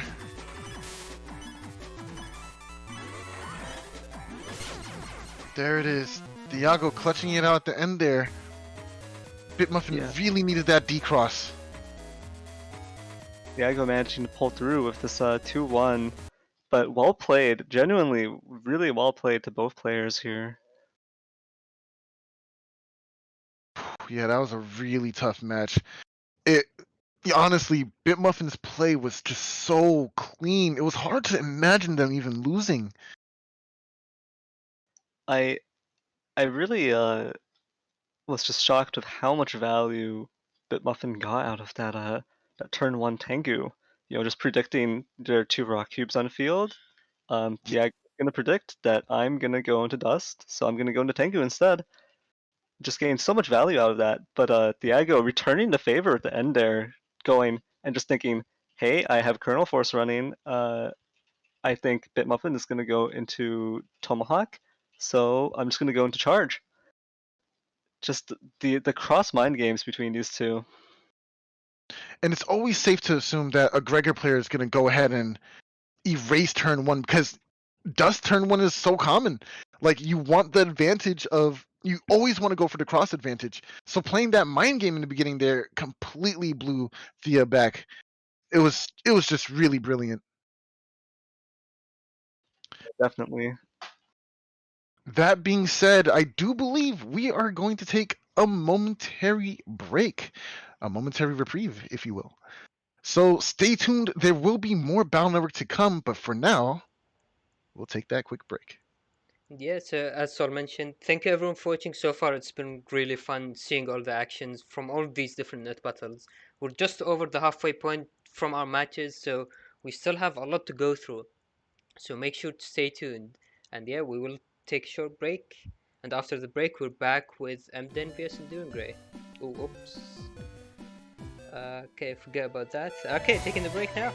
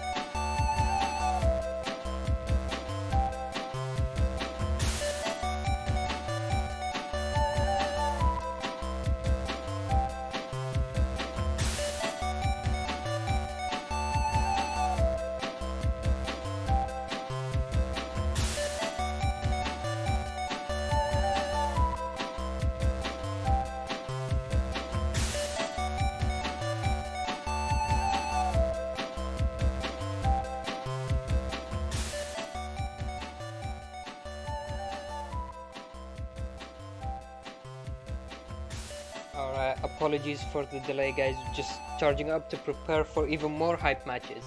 But before we head into the matches, just going to give a quick reminder of the tournament so far and how it will go into next week. So this is the round robin stage of the tournament. We still have, during next week, is going to be the top cut or top 8 elimination bracket. And next weekend we will have another stream which will decide the winner for this tournament. And again, so for this tournament we are doing a new interactive event with donations, where donations to your favorite game can change the stream layout we have.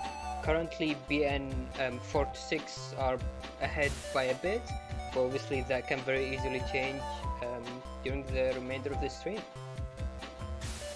Alright, I'm going to be handing it back to our commentators after coming back, Eurasia and Nerith. Welcome back, guys. I'm back!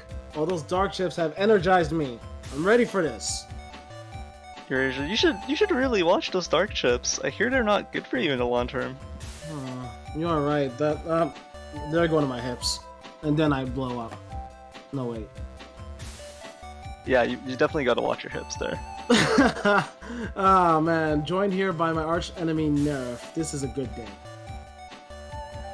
Alright, I think our next set for today is MMBN versus Enduring Ray.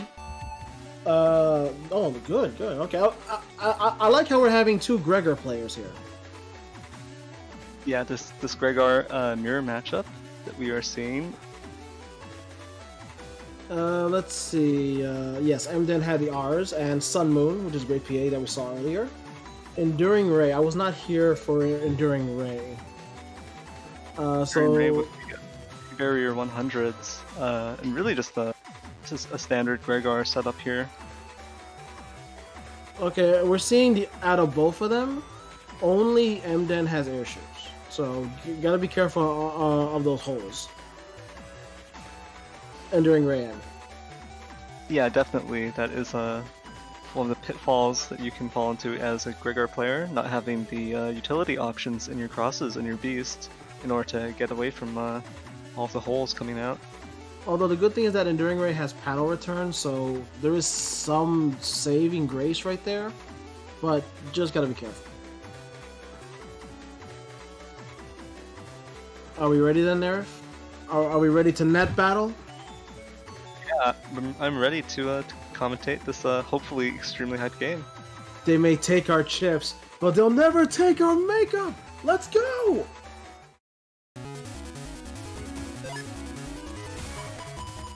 Yo, that reg win rack, I love it. Yeah, I think Thiago was also rocking it just now. Like, you cannot understate how good win rack is, honestly. Like, there's no understating how good it is. Ooh. Uh-oh. He's getting in close. Barrier. That block! Yo, they are trading blows, but unfortunately Slash Cross does more damage than Elecross. Yeah, honestly not by too much. So there's a little bit of an advantage coming out here for, I believe it's Ray on the right side. Yes, this fight is from MMBN's point of view.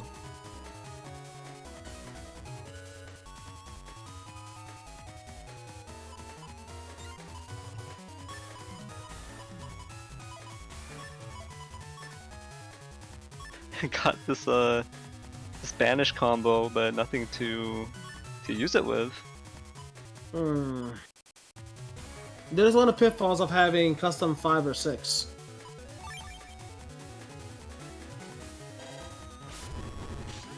Oh boy. Double point. Poison!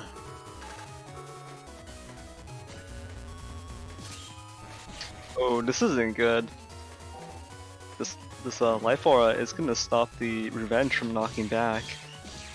Yeah, although MMBN will get only those front panels back. But that is exactly why that red win rack is very handy.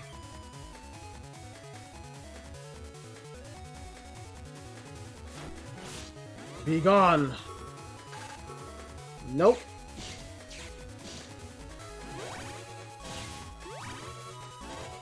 Whoop! Ooh. Yo, area grab for days, man.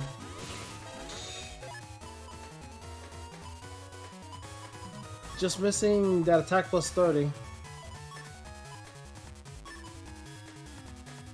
This roll 3 might be able to buy Emden a little bit more time, equalize the HP a little bit.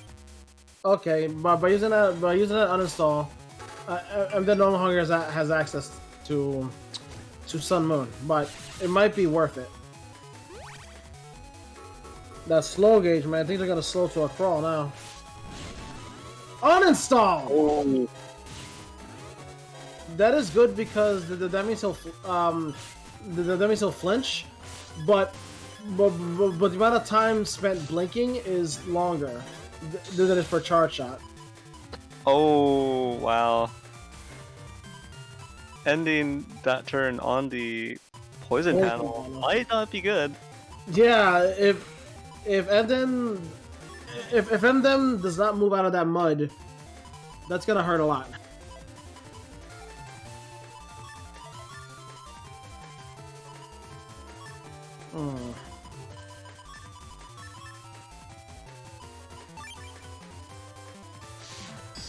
Emden, you gotta move.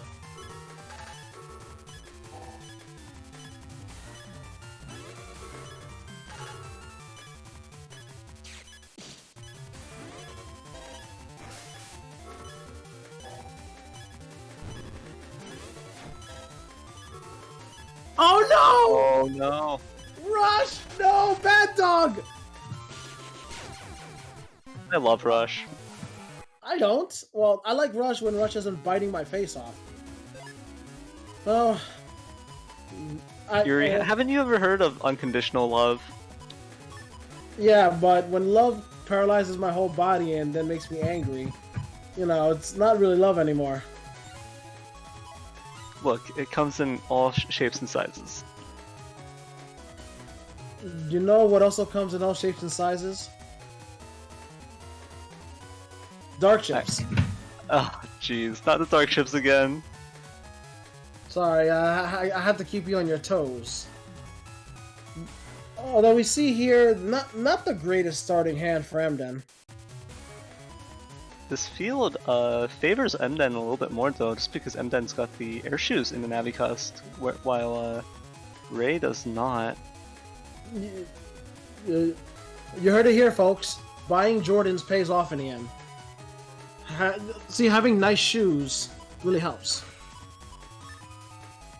I think it's just any shoes, because I think when you don't have air shoes or float shoes, I think your Mega Man is just running around barefoot. That is true. Float shoes is also very useful too, as it prevents cracked panels from becoming holes. Yeah, either one would be good here. That is true. Oh no, that is not good actually. Yo, slow down. Awesome counter!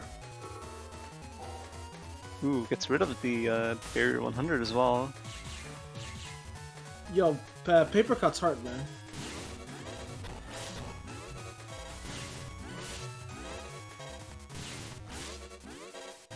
What hurts more, getting sliced or getting slashed?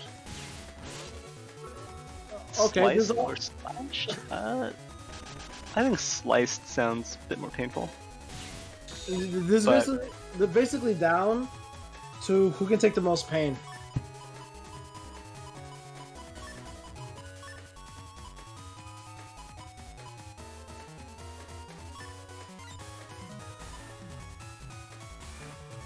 Nerf, in your opinion, do you think Slash Cross is one of the better crosses? I think it's one of the more common crosses, and it definitely gets used a lot because of only needing that +1 area. But I personally think a lot of the Gregor crosses are underutilized compared to Slash. That is true. As you mentioned, Slash only requires that +1 area.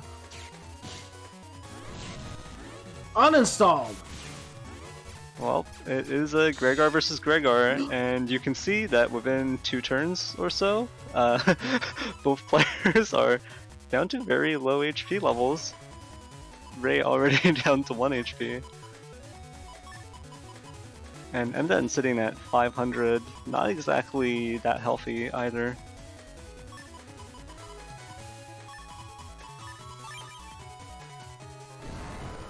Beast out. Ooh. Oh, Okay. Meteors. See, that folks is a TFC chain.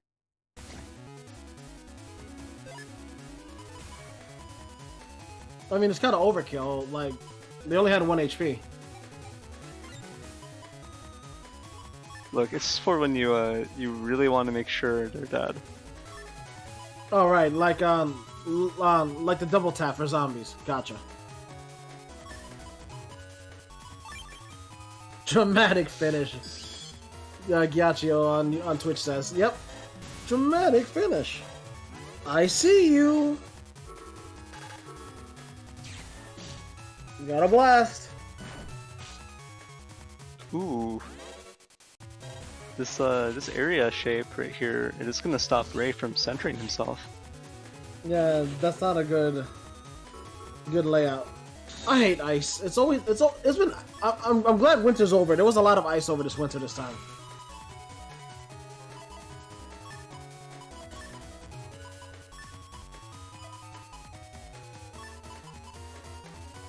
Ray, I mean, Ray is in a kind of tough spot here for sure with this positioning. Well, thankfully, because of this awesome cross, Ray doesn't have to worry about aiming. As he race beast, tail arrow auto locks on. It's very hard to dodge. Oh, and it causes a bug, HP bug.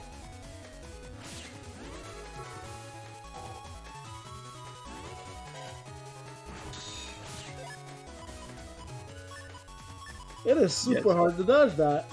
This sure is Gregar versus Gregar.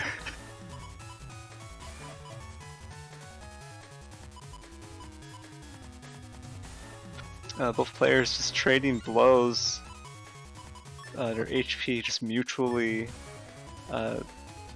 just running into destruction. Keep in mind also, I'm not sure if it was mentioned, beasting out counts as a chip. So if you want to keep your chips, don't beast out. You can cross stuff. Nerf, Accelerator and Last Order on Twitch asks, does Bugfist remove the HP bug caused by race boost? It does, right? I believe it does. Like, because it is just basically an HP bug.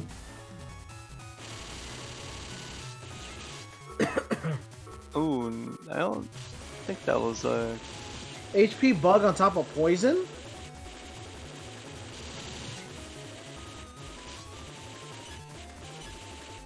That's a lot of HP drain. It is. Oof. Yeah, that sums it up. Oof. Neto Hakari on YouTube asked, when is the next one? Unfortunately, you are late to sign up for this one, but we will be hosting more in the future. If you would like to learn more, you can join us at the N1GP Discord. I will drop you the link right now. We have everything you need to play. Ooh. Oh my gosh! Poison, Gregor, Colonel Force. Could it be a much more rougher way to go?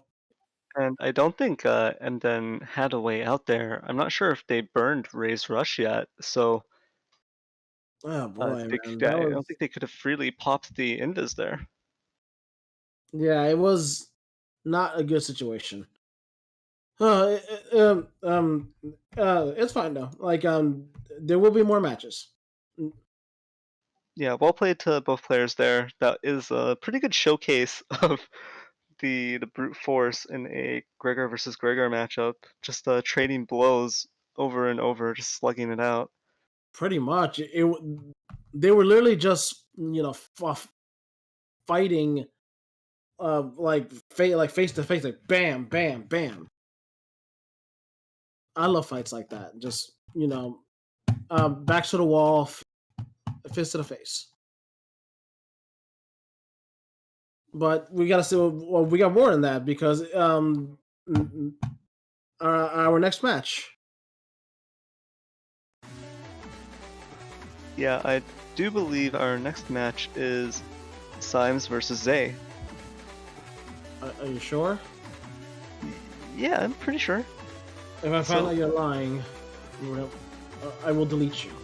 So we've seen Symes' setup already. It is the hub batch BDT.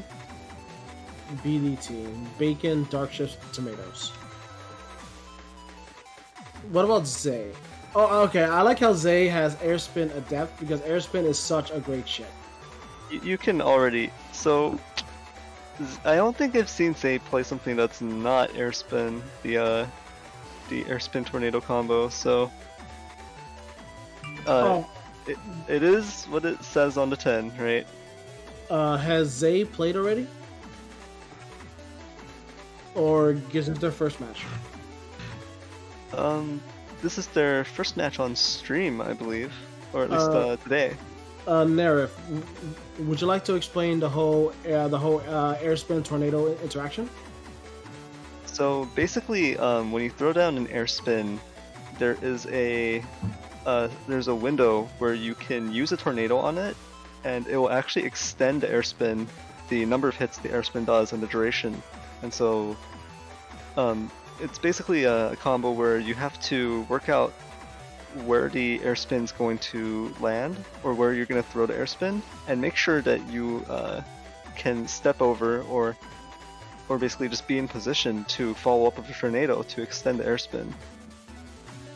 And you can see there are 2 white capsules in Zay's folder, as well as the attack plus 30. And those will probably just be going into the Airspin combos. Regarding that, they actually made a change in the amount of HP that the Airspin has between the Japanese version and the American and European versions. They actually increased the health of that Airspin. Before, you could only use 1 tornado and it would break. They increased it to what, 400? Is it 400? I know it's a number high enough to handle 2 tornadoes instead of just 1. I do remember that being a major change. I am not sure because personally I am not someone who has played much with Airspin combos. But either way, it is a lot of damage when it does land. Yes, it's and not to mention it has a lot of range too. Airspin hits every panel around it, so if you get it right in the middle, bam, bam, bam, bam, bam, bam, spin to win. Yeah, there is some setup necessary to guarantee it though, because there can be all sorts of funky stuff going on with the Airspin. Like you can throw it, and your opponent can actually walk into it and have it just explode. And doing 10 damage, right? And doing 10 damage. So definitely you want to lock your opponent down first in the ideal area so that you can follow up with the combo. Well, quick question: does Airspin also spin more if you use static? I'm not sure. I don't think it would spin more with the static. Player 0 says, yeah, hold on. One of them, well, it says any wind attack. Okay, so static is wind in Battle Network 6, so. Alrighty then, I cannot wait to see more spin to win because that's the only way to win. Just spin around like a doofus. There, right. Are you ready? Yeah, let's see how the Hub BDT matches up against the Airspin combos. Alrighty. Let me tie my shoes first. Okay. Hey, I still let me tie my shoes! Alright. But if I fall over, it's gonna be your fault. Ooh, like, I am enjoying this hand. It has a Bubble Star, Geddon, Judgment. Not bad. Oh yeah, this is from Simon's point of view. This is Simon's point of view, yeah. Oh, and here comes a forecast. Well, that was fast. Beat was waiting there. The early bird gets the worm, or in this case, the early beat gets the chip.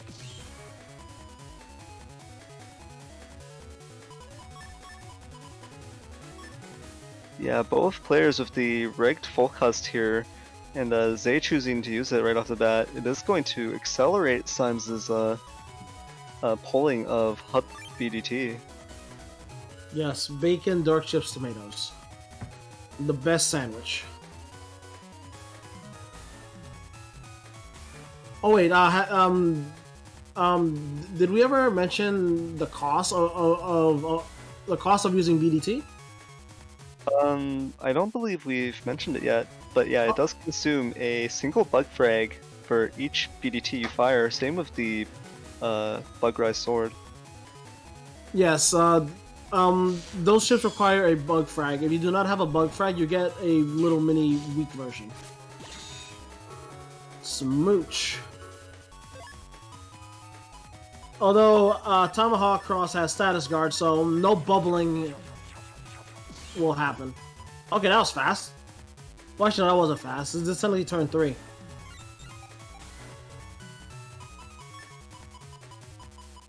Yeah, it's because of the two full custs in play here. That's fast. Jonathan asks, so if you don't have the bug frag, you can't use it. You can. You just get like a little weak version. Like, well, I don't know how it is for Bug Rise Sword. Nerf, what happens if you don't have a bug frag with Bug Rise Sword? I'm not 100% sure, but I would expect that you just use a normal. Wow. Oh my! Yo, spin to win! The Spinneroni! There's the combo. I am so jealous. I can never pull that off, despite that it's my favorite combo. Yo, Zay, you are my hero. You are my hero. The fact that they did it so perfectly and got both tornadoes makes me a very happy camper.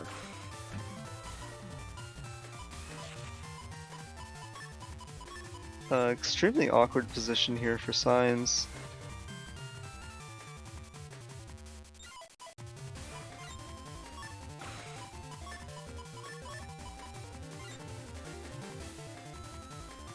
Although that hub batch.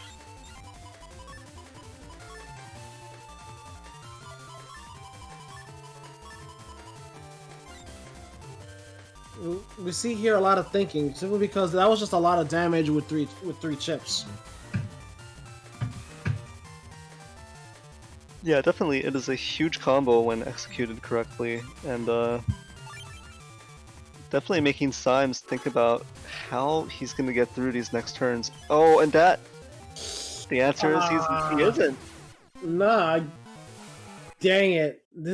And because Symes didn't even get to pop the hub batch, he didn't even have the undershirt there, so just getting finished off by the Erase Man. This is exactly why you wear a shirt under your armor. Land, this is no time to run away. I would want to run away too, you know, if I had gotten comboed like that.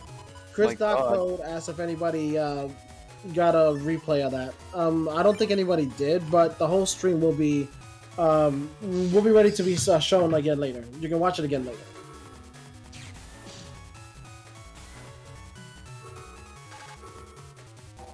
Ooh, that TFC. But Sunshine is safe. Oh no! Whoa, that disrespect! Symes returning the air spin. Yo, Symes said, Zay said, happy birthday. I don't want this. I don't want this garbage. Take it back. I cannot believe. Yeah, return the sender. Yo. That is. That monster Symes.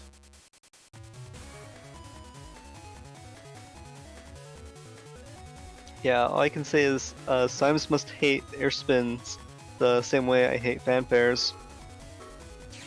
What? But they're great.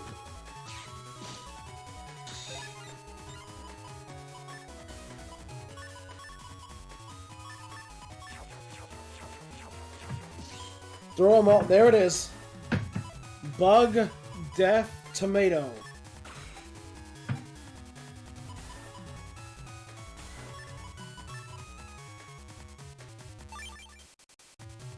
Here comes the PDT drop.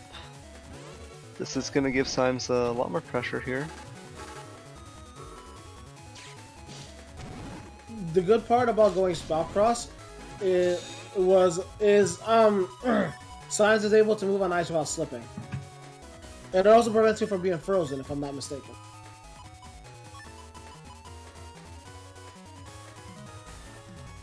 Is that correct, Nerf? Sorry, what was that, Eurasian? Being a spout cross prevents you from being frozen. From being frozen? I don't believe so. No? I believe you can be frozen as a spout.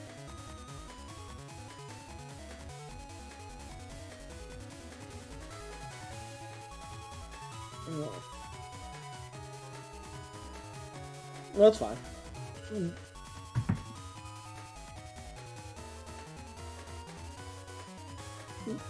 It is true what they said earlier. Is that ice is just so common. Oh, wait. That was Hub Batch being taken away by Beat. That stinks. Oh man. That's a major loss, man. Okay, you can't feed the bird that much.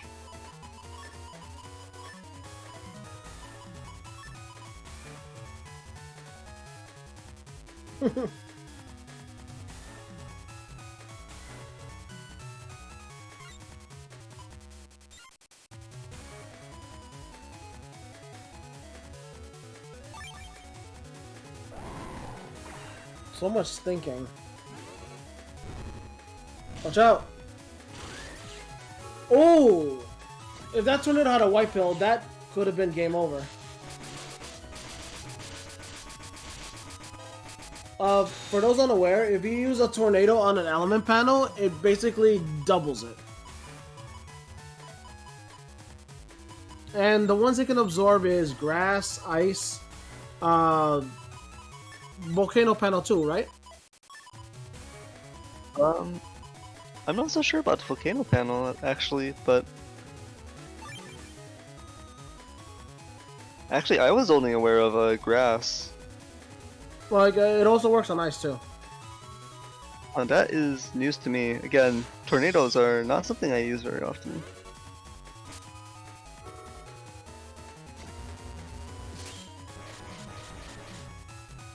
Yo, I'm making more grass. Got you. Oh, that's gonna hit though. Only for 250 though.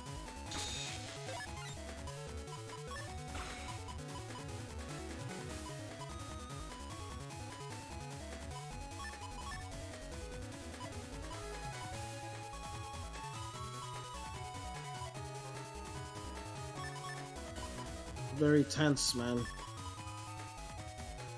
Although Zay only has 299 HP, you can't count them out just yet.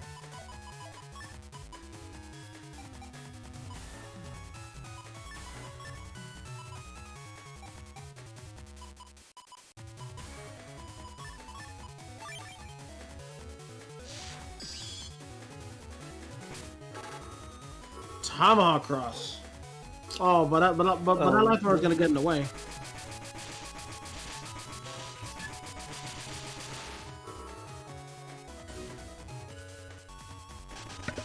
Oh, that stinks. The barrier just came off too.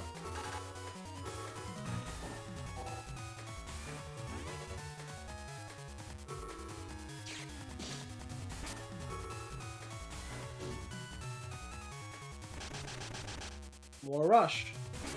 Although the barrier blocked rushed it.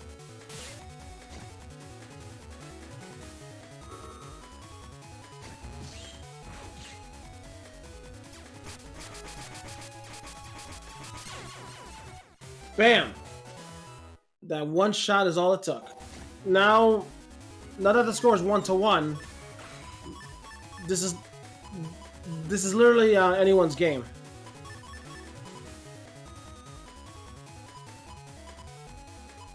Yeah, Symes apparently did not really need the hut batch there. Just the BDTs coming out, playing the field, just Dark Thunders doing a lot of work. Yeah, Dark Thunder is really oppressive. It follows you, it's electric element, and it's 200 damage. No! Don't kiss the Blarney Stone!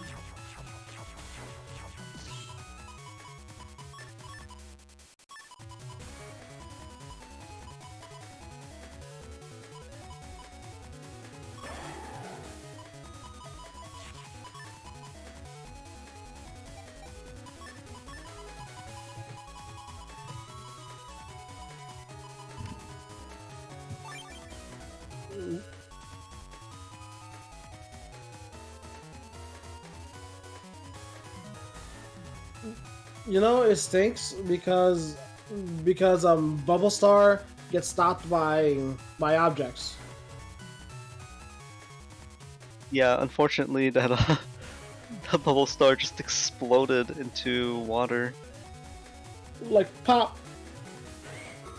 Kind of gruesome, actually.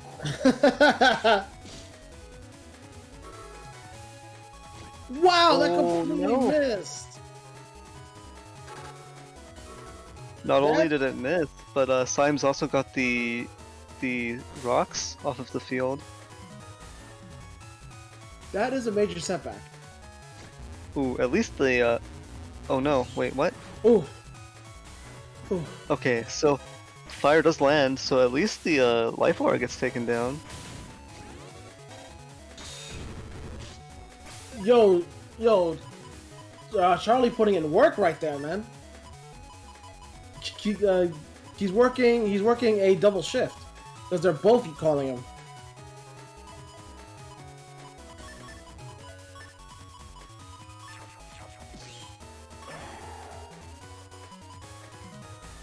Yeah, that's weird. How is he showing up in two places at the same time?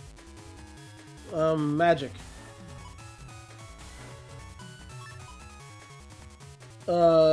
Chris.code on Twitch. Yes, that is what soul named Charlie. I mean, soul named that little scrap guy. Oh no! Casually headbutting your opponent?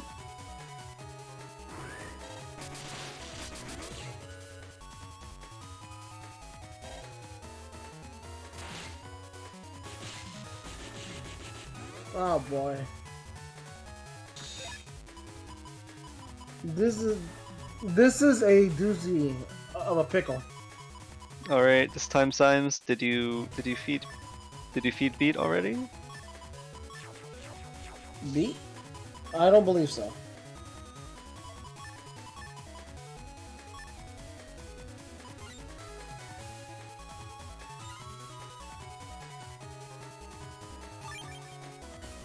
But hopefully Symes won't feed beat. Ooh, that is going to be 500 damage coming out from Cross Divide.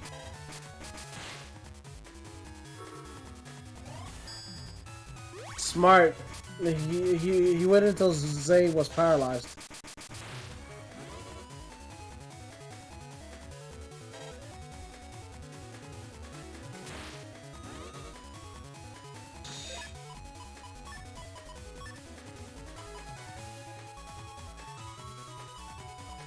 Xavier and Twinkle Toes over there.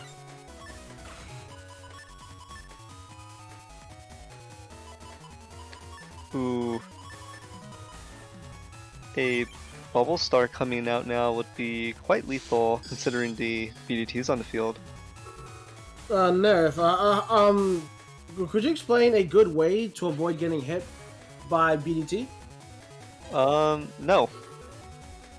No? No, I cannot tell you that.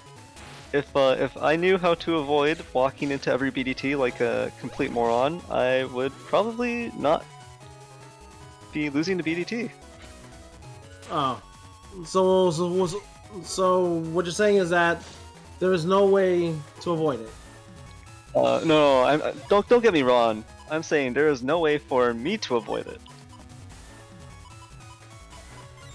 But What about you? Do you have some sort of way to avoid BDT?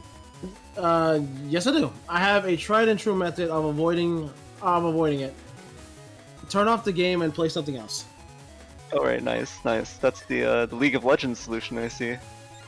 Yes, it served me well. But the actual way, we have seen earlier. If you go ground cross, if you time it correctly, you can cause it. You can cause the electric ball to go off the stage. Oh yeah, so there are definitely quite a few tricks to getting rid of the pesky BDTs, but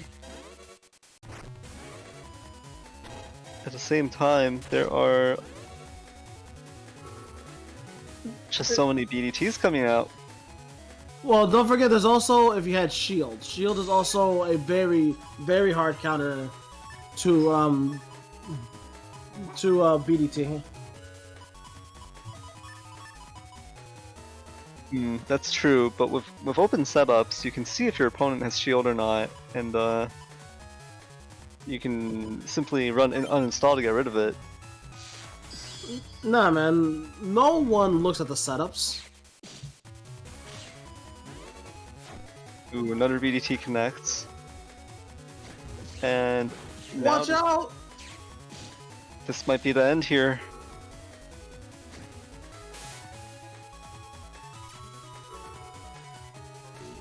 Oh no! No! Get out the way, Zay! No! And Symes takes it. That bully. It was 2v1 right there. That wasn't fair. Well played to both players there, and that Hub BDT putting in some serious work. Boo to you. Summoning your attack dog. But GG.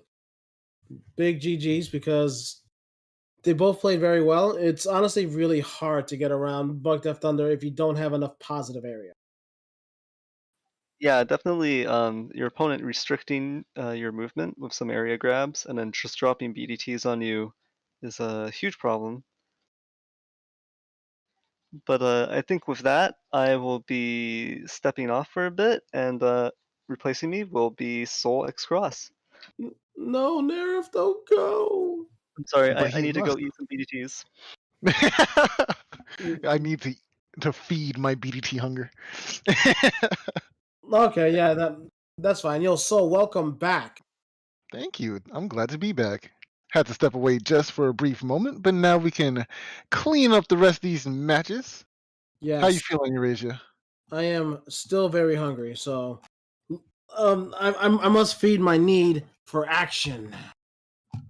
Then action we shall have as we lead into the next match, which is Salad versus Thiago. Salad and Thiago facing each In other. one game? B button mirror match? Oh man, I gotta see this. I don't Okay. think, I don't think my house's foundation can handle this kind of battle, man. Honestly, same, but we must endure nonetheless. Yes. There are hundreds of fans out there wanting to see this. Has Thiago fought already? Yes, they both have played already, but I do want to mention something that I didn't bring up quite before. Other than the fact, Salad's playing base and that she's the favorite to win because base is the best. But that's no bias. What I wanted to bring up is actually that this folder has literally not changed for 10 years. This B code folder has been the same B code folder and Navicus that Salad has been using since she joined the N1 GP. Like, okay, so I just I just want you guys to understand that this folder that she made one time has just been this consistent throughout. Yep, If Jill, it ain't broke, yo. Yep. If it ain't broke, play Battle Network. It's true. It's true. Battle Network is the answer to every world solution. Yes. And if you don't believe it, then you're not a true believer of the Battle Network franchise. And if you're not a true believer, I will find you, and I will give you a dark chip. I'm just trying to work in as many ways to say B. Well, from what I see, Diago there has Buzz. Oh, he does have Buzz! Oh my gosh, Busey. Wow. He's going to be a good match. Gregor versus Falser. Power versus utility. Yeah, let's hop right into it. Don't hop. Walk, remember? Oh yeah, true. Let's do it! Okay, so I do want to say this about Thiago's folder while we're in the match, of course. It seems like he lacks an amount of damage, right? But really, Gregor is trying to get most of their damage from their charge shots. Typically. Not always. Typically. It's harder for Gregor to, like, sequence chip combos when they don't have something accessible like Dust Cross, right? You can't fix your hands. But there are combos that Gregor can pull off, and only Gregor can pull off. So there is that, wow! Trying to get that charge shot down, and gets punched in the face by a boomer. On for it. Yo, beat coming in, swooping in, taking your chips. Yeah, always feed bird. Nice. Using the machine gun to punish that missed charge shot there. A perfect opportunity for damage on Salad's behalf. Although, unfortunately, all that damage was on the Holy Panel, so that was not as strong as it could have been. Yeah, but it's still a punish. I'll take it, right? You know, damage is damage, and can't complain. Oh no, a wind rack. Oh no. Oh yeah. If that wind rack hits, that fire hit would pretty much just be confirmed. Oh, but the can't. Oh, okay. Nice. Sanctuary definitely gonna help out here. Nice! Waiting for the beast charge in order to confirm. Wow. Excellent play there by Salad, but also impressively, Thiago camped forward, so even though that did happen, a punish with the erased tail arrow was still guaranteed, right? So you didn't lose out on that damage there, which is very interesting. A scary thing for most players, right, is camping forward. Camping forward feels intimidating because you don't know what can happen. You can get the Erase Man confirm, an Element Man confirm. It might be easier to hit Judge Man this way. But camping forward is one of the most important skills to assess mid-match, right? When to camp forward and why you should be camping forward, right? Area grab is defeated by you camping forward, because then you still maintain some of your area and they're not pushing into you. It allows you to play footsies against Slash Cross even. Yes, area control is one of the other important parts of the game. Absolutely. If you don't have area control, you are most likely going to lose. And now we see. Ooh. Yikes, yikes, yikes, yikes. Oh, nope. That's 400 first. Ah, that's big damage. Ah, D's. And another machine gun coming out here. There goes the area grab. And that's exactly what I was talking about just a few seconds ago. Because Salad was able to push forward, her whole area wasn't taken. Very nice, very nice.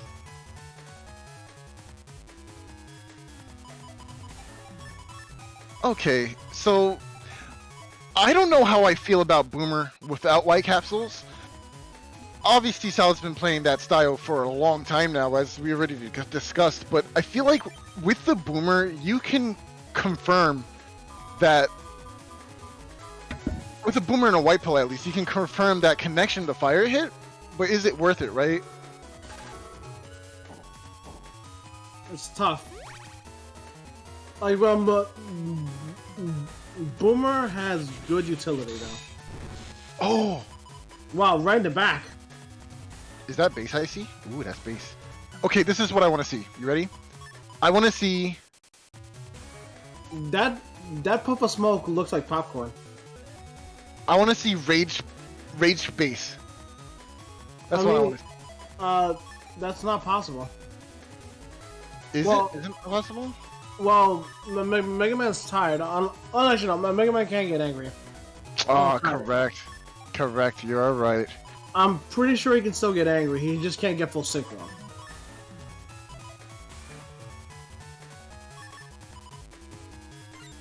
But someone correct me. It's been a while since I played.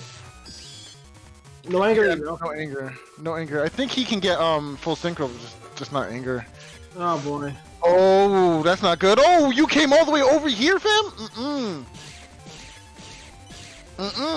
Complete reversal. And I'm gonna get all this area back. Yikes. Block with more bees. Yikes, that was big damage.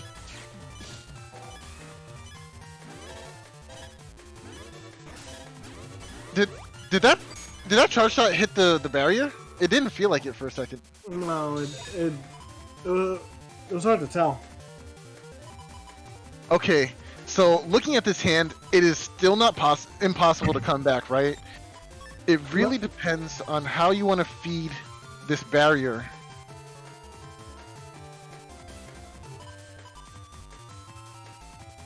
A lot of big damage in his hand. Oh my god. Muramasa? Proto Man? Boomer? And that other Giga that people seem to forget. I dislike you. I really dislike you. Like, fight me in real life. Okay, there goes the area grab coming down. Slash cross definitely in range. Holy panel tech. Yeah, I'm not coming over here. I'm fine. Right? Oh no! That's really not good here. Book. Although that's half damage booked. This is a normal gauge, so this It's gone. nice. Oh no! Should have just camped that panel. You were in a winning position. Yeah, that's true. Like that holy panel is half damage everything. No need to move there. But to be fair, okay, right? That area grab was coming down either way, so the footsies was gonna have to happen regardless. And because of the judge man, yeah, no, actually, I think this was correct. It doesn't matter if he moved there or not. And there it is. Erase man. Oh no! If only it. Oh, okay, I guess. But will Salad have time to step forward and destroy this? She does. Life Aura is now gone. All there is left is base. I don't remember how much damage you have to do before base kills. Well, let me see. That's 160, 320, 640. So I think it's under 580 for kill. Through life, because the fourth hit can always incur undershirt, right? yeah. So you want, I think it's 580 for kill No. here. No, it has to be less. Oh, never mind. Under 482. So Salad's objective here is to get Viago at least to 482 HP. Oh, broken.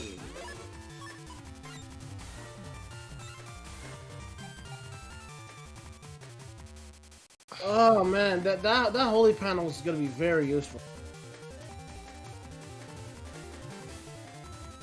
What she needs is a way to do more damage. Okay, maybe. Okay, she can trap here, right?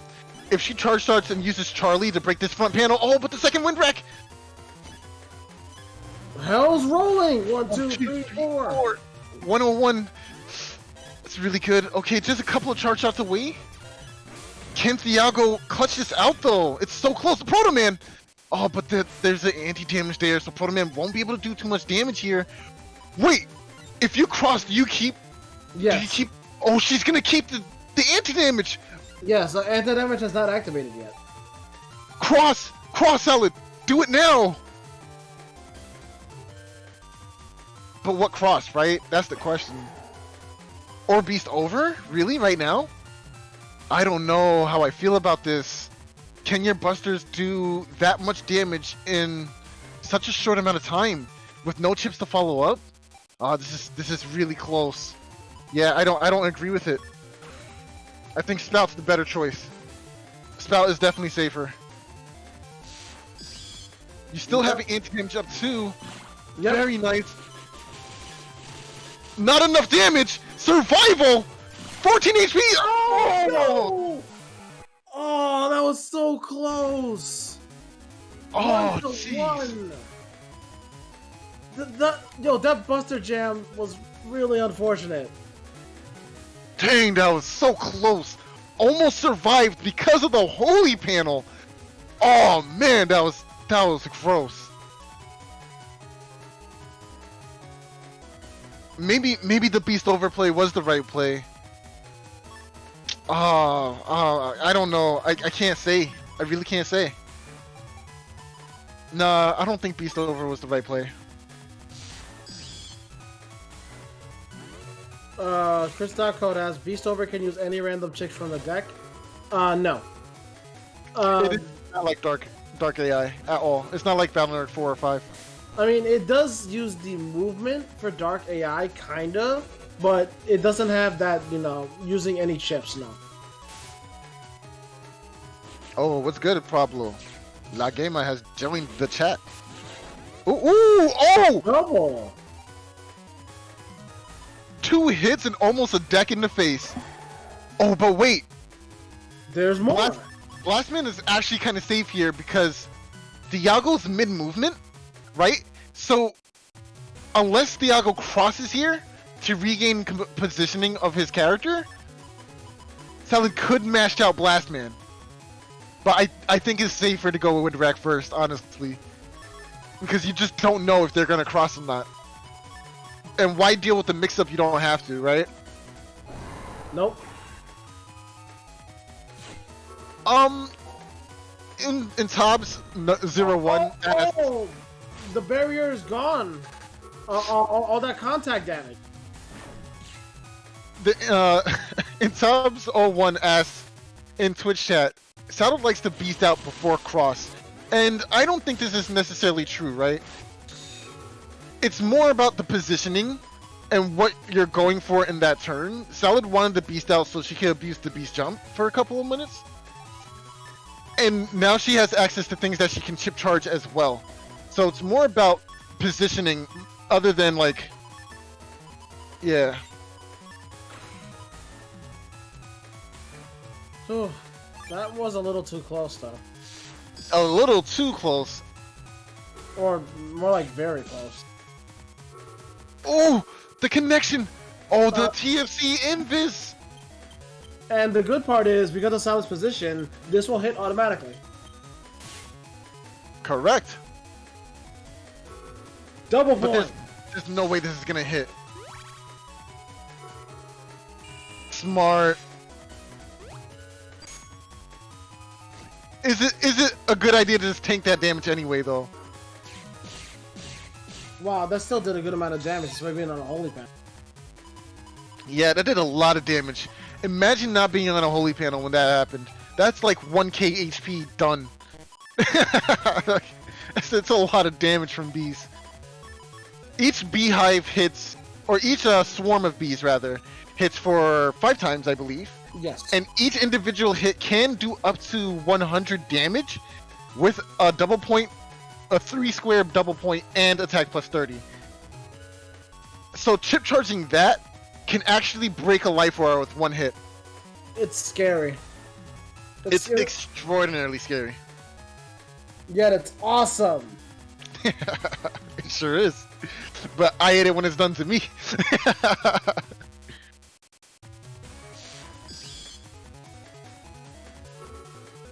Oh, okay, an area grab comes down. We have a response with the bug fix. Oh, just whistling the wind rack there. Ah, smart. So this area grab here denies the satisfaction of chip charging. So the only thing that he can do here is use defenses instead of chip charging for big damage.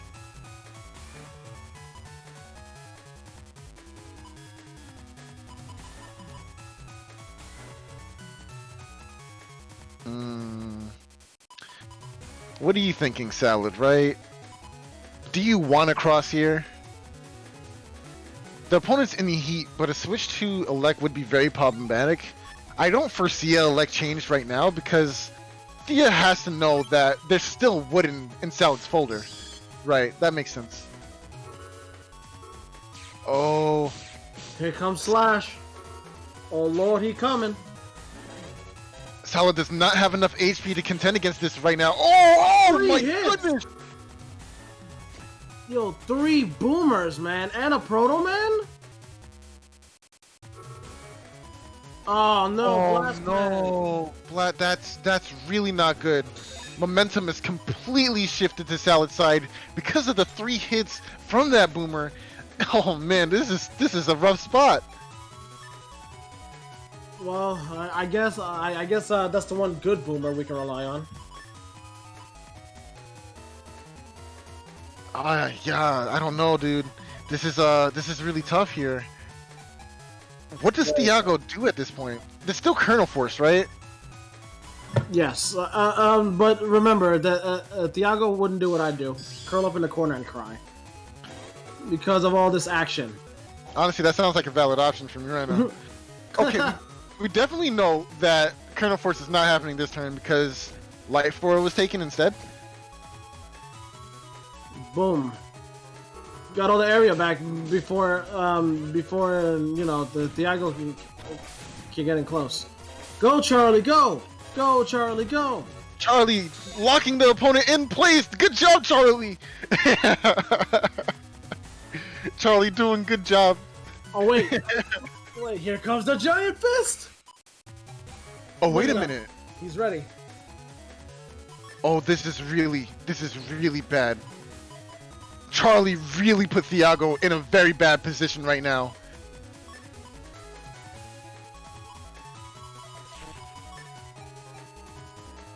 Oh no. Thiago is on a grass panel, so that element man would destroy the life aura. The only way to stop that would be through anti-Navi, which Thiago does have. The play here honestly is to blow away the aura, step up, use something to threaten Thiago here. Maybe like Element Man to scare Thiago into using defenses, and then TFC into. This is gonna be a lot of damage. Okay, wind trades for wind here. Oh no, he's paralyzed. Sanctuary. But the Element Man in hand will deny this. Frozen. Wow. Going for the freeze here and the decross. Okay, Salad. Okay. I want to report a murder. I also would like to report a murder. Because that was a little too much. That was overkill. Frozen, decrossed, Buster to the heart. Mushy mushy. Police?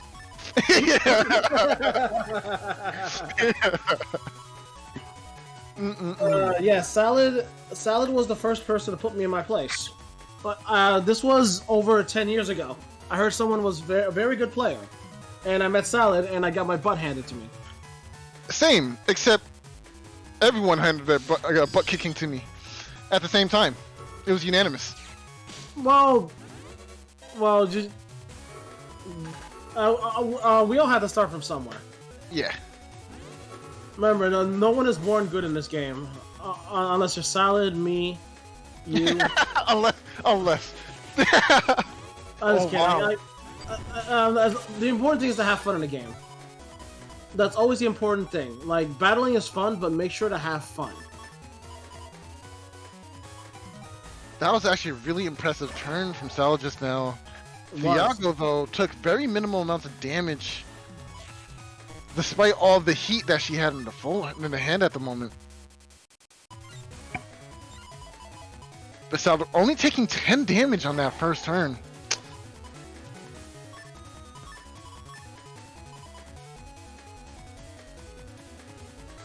Yes, you lost the anti-damage to Ice Seed. You stepped back. Oh, Sal is talking about the anti-damage. I think it's because, wow. We gotta take a oh yeah, like it was already ice solid. Yeah, the area was already ice, and there goes that free erase. Oh, but the barrier gonna save the erase cross here. Nice. Got you. Salad holding onto life aura, knowing that these race tail arrows were gonna be coming out anyway. This preserves the life aura into the next turn, which is actually an incredibly smart move. But now how do you deal with the erase charges?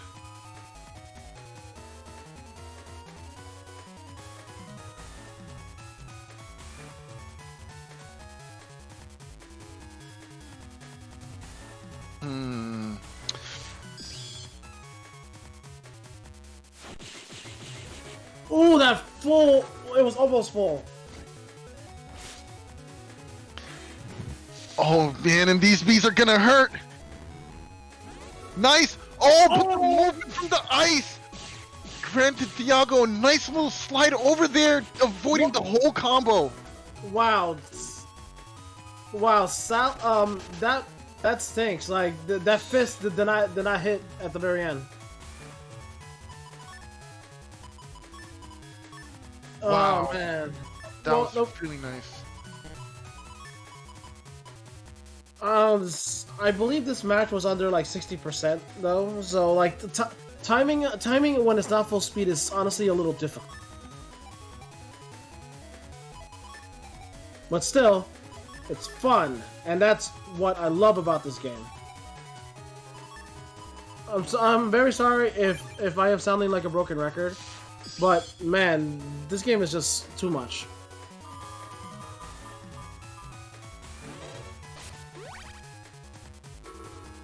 Oh, bro.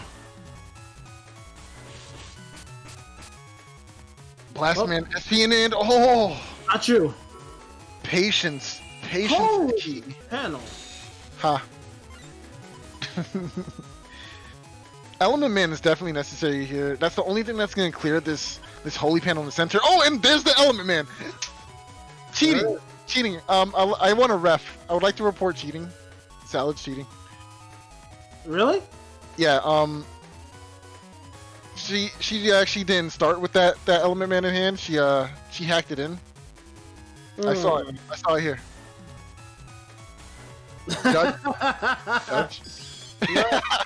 As a very famous judge once said, I'll allow it. Last man. Aw. Oh, but the Invis. Oh, the charge tackle. Oh, another Blast Man. But it's gonna go into his anti-damage, yeah. Yeah. It's very thankful that, you know, that anti-damage was up. Sal's not on the field, technically. Yo, is that base? It is base.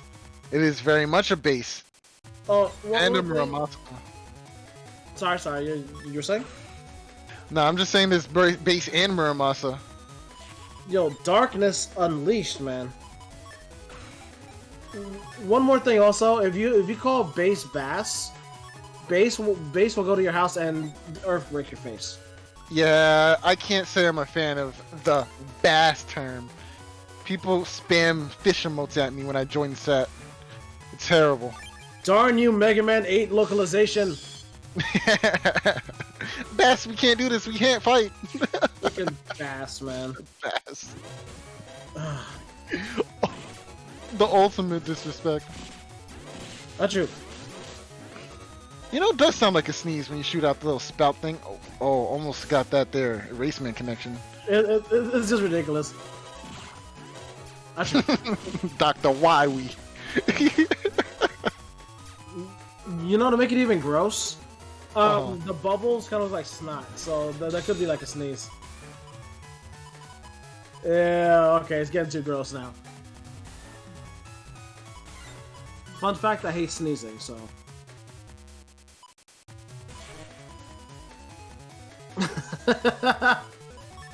Great Spectre asks, do we have a beginner guide in Discord? We do have the basics on how the game is played. And an advanced guide. Alternatively, we have multiple guides And for beginners and newcomers alike. And even better, if you have any more questions, you can ask players like me, Soul, you can ask anybody, anybody in our Discord if you have any other questions. Remember, like, the game may seem daunting at first, but it's honestly, like, once you get going, it's like Pringles. Once you pop, you throw it away and get better chips. I'm sorry, I can't stand Pringles.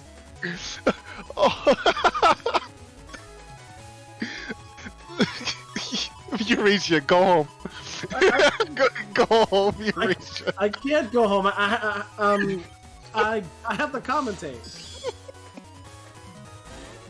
Watch out! Ooh, that would have been a D-cross. No, there's anti-damage. Not you. Oh yeah, there it is. There's base. There's base. In it! Oh, it still hits though. We take those. Well, the good part is that Salad does have that, Judgment. She needed that to connect so she can stall for some time. Oh no! Oh no! No! Thiago! What happened? Dang it! The lag. That might have been from the lag, honestly. Yeah, that was. No, not like this. Oh, poor Thea. Great Spectre says Mega Man Battle Network seems fun. PvP. It's a lot of fun. It's a lot of fun, and don't forget there's more to do than just PvP as well. And Battle Network 6 is the most balanced and the most balanced game, simply because everything now has a weakness. So there's no such thing as a perfect folder. Oh man, I don't know how Solid made it through that turn without getting D-crossed. Because you can't cross a Salad, you can only toss it. Okay, you know what? You're right. You don't have to go home. Clearly, I have to go home. No! I can't be here anymore. We need to! Oh man. You're as vital to the stream as Super Armor and Undershirt is in a Navi Customizer. I 100% concur with both those statements. But still, Soul, this is not looking good for Salad. There's a 1,000 HP difference. But we have to keep in mind, that can change in the blink of an eye. It sure can, but Salad needs to deal with these sanctuary panels first, because every other assault or combination of attacks will just be stunted by the limitations that Sanctuary imposes on the player. Oh! You see, this is why it's good to hog, panels from people. Oh! This is a game changer. Nice! Nice! You stepped on the wrong frame! Oh, but going for the ice was awesome! Oh no! Yes! Yes, this is exactly what Salad needed! Footsies! Footsies! The one reminder, the Take a Man charge shot does not cause blinking. Nice! Raw Muramasa! Okay, you can go Dust and use Charlie to break center panel. And attempt to go oh, but she didn't do that! And he went Slash! No, Salad, you fool! Oh, how did you dodge that? I cannot believe this! Oh, the carrier! No! I cannot believe the comeback! Oh my god! Real is the real winner here. I want to scream, but I'm on mic. Ah! Yo! Oh my god! Yo, okay. Why is Okay. every match with Salad so hype? Oh my god! So the Buster, the button pushes. He was just like, he delayed them. If you paid attention, it was like, P shot, P shot, P shot, wind rack, die. Oh my gosh, that was incredible. Yo, Thiago and Salad are both very, very skilled players. So it was only fate that it would be that good. Salad says that Thiago said that he thought that she still had win rack. Okay, Oh. that makes perfect sense. So Oh. Life Aura, Life Aura was assumed to still be in play. Oh my gosh, that was hilarious. Oh my gosh. I don't. Oh man, this is lighting my fire again. I gotta get Yeah. back in there. Yes, Yuri. One of us. One of us. One of us. One of us. Can I get some one of us's in the chat, please? So, and tag Yura. Damn man, it's been a good year since I've actually played. My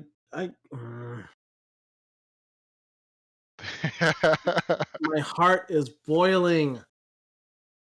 Ooh, okay. Let's keep this hype train going, Sol. Yeah, dude, we're not done yet. What's next?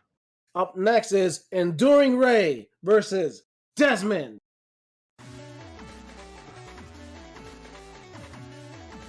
Oh, I like that. In the tree, part of the tree. But yes, Ray versus Desmond, as you say, is going to be an interesting match here. Now, I saw Ray's folder earlier, right? And I have to say, I'm not overall impressed with the lack of damage in the folder, right? But again, what version are we playing here? Great Gar. Because we're playing Great Gar, we have all these burst options in our charge shots, so we don't necessarily need any of the battle chips in our folders to do damage. We just need them to be at least support, right? This is why we have the Machine Gun 1, double slow gauge, poison seeds, which is going to be pretty damn fantastic. Area grab at 4, it's going to be, yeah, really strong. And that grab revenge and Judge Man means that even if Desmond does manage to control some area, it's going to be given back. Well, Desmond technically has 5 area grabs, 1 grab revenge, and 1 Judge Man. So let's see if Desmond can have that can have that field control. I do have to note here that Desmond's selected mega chips are, there are only 4 of them versus the typical 5. Now, that being said, I feel like mega chips, they have to have a role in the folder, right? It can't just be, I mean, yeah, it can be just, okay, Proto Man go Burr, I'm gonna put Proto Man in the folder because it goes Burr, right? That makes sense, obviously. But you never really want a chip in your folder that doesn't have a role to fulfill. Like Proto Man is there to decross Tengu, primarily. What is your folder doing that needs to get rid of Tengu effective immediately? Or wants you to punish Tengu in that way? You really want to be punishing crosses that will impede on your ability to win the game, right? So, that being said, it's interesting when players choose not to run the maximum amount of mega chips, which is 5, because that means there's a reason or a purpose to fine-tune their folder to specific strategies. Maybe the damage is coming from elsewhere, like charge shots, because, once again, we're playing Gregar, right? What do you think about that?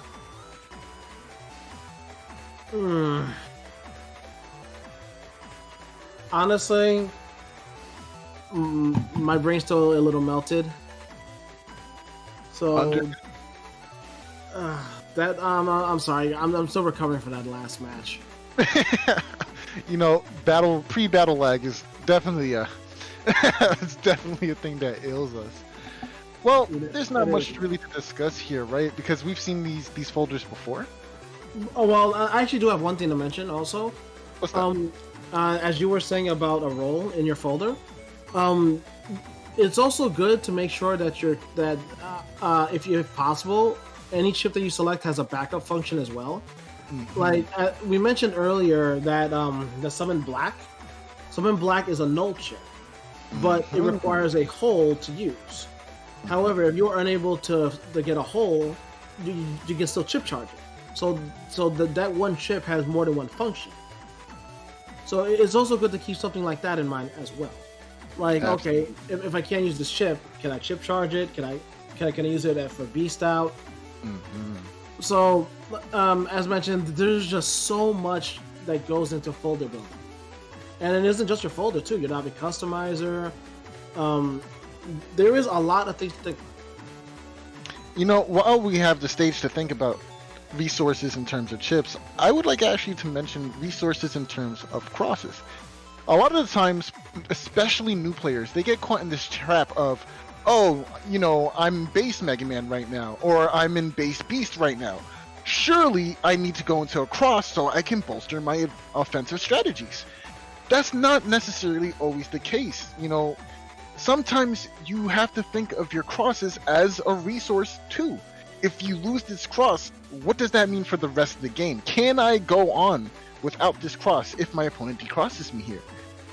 How long am I going to have crosses available to me if I keep getting decrossed? At some point, you're going to need to stay in base man, or you're going to need to stay as base beast cross in order to scope or bait out your opponent's strategy as well, so that way you can advance your own game state. Oh man, it's hard to believe that this game for kids just has so much depth into it. Yeah, ain't that a shoot, dude? Yeah. But without further ado, let's get right into this match. Let's do it! Ugh!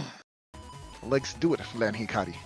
Oh my god, don't get me started with that voice acting, my god.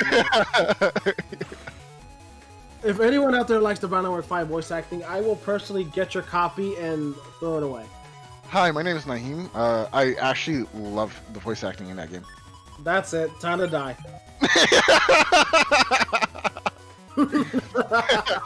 Oh, I don't like that laugh. You can't laugh like that. I'm sorry. Soul, have you ever done Battle Network 4 PvP? Oh, absolutely. Battle Network 4 is probably one of my favorite renditions of Battle Network PvP. It's not as busted as Battle Network 5 is. It's much more tame. But there's still stupid stuff like long range Muramasa in the form of Dark Cannon. Yeah, that's... Imagine if Muramasa was a line nuke. Like the erase charge shot. That's really crazy still. Okay, we see here that first turn Sanctuary. Okay, the first turn Sanctuary, I'm not the hugest fan of, but Gregar doesn't always have the ability to just sit on chips, right? Because if you're not taking chips, then you're not cycling through your folder, you're not finding your Giga chip. But because Sanctuary is used turn 1, we see situations like this. A possible Poison Seed can come down and turn all those hard-earned Sanctuary panels into Poison panels.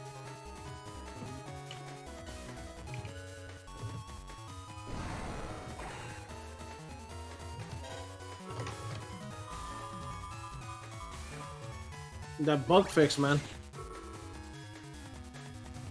There it is, bug fix. Barrier 100 is gonna protect Ray, but not being able to step forward and tank that. Oh man, That was actually really good because you can't block anything with your body if you're blinking.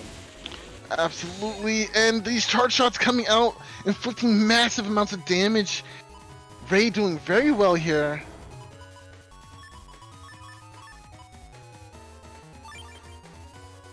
Oh man, this is a little tough situation for... Oh, never mind. Oh, no. Wow. Are you really going to get rid of your panels here? Is that wise? Is that wise? I don't agree with this. I agree. Okay. Very smart. Very smart. Oh, but you lost them anyway. I'm sorry, Ray. I'm sorry. Oh, it's gone. Oh, it doesn't matter. Your HP is being shredded by these busters. Look how much damage this. Oh my gosh. Bubble wrap. Bubble wrap. Stop.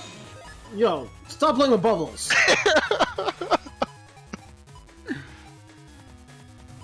We're playing a children's game. We're not here to play with bubbles. Or play in bubbles. Yay, bubbles. It reminds me of Yay, a certain bubbles. baby. Man, I wish Spoutman was playable.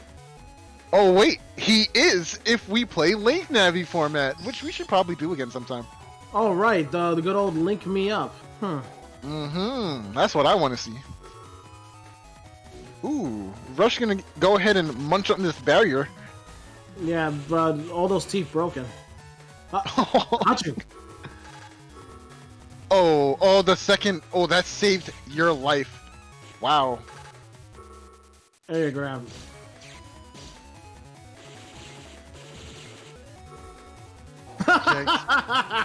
Wow. Barriers all day. These barriers really coming through. They both have them too, which is the funny part. Oh no! Wow, 100 damage really isn't much when it's 5 buster. You know, I think what really needed to happen there was Desmond needed to just kind of relax. You know, stop moving around so much. Because it looked like Ray was kind of just doing a lot of random jumping around because Desmond was doing a lot of random jumping around. Sometimes it's good to stay still, especially in those kinds of situations. It's, yeah, like, that's the reason you see people like Salad moving around in a certain pattern. Right.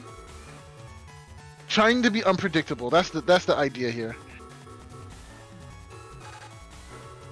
Turn 1 life aura. It will be dusted away. Most likely, at least. Especially since Ray has that regged wind rack that we were talking about earlier. Such a good reg for Gregar.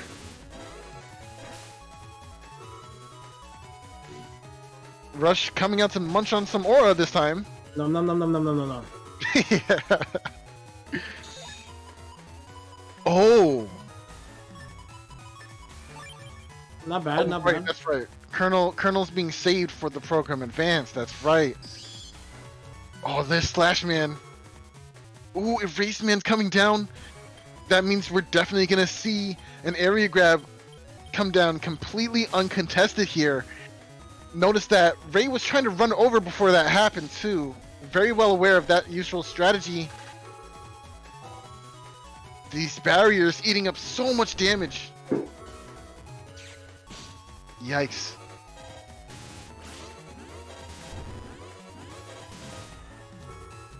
Nice, very good footsies here from Ray. And this Invis here will last until the very end of this stage. There it is. Stopping a lot of that potential damage coming out from Slash Cross here was very, very, very important for Ray there. Yeah, Slash Cross hurts, if you guys haven't noticed by now. Yeah, it's not fun. For you, at least. Yeah, like, if you're the one using it, it's a lot of fun. But if you're on the other end of those claws, nah, it stinks. This is not good, though.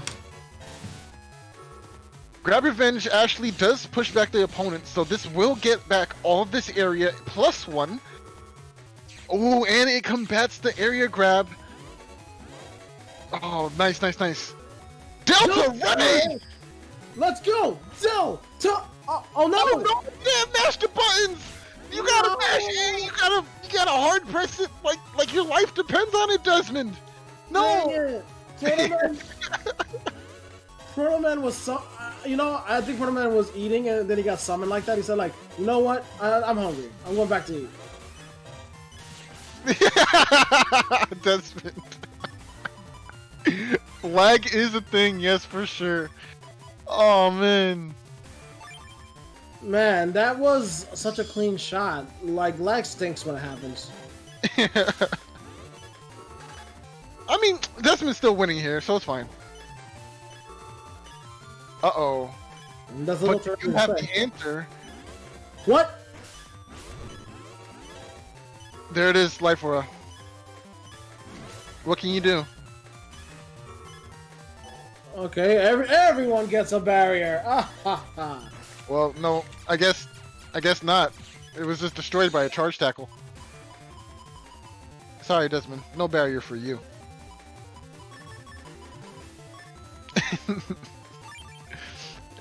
Fun Mega fact, Master X. Click, click, click. Cherry File mentions the Japanese slash cross. Fun fact, I'm the one who actually found that out. I pointed it out, and everyone realized, oh wow, that's a thing. Yikes. Ray doing his best to keep himself in the game, but Desmond's really playing well here. Why are we not charge shotting? Okay. Yeah, I'll take it. Ooh, double damage. Survival to the next turn. 1004 life on the opposite side here. Ray, how are you gonna clear this out? Oh. No, that's not good enough. It's not good enough. Your opponent needs to be on a grass panel for this to work. Uh-oh. So here's the question. Do you hold the B button and hope your opponent steps back? Will they step back? No, they're not going to step back. Oh, they will step back! No, you fool! 1 HP! Nice! Colonel Force! On the grass! Ah! Oh, but nice anyway! It was probably better to just buster him. Yeah, it probably was. It was 100% better. Ah. That was really rough. You know, I think that's the first time I've ever seen that beast charge hit. On a grass panel? Yeah, I've never seen that that beast charge hit. It barely ever does, yeah. You know, honestly, okay. The Buster was just a better option, but it was hype though. But it was a Mega Man Battle Arc 5 where you have full synchro, and then Mega Man just screams out because he just has full synchro and you use a chip with ×2. It was that, but better. Once again, the early Sanctuary about to get thwarted. Well, yeah, it will. Boop. See, yeah, as you mentioned, that's the problem with using Sanctuary so early. Because everyone has their chips, they can still be like they can easily thwart it. Yeah. I think the swap to Elec is actually pretty nice here, but I disagree with it at the same time because Element Man is gonna come into play at some point here, right? Especially to try and get rid of these panels in the first place. Oh no.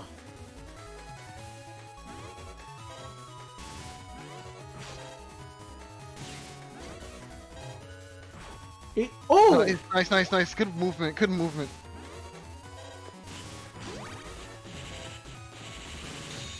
Oh, the poison panel's doing a lot of damage, especially in slow gauge. Yeah, man. Do not stand in poison. It hurts. Trust me. Yeah, not fun. Yeah, I kind of figured that out the hard way.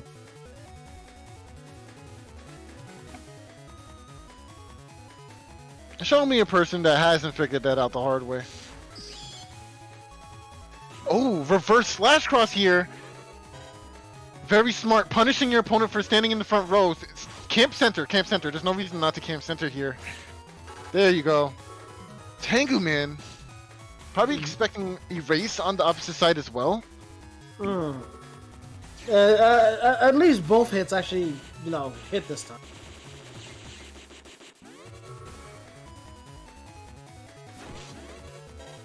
Backhand. Camp forward. Oh, big God. mistake. Big mistake. Yo, back up, man. Social distancing, man. I didn't tell you to come in my space. You're in my house. Debated. Oh yeah, no, you want to get out of those poison panels, right? It hurts, right? Get back in there. Back, I say. Gosh. Oh no. Like that. Yeah, was guaranteed hit because of that. We're gonna have another one. Yum, yum, yum. Ah! Delicioso. Probably better to have used that a little earlier because oh no.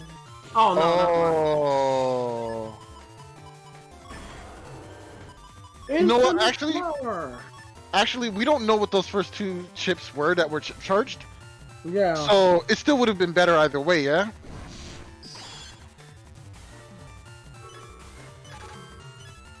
Bug fix. Oh, there goes the life aura. Oh boy. Nah, this is GG. Yeah, this is over. Buster the combo. Oh no, the barrier! Yep. This matters. This matters so much. You gotta dodge these tackles. Survival! Survival! Don't hard camp. Don't hard camp. Don't hard camp. That's right. There you go. Very good movement. No, can't touch me. No, can't touch me. Oh, the 300 HP! Yo, we're back in it, my boys! Yes, sir! Yo, Yes, sir! and Zero said in X4, it's not over yet. But you didn't take the HP? Yo, Ray! Ray, what are we doing? Yo, Ray's going No. all in. No, what's the plan? Okay. Chip charging. Oh no, it's over. It's over. The game's over. You can't win. You literally can't win now. What happened? Okay, alright. Really? Oh, okay. It wasn't a buster that got him. It was the sword. I mean the shuriken from the sky. Yo, the Capcom ninjas got him, man. This was definitely the bad ending. This is This was the bad ending. yeah. Absolutely. Oh man. We didn't save the girl in chapter 2. So now we have the bad ending. Dang it. Right. That 200, that recovery 300 would have been. Oh, why, Ray? I was rooting for you. He wanted to win with 1 HP. Oh man, I'm about to come back and win. Crazy. I'm about to Oh, pull a man. pro gamer move right here. In the words of Virgil, foolishness, Dante. Foolishness. Yo, if anyone knows about power, it's Virgil. Big Which ironically is also from a Capcom game. facts. Okay, well, no time for a rest. We gotta plow through these other matches because it's the return of 2 powerhouses. Oh no.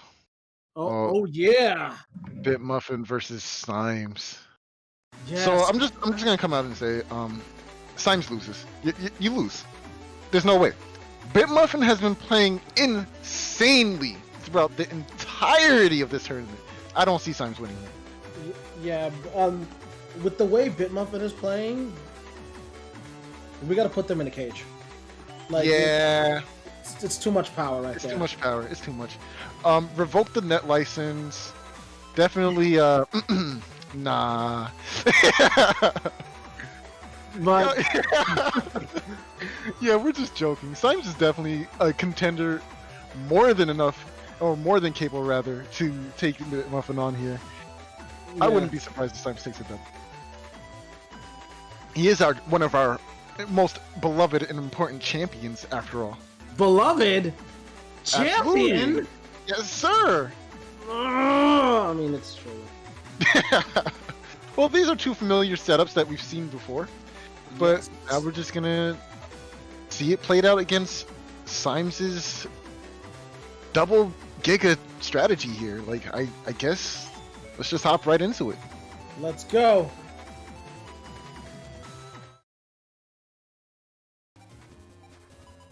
Oh, boss team. I mean, it is Slimes, right? I mean, that is true. Remember, if you're fighting Symes, you're gonna hear that boss music. Absolutely.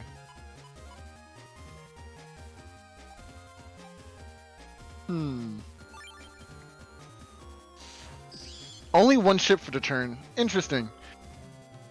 Element Man, probably to get these grass panels and to make the movement a little bit easier. Ooh! Simon's giving up the trade of losing obstacles to guarantee a bubble. This forces a cross change or a beast out here. What do you think?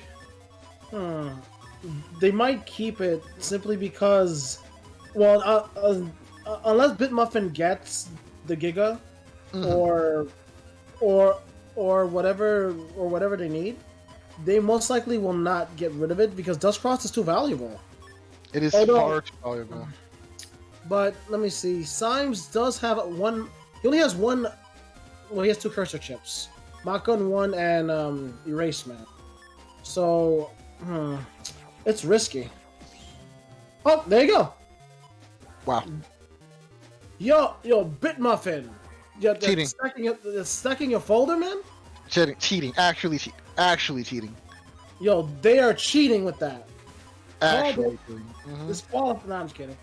We cannot disqualify that.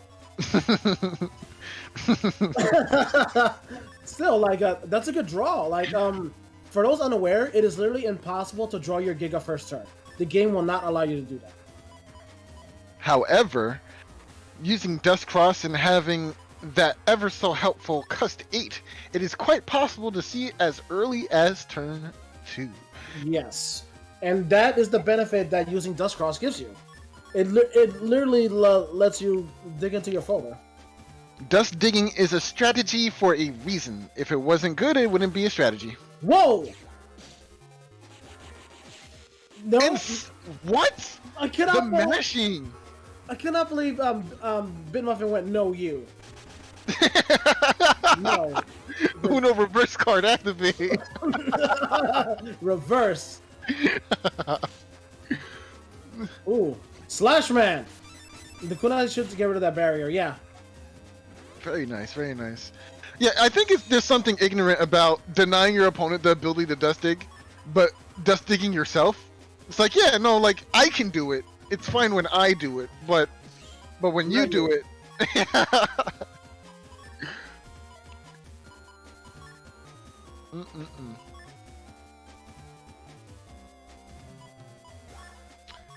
Are we gonna see Meteor Knuckles right now? I think it's a little early for Meteor Knuckles. Yeah. Knock time? Nah, not yet. But we do see... Okay, no, I actually kind of like the order that you were going for earlier, Bitmuffin, with the area grab into Element Man, because then they have to respond to the area grab, right? Like, how will they respond to it? Charlie, attack! Whoa! This is gonna do a lot of damage. Yeah, definitely not worth the trade here. Oh, but the Angry! The Big Mad is in play. Yo.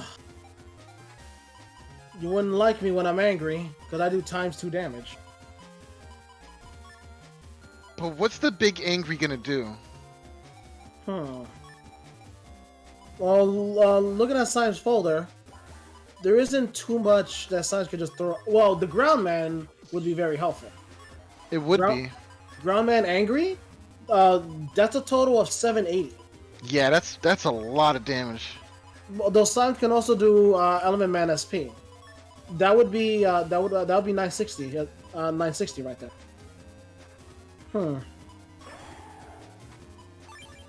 Uh-oh. Here it comes. Bitmuffin is ready for this.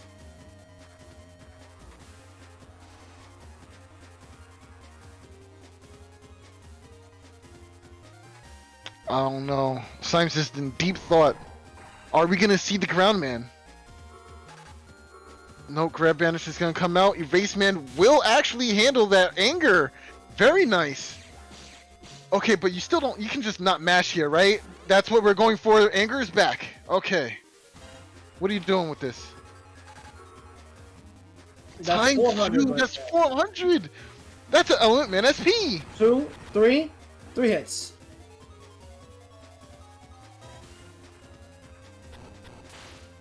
What? Why? Okay, I don't agree with this movement. Ouch. Ouchies. Okay, on the next turn, we're gonna see either Tengu or Beast out from Symes here. These holes are definitely going to impede on movement. I'm very sad that the new variable didn't hit, because that was a very good position for double life sword. Yeah.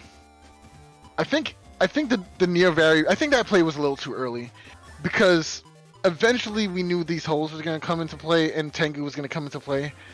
So Neo variable should have been saved a little bit, in my opinion, but you don't know how the game's going to turn out. Symes could have went Tengu that turn, you know? But I didn't really see a need to. Invisible. Oh! Whew! That was close.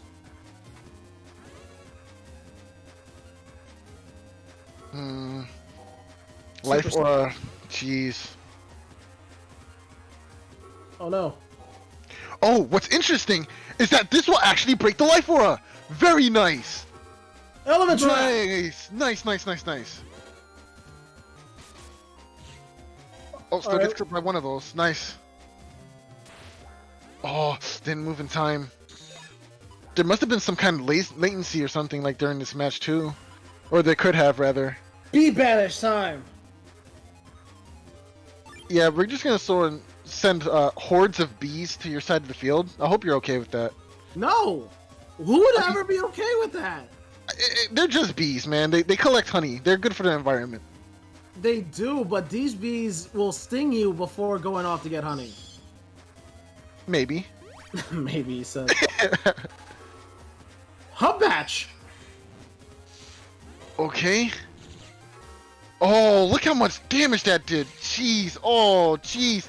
Oh, jeez. See, those bees were eating from the inside. Oh, I guess we don't want bees on my side of the field. Mars in chat goes, Buzz, I'm a friendly little bumblebee. Yeah, okay. Friendly, air quotes.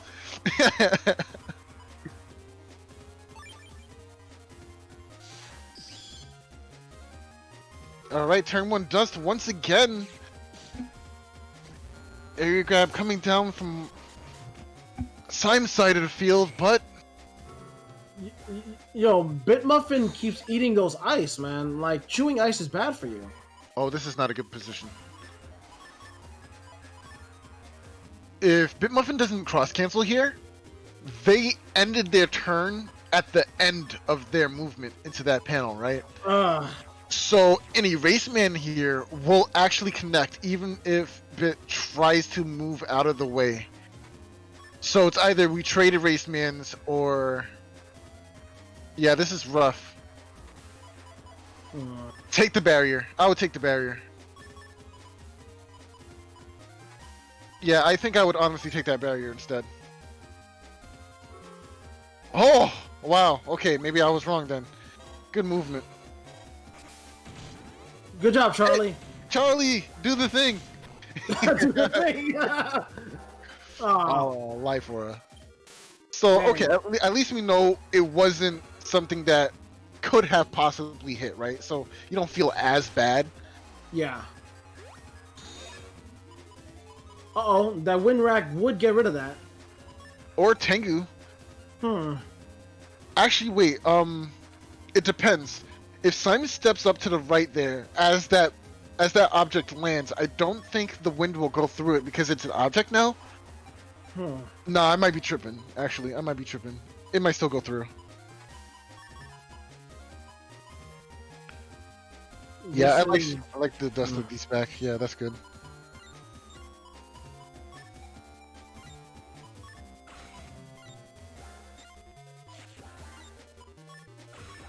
No, not step up completely. To go under. Yeah, I mean for Tengu fan. Sorry, Muffin.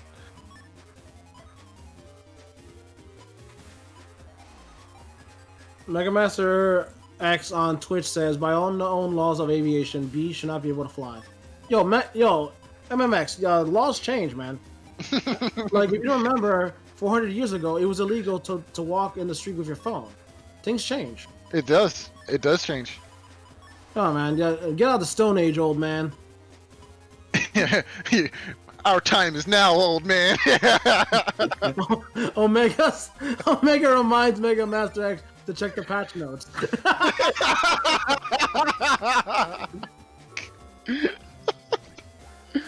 Oh my gosh. This is too much. Oh! Yikes. Oh! Muffin did it! Supersonic boom into Tengu! Oh my Now god! walk backwards. Thing. Knuckles! Meteor Knock, Knuckles. knock! 2, 3, 4. Nice. 400. And trapped. Very nice. Knock, knock. Bit Muffin is in the house. Symes mentioned that they lost Hub right there. Oh man, that's rough. No. You lost Hub? No. That's no bueno. No bueno, hermano? Alright, so game 3. Wow. Wow. No faith in Symes. I'm joking, I swear. Or am I? Telling me here, telling me here, no bueno, man. Come on.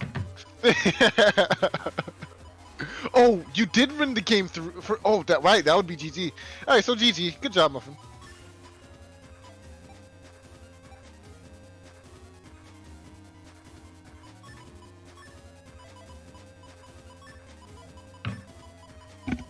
Okay, I like the idea going here. I think MMBN coming into play is not necessary, but I definitely do like the idea of it. A full defensive turn is fine too. I don't think there's anything you're really looking for right now. There's no crosses, nothing obvious in play at the moment. Maybe, yeah, conserving defenses might be better here.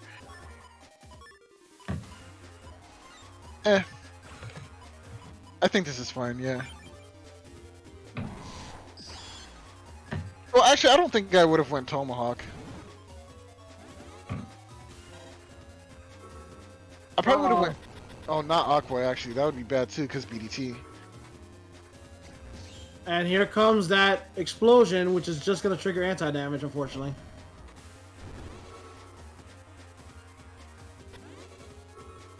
That is the one problem with that chip, Element Trap.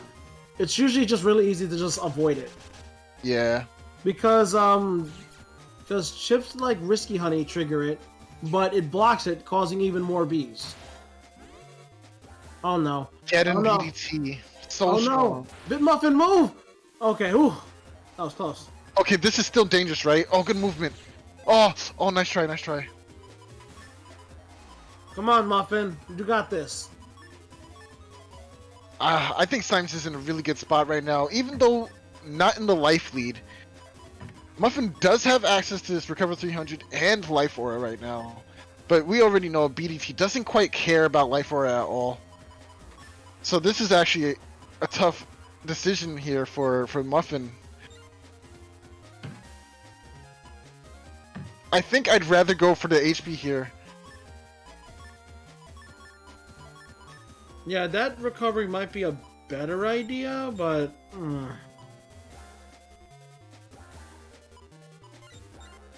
Going into ground is kind of scary. I think Symes still has Cursor left in the folder. I don't think we saw a machine gun come out yet. Mach gun is a really good chip. Watch out! Aw, dang. Yeah, avoiding that judgment there is actually key. And here comes those BDTs. Oh. Oh, okay. One of those balls fall off the screen, which is really good. And the double recover. Yeah, Symes is in a really good spot right now.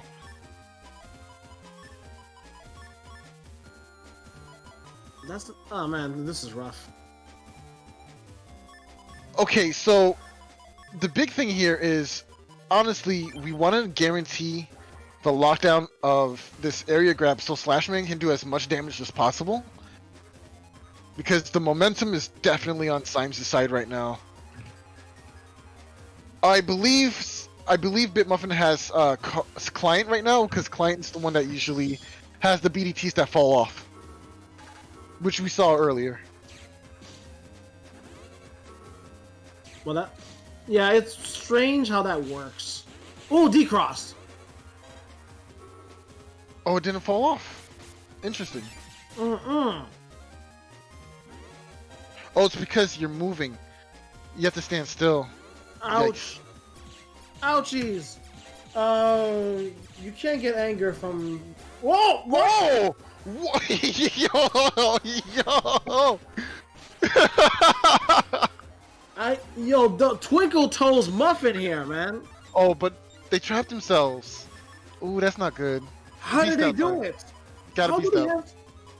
have... Yo, I told you, man. They got the toes. You saw how fast that bubble star was moving? Oh man. Yeah, but Bubble Star 3 is fast. That was scary. I don't know how you avoided that. Yo, man, but Bit Muffin has no fear. No fear. Absolutely zero.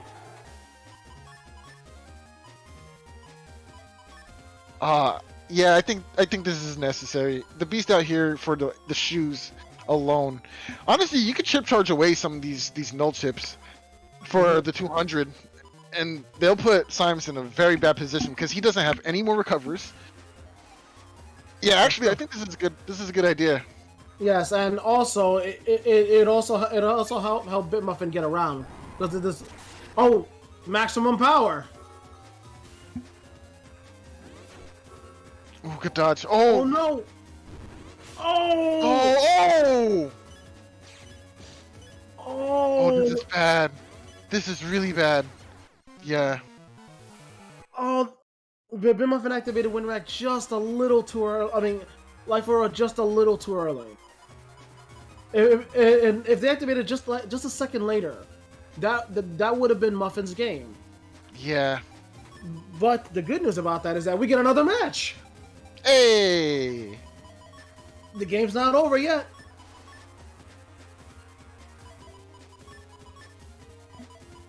Oh man, that was indeed a series of unfortunate events. I don't know what exactly Bitmuffin has to do to adjust themselves for this match. I think the last match overall went pretty well here, right? Yeah. A lot of things that Muffin was going for landed.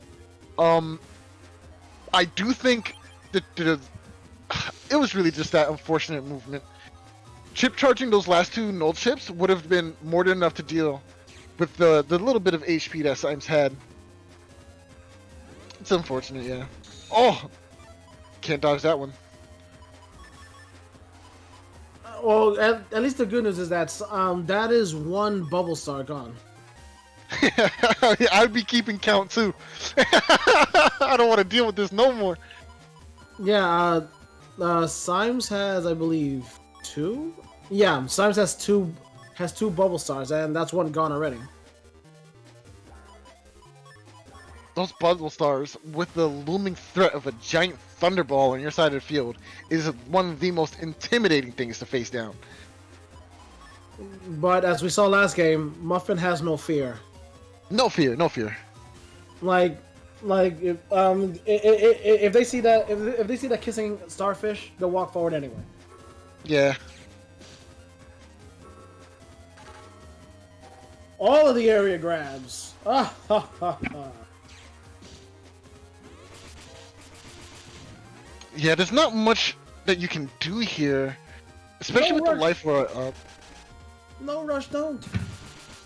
What? Rush likes to taste the barriers. They get a little chomp every once. Oh, double wind rack. Double. Oh, double wind rack. How many of those are you playing, Symes? Oh wait, no. 2. You're playing That- Tengu. You have That- never mind.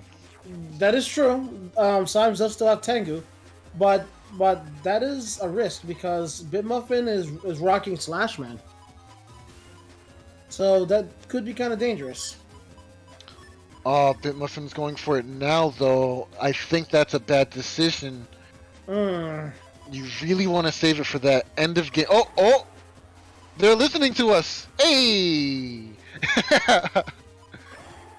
They're going for it. Nice. Come on, Muffin. Save the slash. Save the slash. Yes, save that slash. No! No! Okay, there are two big. There is Neo variable still in the folder, right? So Oh, it's not all over. Oh, Oh, you just a little too early. Stepping forward here is the best move because you will avoid everything. Correct. Oh, jeez. Yeah, might as well use it. It's going into a barrier. Oh, That erase, decross. man. Jeez, Symes not even losing a single point of HP yet. It's looking really clean right now. Oh, there it is. Uh-oh. With that kind of area... hey, Symes, knock knock. Knock knock, it's Knuckles. I'm like Sonic, I don't chuckle. Well, I'd rather flex my knuckles. Well, I was actually setting up a knock knock joke with you. Knock Oh. knock. Who's there? It's who? knock knock is Knuckles. I hate this. Ooh, chip charging here. Yo, Oh, no. you're gonna lose so much HP. This is gonna be bad. This is gonna be. Oh, grab banish. All right, cool. Symes, man, giving me a heart attack over here. Locked right in the middle. Buster, Buster, Buster. No. Okay. All right. Cool. Decrossed.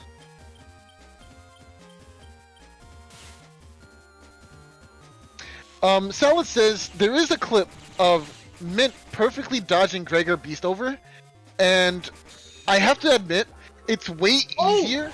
One. What, really? It was only 4, but yes, it is way easier to dodge the Gregor Beastover busters than it is the Bowser Beastover. Yeah, the Bowser one, it's a little weird. It's a little finicky. Whereas the Gregor Buster one, I see it a bit better, so I'm able to avoid it easily. At least personally.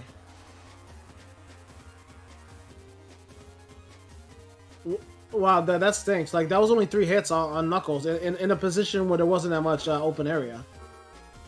Indeed. There you go. So, Symes got it. So it begins. Witness my giant thunderballs of death as they loom across your. Oh, thunder! Ooh, bringing the thunder.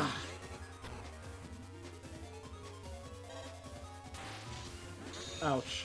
Ouchie, ouch. Ouchies.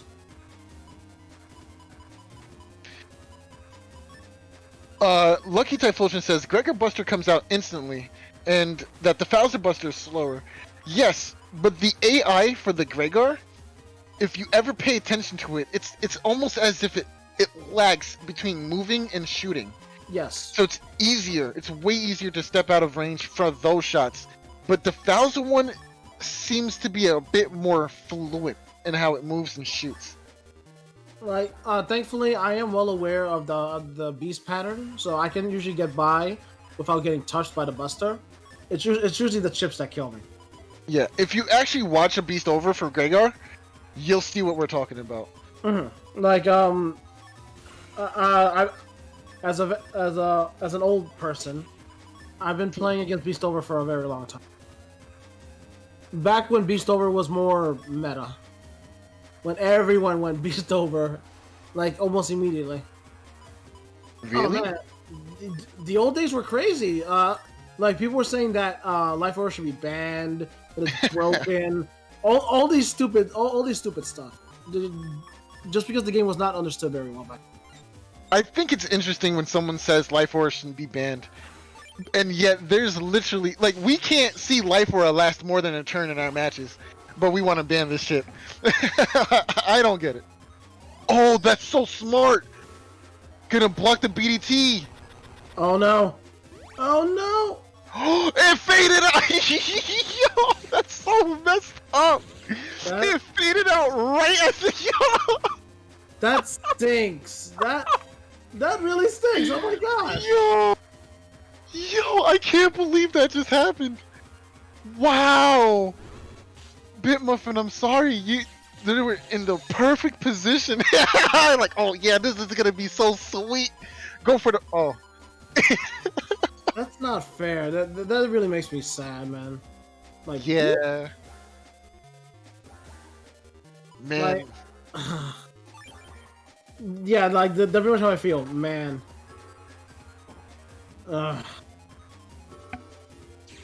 Air grab coming down here. Not really much to go off of this. It will make it significantly harder to avoid multiple BDTs though. Especially ones in the center. Stay in the back. Oh no. You've been judged. Thunder Knight in Twitch chat says, I'm assuming announcers can see both players picking chips. I wonder if there's a way for us to see both players picking like an OBS overlay or mirror imaging thing. Yes, we do actually. Oh, unfortunate end. Good job to Science. Oh, Muffin. Oh, Muffin. I had 5,000 Zenny. Freaking betted for you. That's money. That's Zenny that I'm not getting back anytime.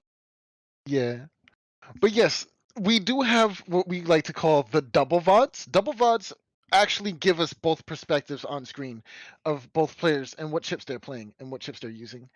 But as Salad says, we only see the same things that you do as well. If it's not a double VOD, maybe we'll see one later on in the stream. Who knows? Yes. Yes, it is unfortunate that we, these games were on GBA, so there's no like spectator mode.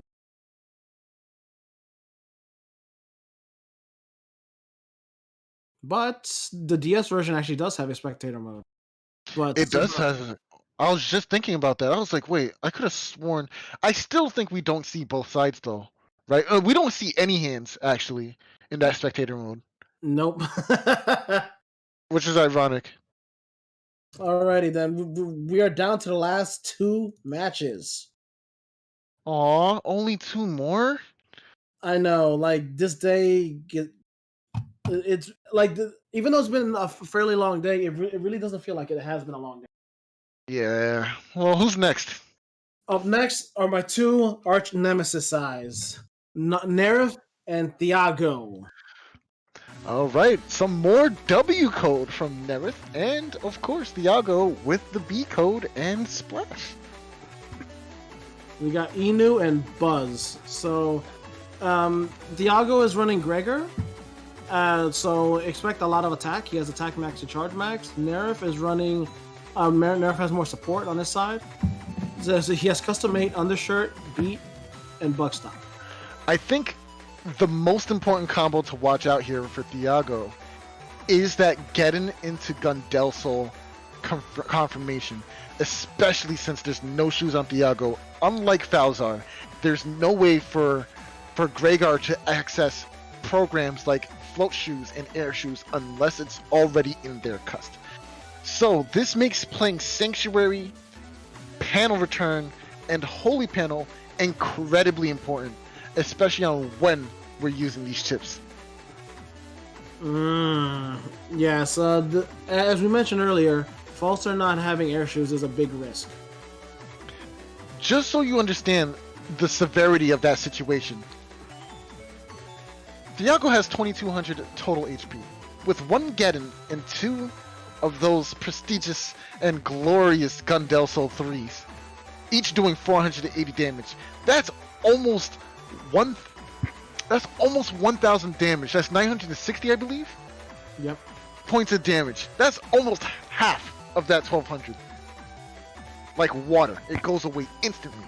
So that's why it's really important that we use these panels to our best of ability and with the proper judgment.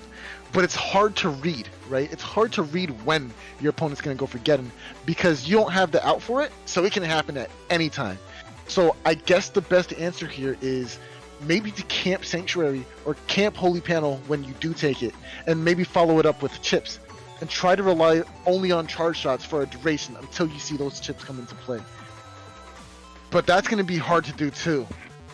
One quick reminder as to why, as Soul mentioned, that actually hitting with Gundelsol takes a good amount of setup, is because in previous games, if you use Gundelsol, you can let go of the button to stop early, Not in this game. Well, the minute you use it, you are committed to using it. So that it makes you a sitting duck if the opponent manages to get out the way.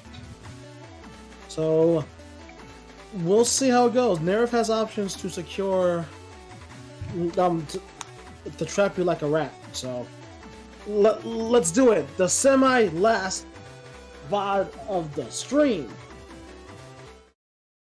All right, here we go. Here we go.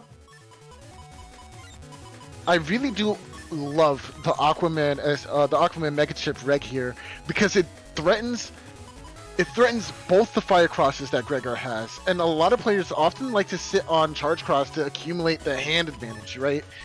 But it's not so simple here unless you're camping a defensive piece or some kind of defensive strategy, and immediately, right as we spoke about it earlier, getting in the first hand on Nerith's side of the field. Didn't even hesitate. What a... Oh my gosh. Oh, so Salad gave us a fun fact, which we failed to mention. Gundelso ignores Holy Panel, and it goes through barriers and auras. And anti-damage. The only thing that I know of that blocks Gundelso is the Reflector Battleship. Yep. I think shields do. Shield and Reflect does block it. I'm not sure. Oh, Blastman ×2! Oh my gosh! That's... Oh my gosh! Nerif! Nerif! He's burning alive! What happened? Wait, what? What changed? Oh, yo. Okay, so counter argument: just kill the opponent, and you don't have to deal with it at all. Am I right? Am I right, guys? Jeez, like we only just started, and Nerf is already bleeding and limping. I mean, I think he's doing more than just limping and bleeding. I think he got a couple of arms amputated. Your whole helmet is half digitized. Oh my god. Yo, I blinked and Nerith is dying. Okay, let's see the strategy. There's no way out. Oh no. 480 damage. Easy. After the decross. Erasement! That's so smart. This will buy just enough time for these panels to run out. Gundos all time. Gotta... Oh, no! The No. forward. That had to have been lag. That had to have been lag. No way. What is happening? What's going on? Yo. So I am going to quote an awesome guy. Confound sadness. Oh my god, man. Yo. Moonin. Oh my gosh. What do you do about this? Nerith, what's the strategy? I think we scoop up game 2, right? I hope so. Oh, that's kind of clever, but not good enough. Oh no, it's the lag. It's the lag. Oh, that's really good. That's really good. Sanctuary. It had to have been lag. It doesn't make sense otherwise. yeah. Lag can really mess up any player, no matter how good they are. Thiago does have recover 300s in play, so this anti-recover does have some value, but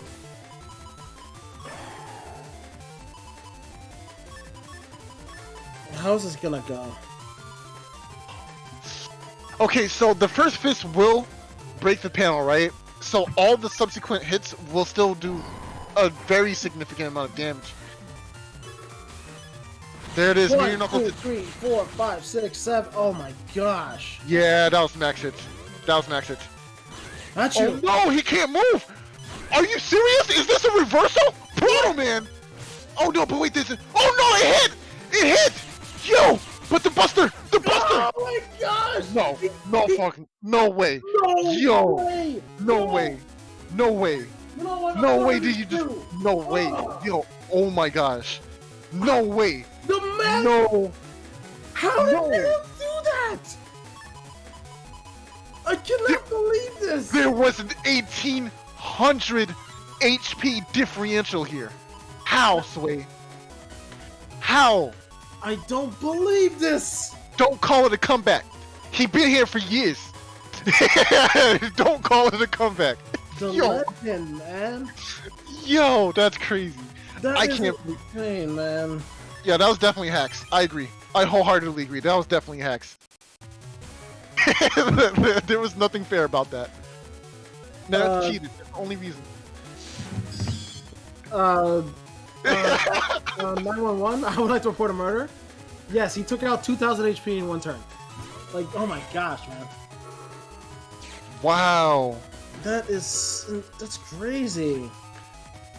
I figured that was a hard scoop there, but no. No, Nerith was ready. He said, "No, we playing. We playing. That's it." Oh my god. Wow. No, that's a complete mental change. Thiago is 100% shooketh right now. I don't care who you are. Nope, doesn't matter. I'd be shook too if that happened to me. Well, to be honest, that happens to me a lot when I'm fighting Sally. I'm not gonna lie. Many times I had like a 1500 HP difference. It's gone. Guys, it's happening. If this dust shuffle right here, right now, gives another... Okay. Whew. Oh, it's only one. It's only one. But there's still both of the summoned blacks there, though. Oh my gosh. Yo, Oh this is insane my damage. I think we should ban Nera from the next tournament. I agree. I thought Bit Muffin was bad, but this is horrible. Oh no! It doesn't matter. Nothing matters. Oh no, it does matter. It does matter. You can't get over there now. Yeah. Oh. Just showing you I had it. I just want you to know that I had it. Just to be clear. Yeah. Oh, that probably wasn't the best idea. Unfortunately. Ooh, holy panel. Holy panel. That actually defends from the back row hits for a boomer. That was actually pretty nice. But we do see another Gundel Soul. Are we gonna beast out here and get some chip charges in there as well? What's the decision making? Probably next turn.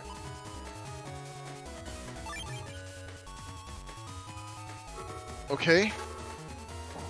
This Magnum will deal with... Oh, dang it.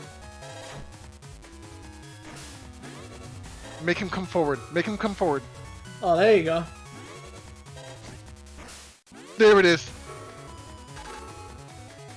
You've been judged. Whip. Whoosh. You need to... Nice shot. Oh. No, I think you wanted the panel, the holy panel there.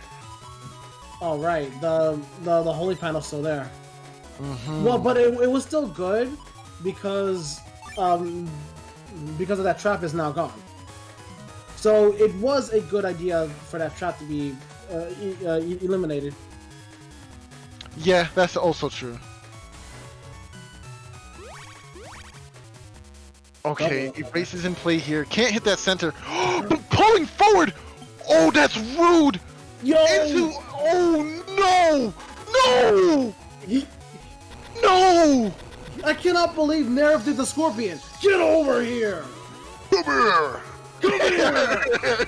Yo. He did the Scorpion! I can't believe that! Oh no! Do you have time to dodge? Do you have time to dodge? Nerf, get out of the way! He can't hear us! He has AirPods on! Oh We my hear it. god! We're fine. Everything's fine. Everything's going according to plan. Okay, all according to Keikaku. Oh my gosh, this is rough. This is really rough for Thea now. Playing against Geddon without shoes at all. This is why a lot of people were saying you can't play Gregar without air shoes in your cusp because of situations like these, right? It's really hard to play against Geddon.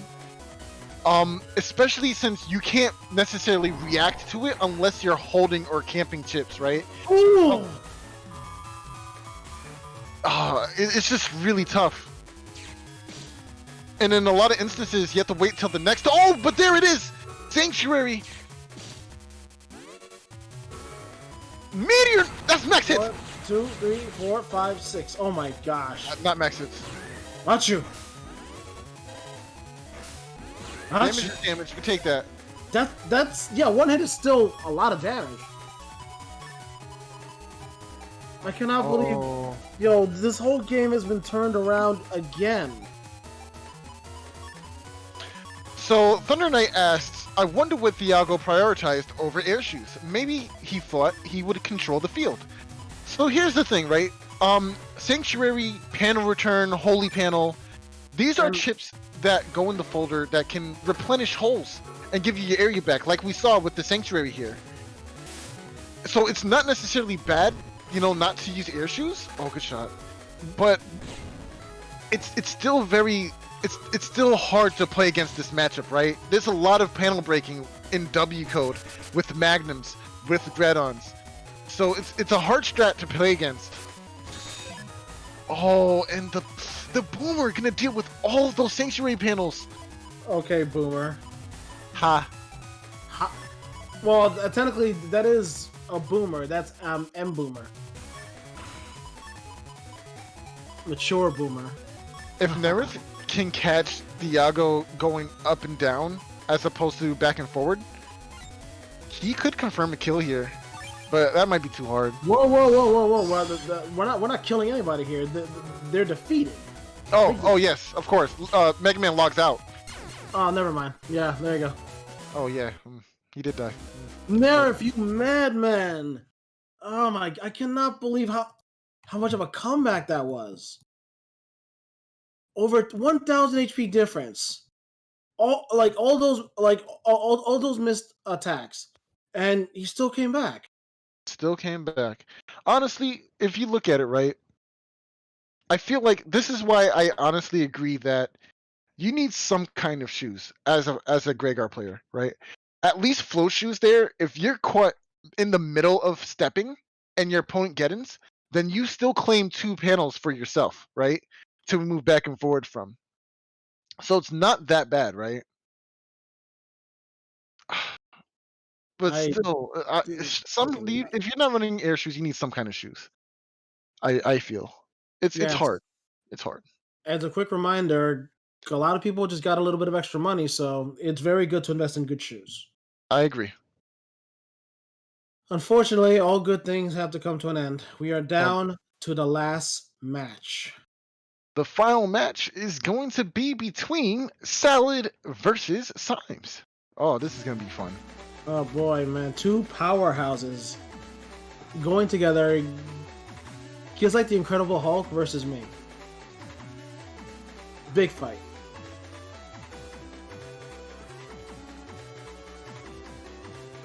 Alright, so looking at their folders here, I definitely think it's safe to say that I kind of feel the amount of damage that Salad has in her folder cannot be ignored. This is going to be a very, very difficult matchup for Symes, especially with lower amount of defenses than usual. Only 2 anti-damage, 2 invisibles. One of those invisibles has to go into rush at some point, unless you only TFC. There is barrier 200 here, of course, in Life Aura, so it's not too bad for Symes, but less defenses means you're gonna have less options to deal with certain things. It just is a fact. That is true. Compared to Salad, Salad has 3 anti-damage, 3 invisibles, and 1 life aura. So that's invisible is really good considering how much damage it avoids. That being said, there is the advantage here that Symes has both Hub Badge and BDT. Once this Hub Badge comes down, there is no uninstall in play, so it'll be pretty good sailing for Symes there. You can just chuck it and be good for the rest of the match without any real worries about anything or losing any of your programs. So that's one really good benefit for Symes. And then, of course, you're playing BDT, and with the amount of fire he has in his folder, this will be able to handle Tomahawk Cross relatively easily.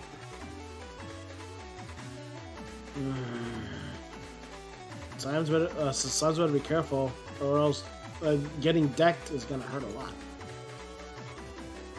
Yeah. It's definitely going to be a grind if I've ever seen one. Yes. Without further ado, do you mind doing the honors? Yes. Last operation. Set. Execute!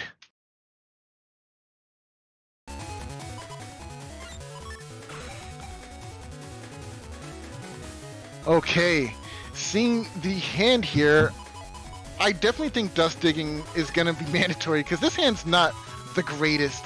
Maybe camping it on anti-damage and area grab is very good for the first turn, but yeah, I don't know. Yo, those rocks though, who's gonna eat it first? Okay, I guess no one's gonna eat it first.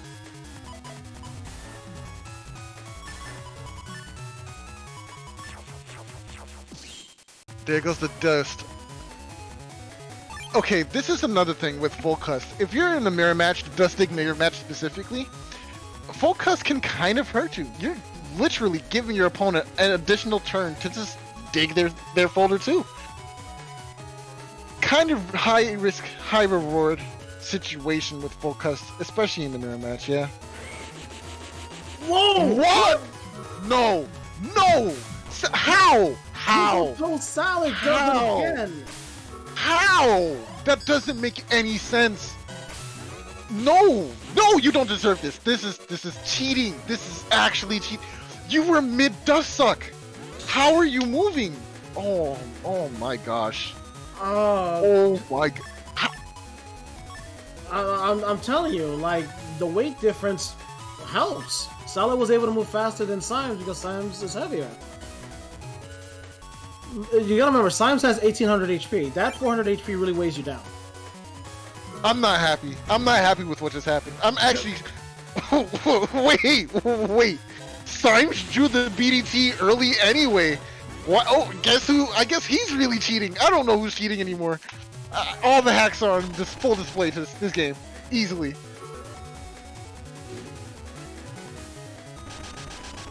Jeez, like... What? Did he even really need dust dig? He had everything. Like that basically made Salad's whole play moot. Everything is here. I guess I win now. No, not yet. It's still way too early. Of course. Like, if you decide to go into Tomahawk now for whatever reason, this Blast Man about to say hello. Yeah.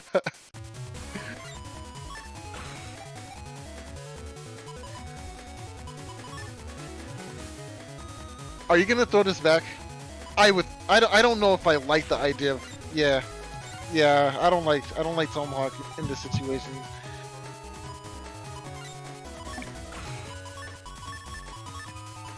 Oh, going for it anyway. Gotta get that damage in, I guess.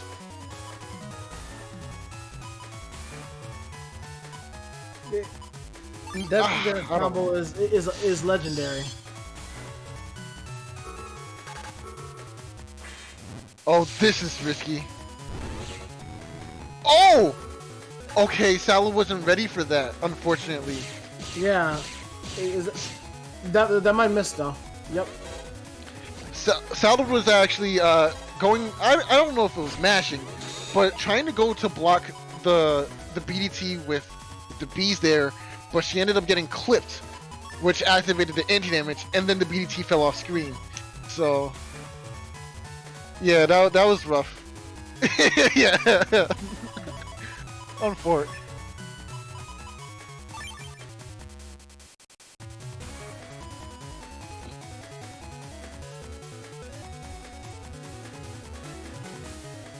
You know, without Dust Dig available, I wonder what... Never mind, this is what's gonna happen. This isn't right. Oh, this isn't right. Uh-oh. Oh, no. Oh, okay, we have defenses.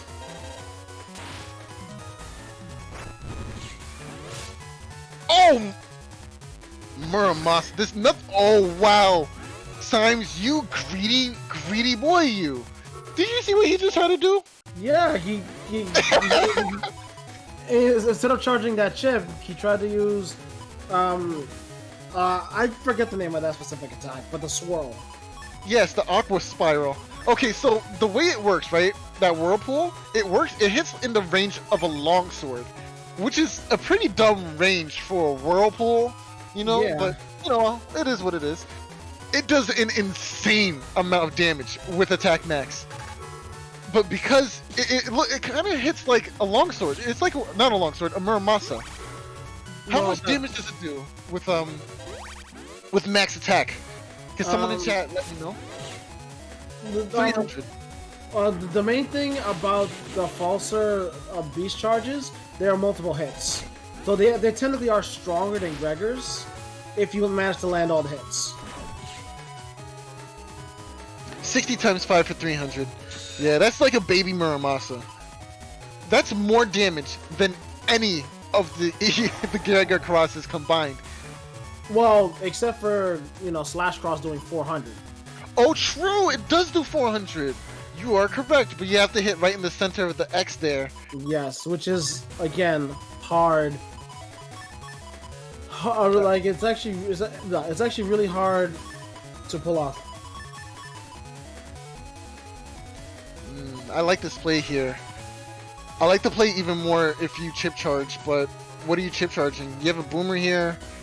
You need one more chip, preferably.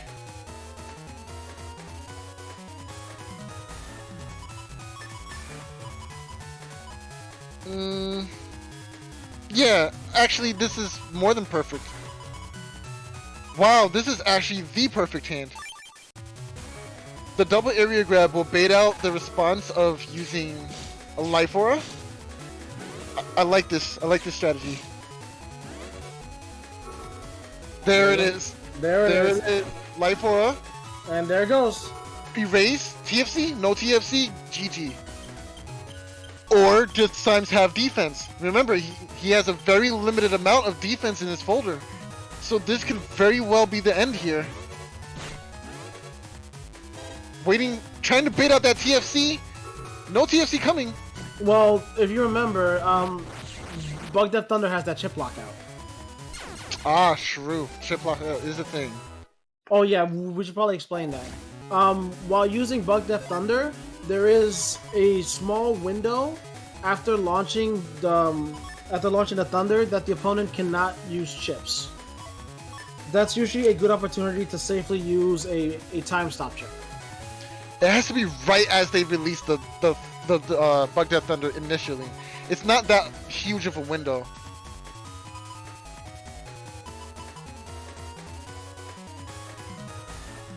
Yeah, the timing is pretty precise, but still, that was very nice. So how is Symes gonna come back from that, huh?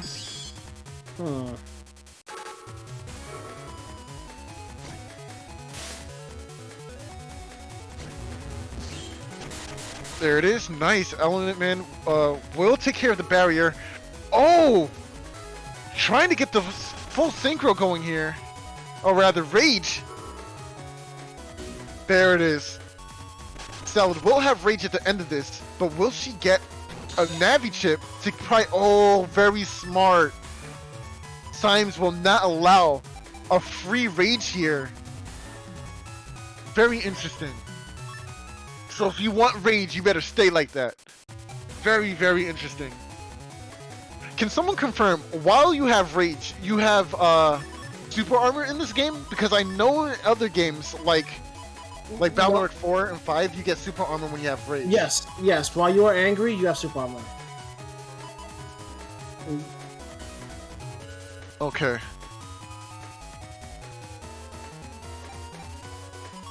Oh, this is kind of scary.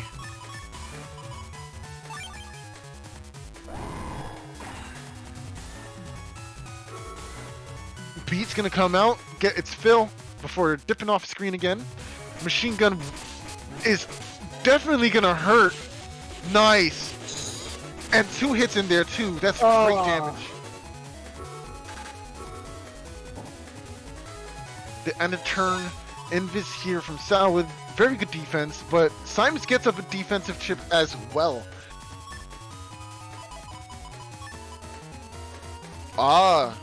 Erase Man. Erase Man into something like Protoman is pretty strong.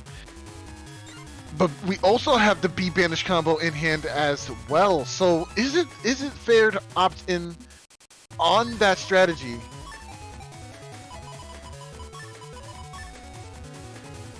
Honestly, I think it's better to save the B Banish combo, simply because it's so expected at this point, right? It's a combo you've been going for a lot, so you want to make sure most of the defenses your opponent has are not available to them before trying to lock down something so serious. Yes, that's why, as Soul has mentioned several times about Sanctuary, you generally want to use it when your opponent has no way to actually get rid of the panels. Which is why... Yeah.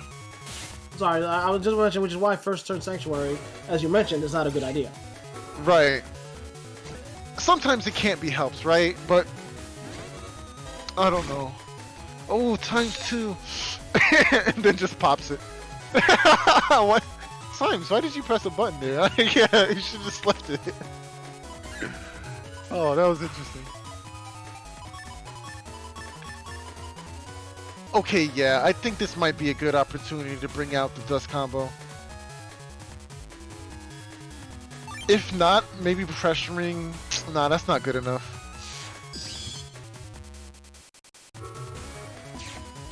Okay. Nope. That comes down. No presence. Nothing's happening here. What is Simes waiting for? That's what he was waiting for. Okay. Very That's nice. what I was waiting for. Very nice. No, double point! Yes, exactly. That will also cancel it out. Oh man, Salad has to wait. Yes, she couldn't chip charge. She had to either had to throw it out there or lose it entirely. Very nice play from Simes there. Wow, very well played. That's what I was afraid of. Like, you see this combo so much, you know to expect it, right? Yep, but even though to expect it doesn't mean because you can dodge it reliably. Right, that's true. You also might not have the defenses for it, but by utilizing Salad's chips against her, he was able to pressure the beast to come out in an unoptimal way, right?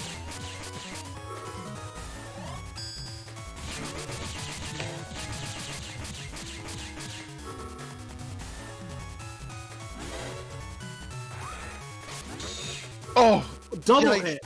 Oh, with the machine gun, not enough time. There's another one in hand! Oh, this is really good for Salad here. And the Muramasa too. Not quite max damage yet, though. Yeah, so Salad has not taken enough of a beating to make it useful yet. Oh man, this is pretty hype. This machine gun hitting will completely take away this option from Simes. It's not like Salad has BDT or anything, but oh, going for a cross here instead. Probably expecting the machine gun to come out.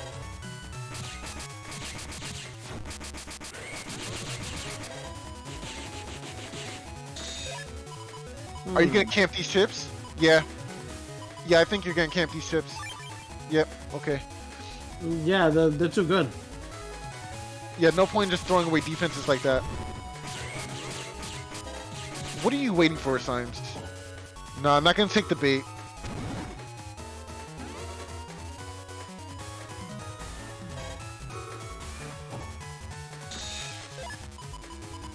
Okay, yeah, definitely now throwing away the chips is good here. Yo, there's that base.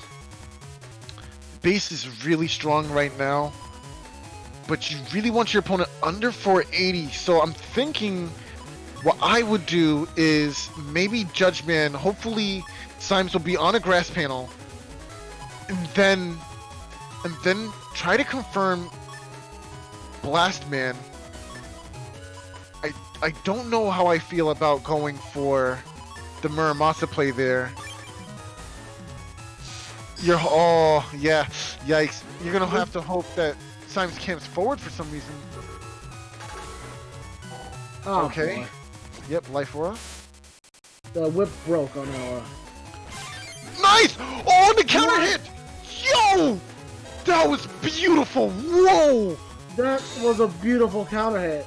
It's been a while. Oh. It's been a long time since I've seen such a good counter hit, man. What a pop off! Caught you comfortable, fam. Caught you so comfortable. You think you could just let a ball loose in range in my area? What did you expect? what did you want from me? I got countered in 4K, man. Yikes! Yikes! That was so rude. Oh man. Although unfortunately, as we mentioned before, you cannot get full synchro while crossed. So Of course. Now we just wait for the TFC here. Oh no! Oh no! We just do it! No, but Look at the holes! The hole! that would have been a killing blow. And and if you notice, the health increase from being on a grass panel. Oh well. Nice, nice, nice. Oh, good! Very nice! That was so smart from Symes. Knowing that Sal's gonna go for a wind... a V-back wind that confirms this hit here into... Oh... The recovery came just in time. Salad squeaked back into that... Yo, Symes, playing out of his mind right now. He does not want to die. No. Dying is not an option right here. I must be at 2 HP at all costs. But Salad also has to dance around this BDT. But the problem is that BDT is not going to last forever. Oh, and the recovers! Oh, so good! And just like that, Symes is back in the game. Symes is not beat yet. Okay, Life Aura finally goes up. Nice! That will take out the Life Aura. Okay. Okay, this is insane. Those are the last 2 chips you have at your disposal. I can't believe this. I think Symes still has chips left. He used Muramasa. Yeah, Muramasa was already in play. Wait, was it? Am I thinking about the other game? Oh no, Element Man! Oh no! No, he missed! No. Oh, you needed that freeze! Oh, but the bubble! Oh, he dodged! You need to get rid of this. What? Salad, you need to get rid of this. Okay, there it is! There it is! Blast in! Burn! Burn! 1 HP left on both sides! And Salad goes for power. it. Salad goes for it. She goes for it. I think this is the best strategy. But if This is the Symes best does it strategy. too. I don't know. I don't know if Symes can. No, he can. He can. He has to. He has to predict it. Or he has to somehow live this in... Oh, yeah. Okay. Double beast my over. gosh. Yup. Okay. This is a slow gauge turn, so it's gonna take a little while, folks. All right. In the meantime, let's watch the Godfather trilogy. Yeah, I think that's enough time for that. And we're done. All right, that was a good movie. Turn 13. Oh, what? Down! Go! They both were down, but Salad. Oh, see, I told you that the Salad shot first. No one believed me. I told you that Salad shot first. Can we get that clipped with the Ultra Instinct? Because No. that was... How did you No. know? How did you know I was gonna step down, first of all? How did you know? Draw. Second of all, you good game. Good game. High noon. Good game. Yo, good game. Holy Toledo's, man. Oh man. This Ugh. tournament gave me high blood pressure. This tournament's giving me low blood pressure. Oh man. I can't breathe. I'm at a loss. This was an insane tournament. Sorry, keep doing that. Yo, that was insanely fun. Wow. Wow. Is this what I've been missing the past year? Yo, these players that played everyone that played today is just so good at this game. It was beautiful to watch. You are all amazing. Everyone who participated, everyone who's watching, you are all awesome. Really, shout outs to everyone who submitted the VODs, and you all played so well. Really, really happy with the games today. Yes, I am blown away by how far along we've come. Our tournaments did not even have close to this many people playing, and now we literally have an entire group of over maybe 100 net battlers now playing weekly. It's really insane, and it's gonna keep growing, and it's gonna Yes. keep growing just like that.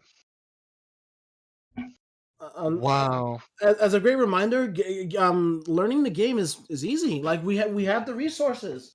Like ask questions. Please join the Discord, ask questions, check out the documents, get involved, and start playing effective immediately. We need you to play. Yes, please join. Please join. Don't break my legs if we don't get 100 new people today. Yeah, there was a quota I signed off on. I don't want to die, so let's not. So, can we shred the paper, or is it too late? Like, It's too late. But again, thank you very much for joining us, Player Zero. Do you have anything to say? Yeah, so just want to say what an amazing stream today, and what symbolic way to finish off the final match with Beast over going from both sides, and then that very fast finish at the end there. Telling you, man, Salad shot first, but I'm betting you in the DVD re-release they're gonna have Sime shoot first. Telling you, that's always how it is. And yeah, so stay tuned. So this is only the round robin stage of the tournament. We still have the bracket stage, which will be starting from Monday, which it will be a top 8 bracket based on the results of the round robin stage. So stay tuned for that, and the stream for it will be next weekend. More information will be on the Discord, so make sure to join in on that.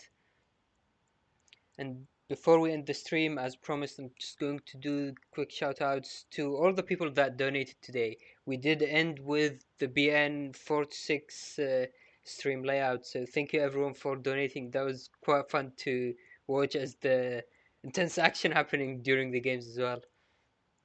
I feel like I aged 3 years seeing all that. It was just so good seeing Big Muffin, Symes, Flop Tart, Salad. Everyone who participated are winners. Indeed, and yeah, so thank you Mega Master X for starting off the donations with $20, voting for Battle Network 3, and then El Bass donating $3 as well, saying 3 is their favorite as well. I think that will be one of the common things. BN3 started really strong. Ubu donating $5 as well, saying $5 for BN3 and to give Spatman some new games. That's Ubu always with the Spatman donations.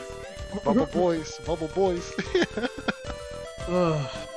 Logo then donated $6, say so glad that the community is still going for such an old series who deserves much love. I have to go with BN 1 through 3. So far it was basically all for BN 3. Then Honor Knight saying BN 3 hype, Cup Champ, and then going with $15 donations. And then we started with what you can say is basically the resistance with Prof9 saying shoutouts to Mega Man Battle Network 5, the glitchiest Mega Man Battle Network game, with $9 donation. And then Enduring Grey going with the $50, say we need more love for our favorite PvP game. Goes for BN6, yeah, thanks for that big donation.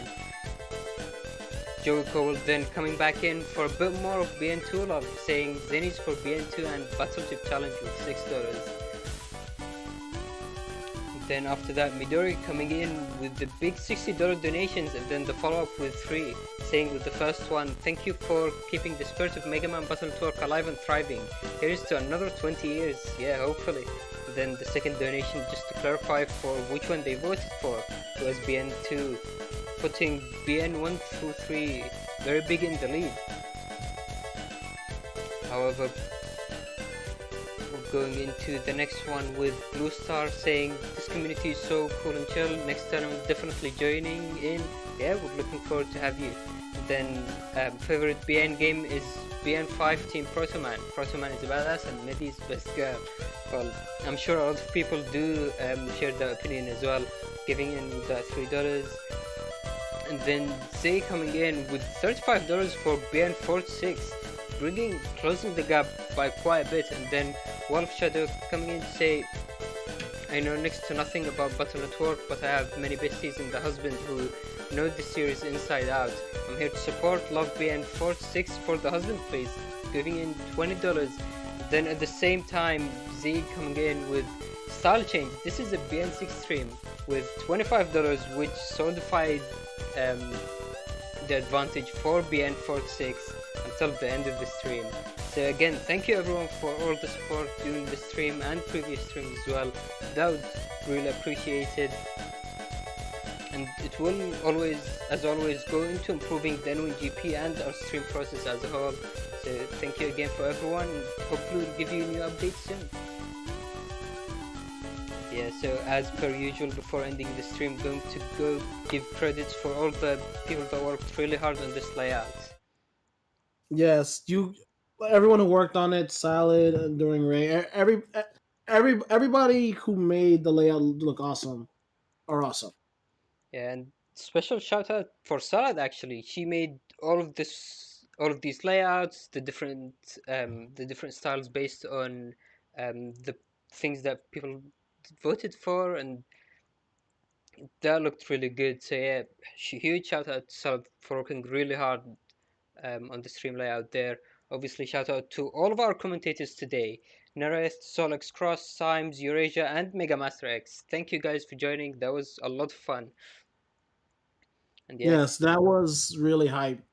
I will see you guys again, hopefully more often. Yeah, and thanks for having me, guys. It was definitely a blast commentating with you guys today. Especially you, Saul. Especially you, Eurasia. yeah, thank you guys for joining, and obviously, thanks to all of the players that participated in this tournament. We had 19 players joining during this anniversary tournament, which is the most we've had so far, which was very recently broken 18 through the last Blood Moon. So hopefully to more and more people joining and having more fun. Next week we will be down to the top 8 bracket double elimination. So stay tuned for that and let's see how it goes. Thank you again for watching. Hopefully we'll see you again next week. Goodbye. Goodbye.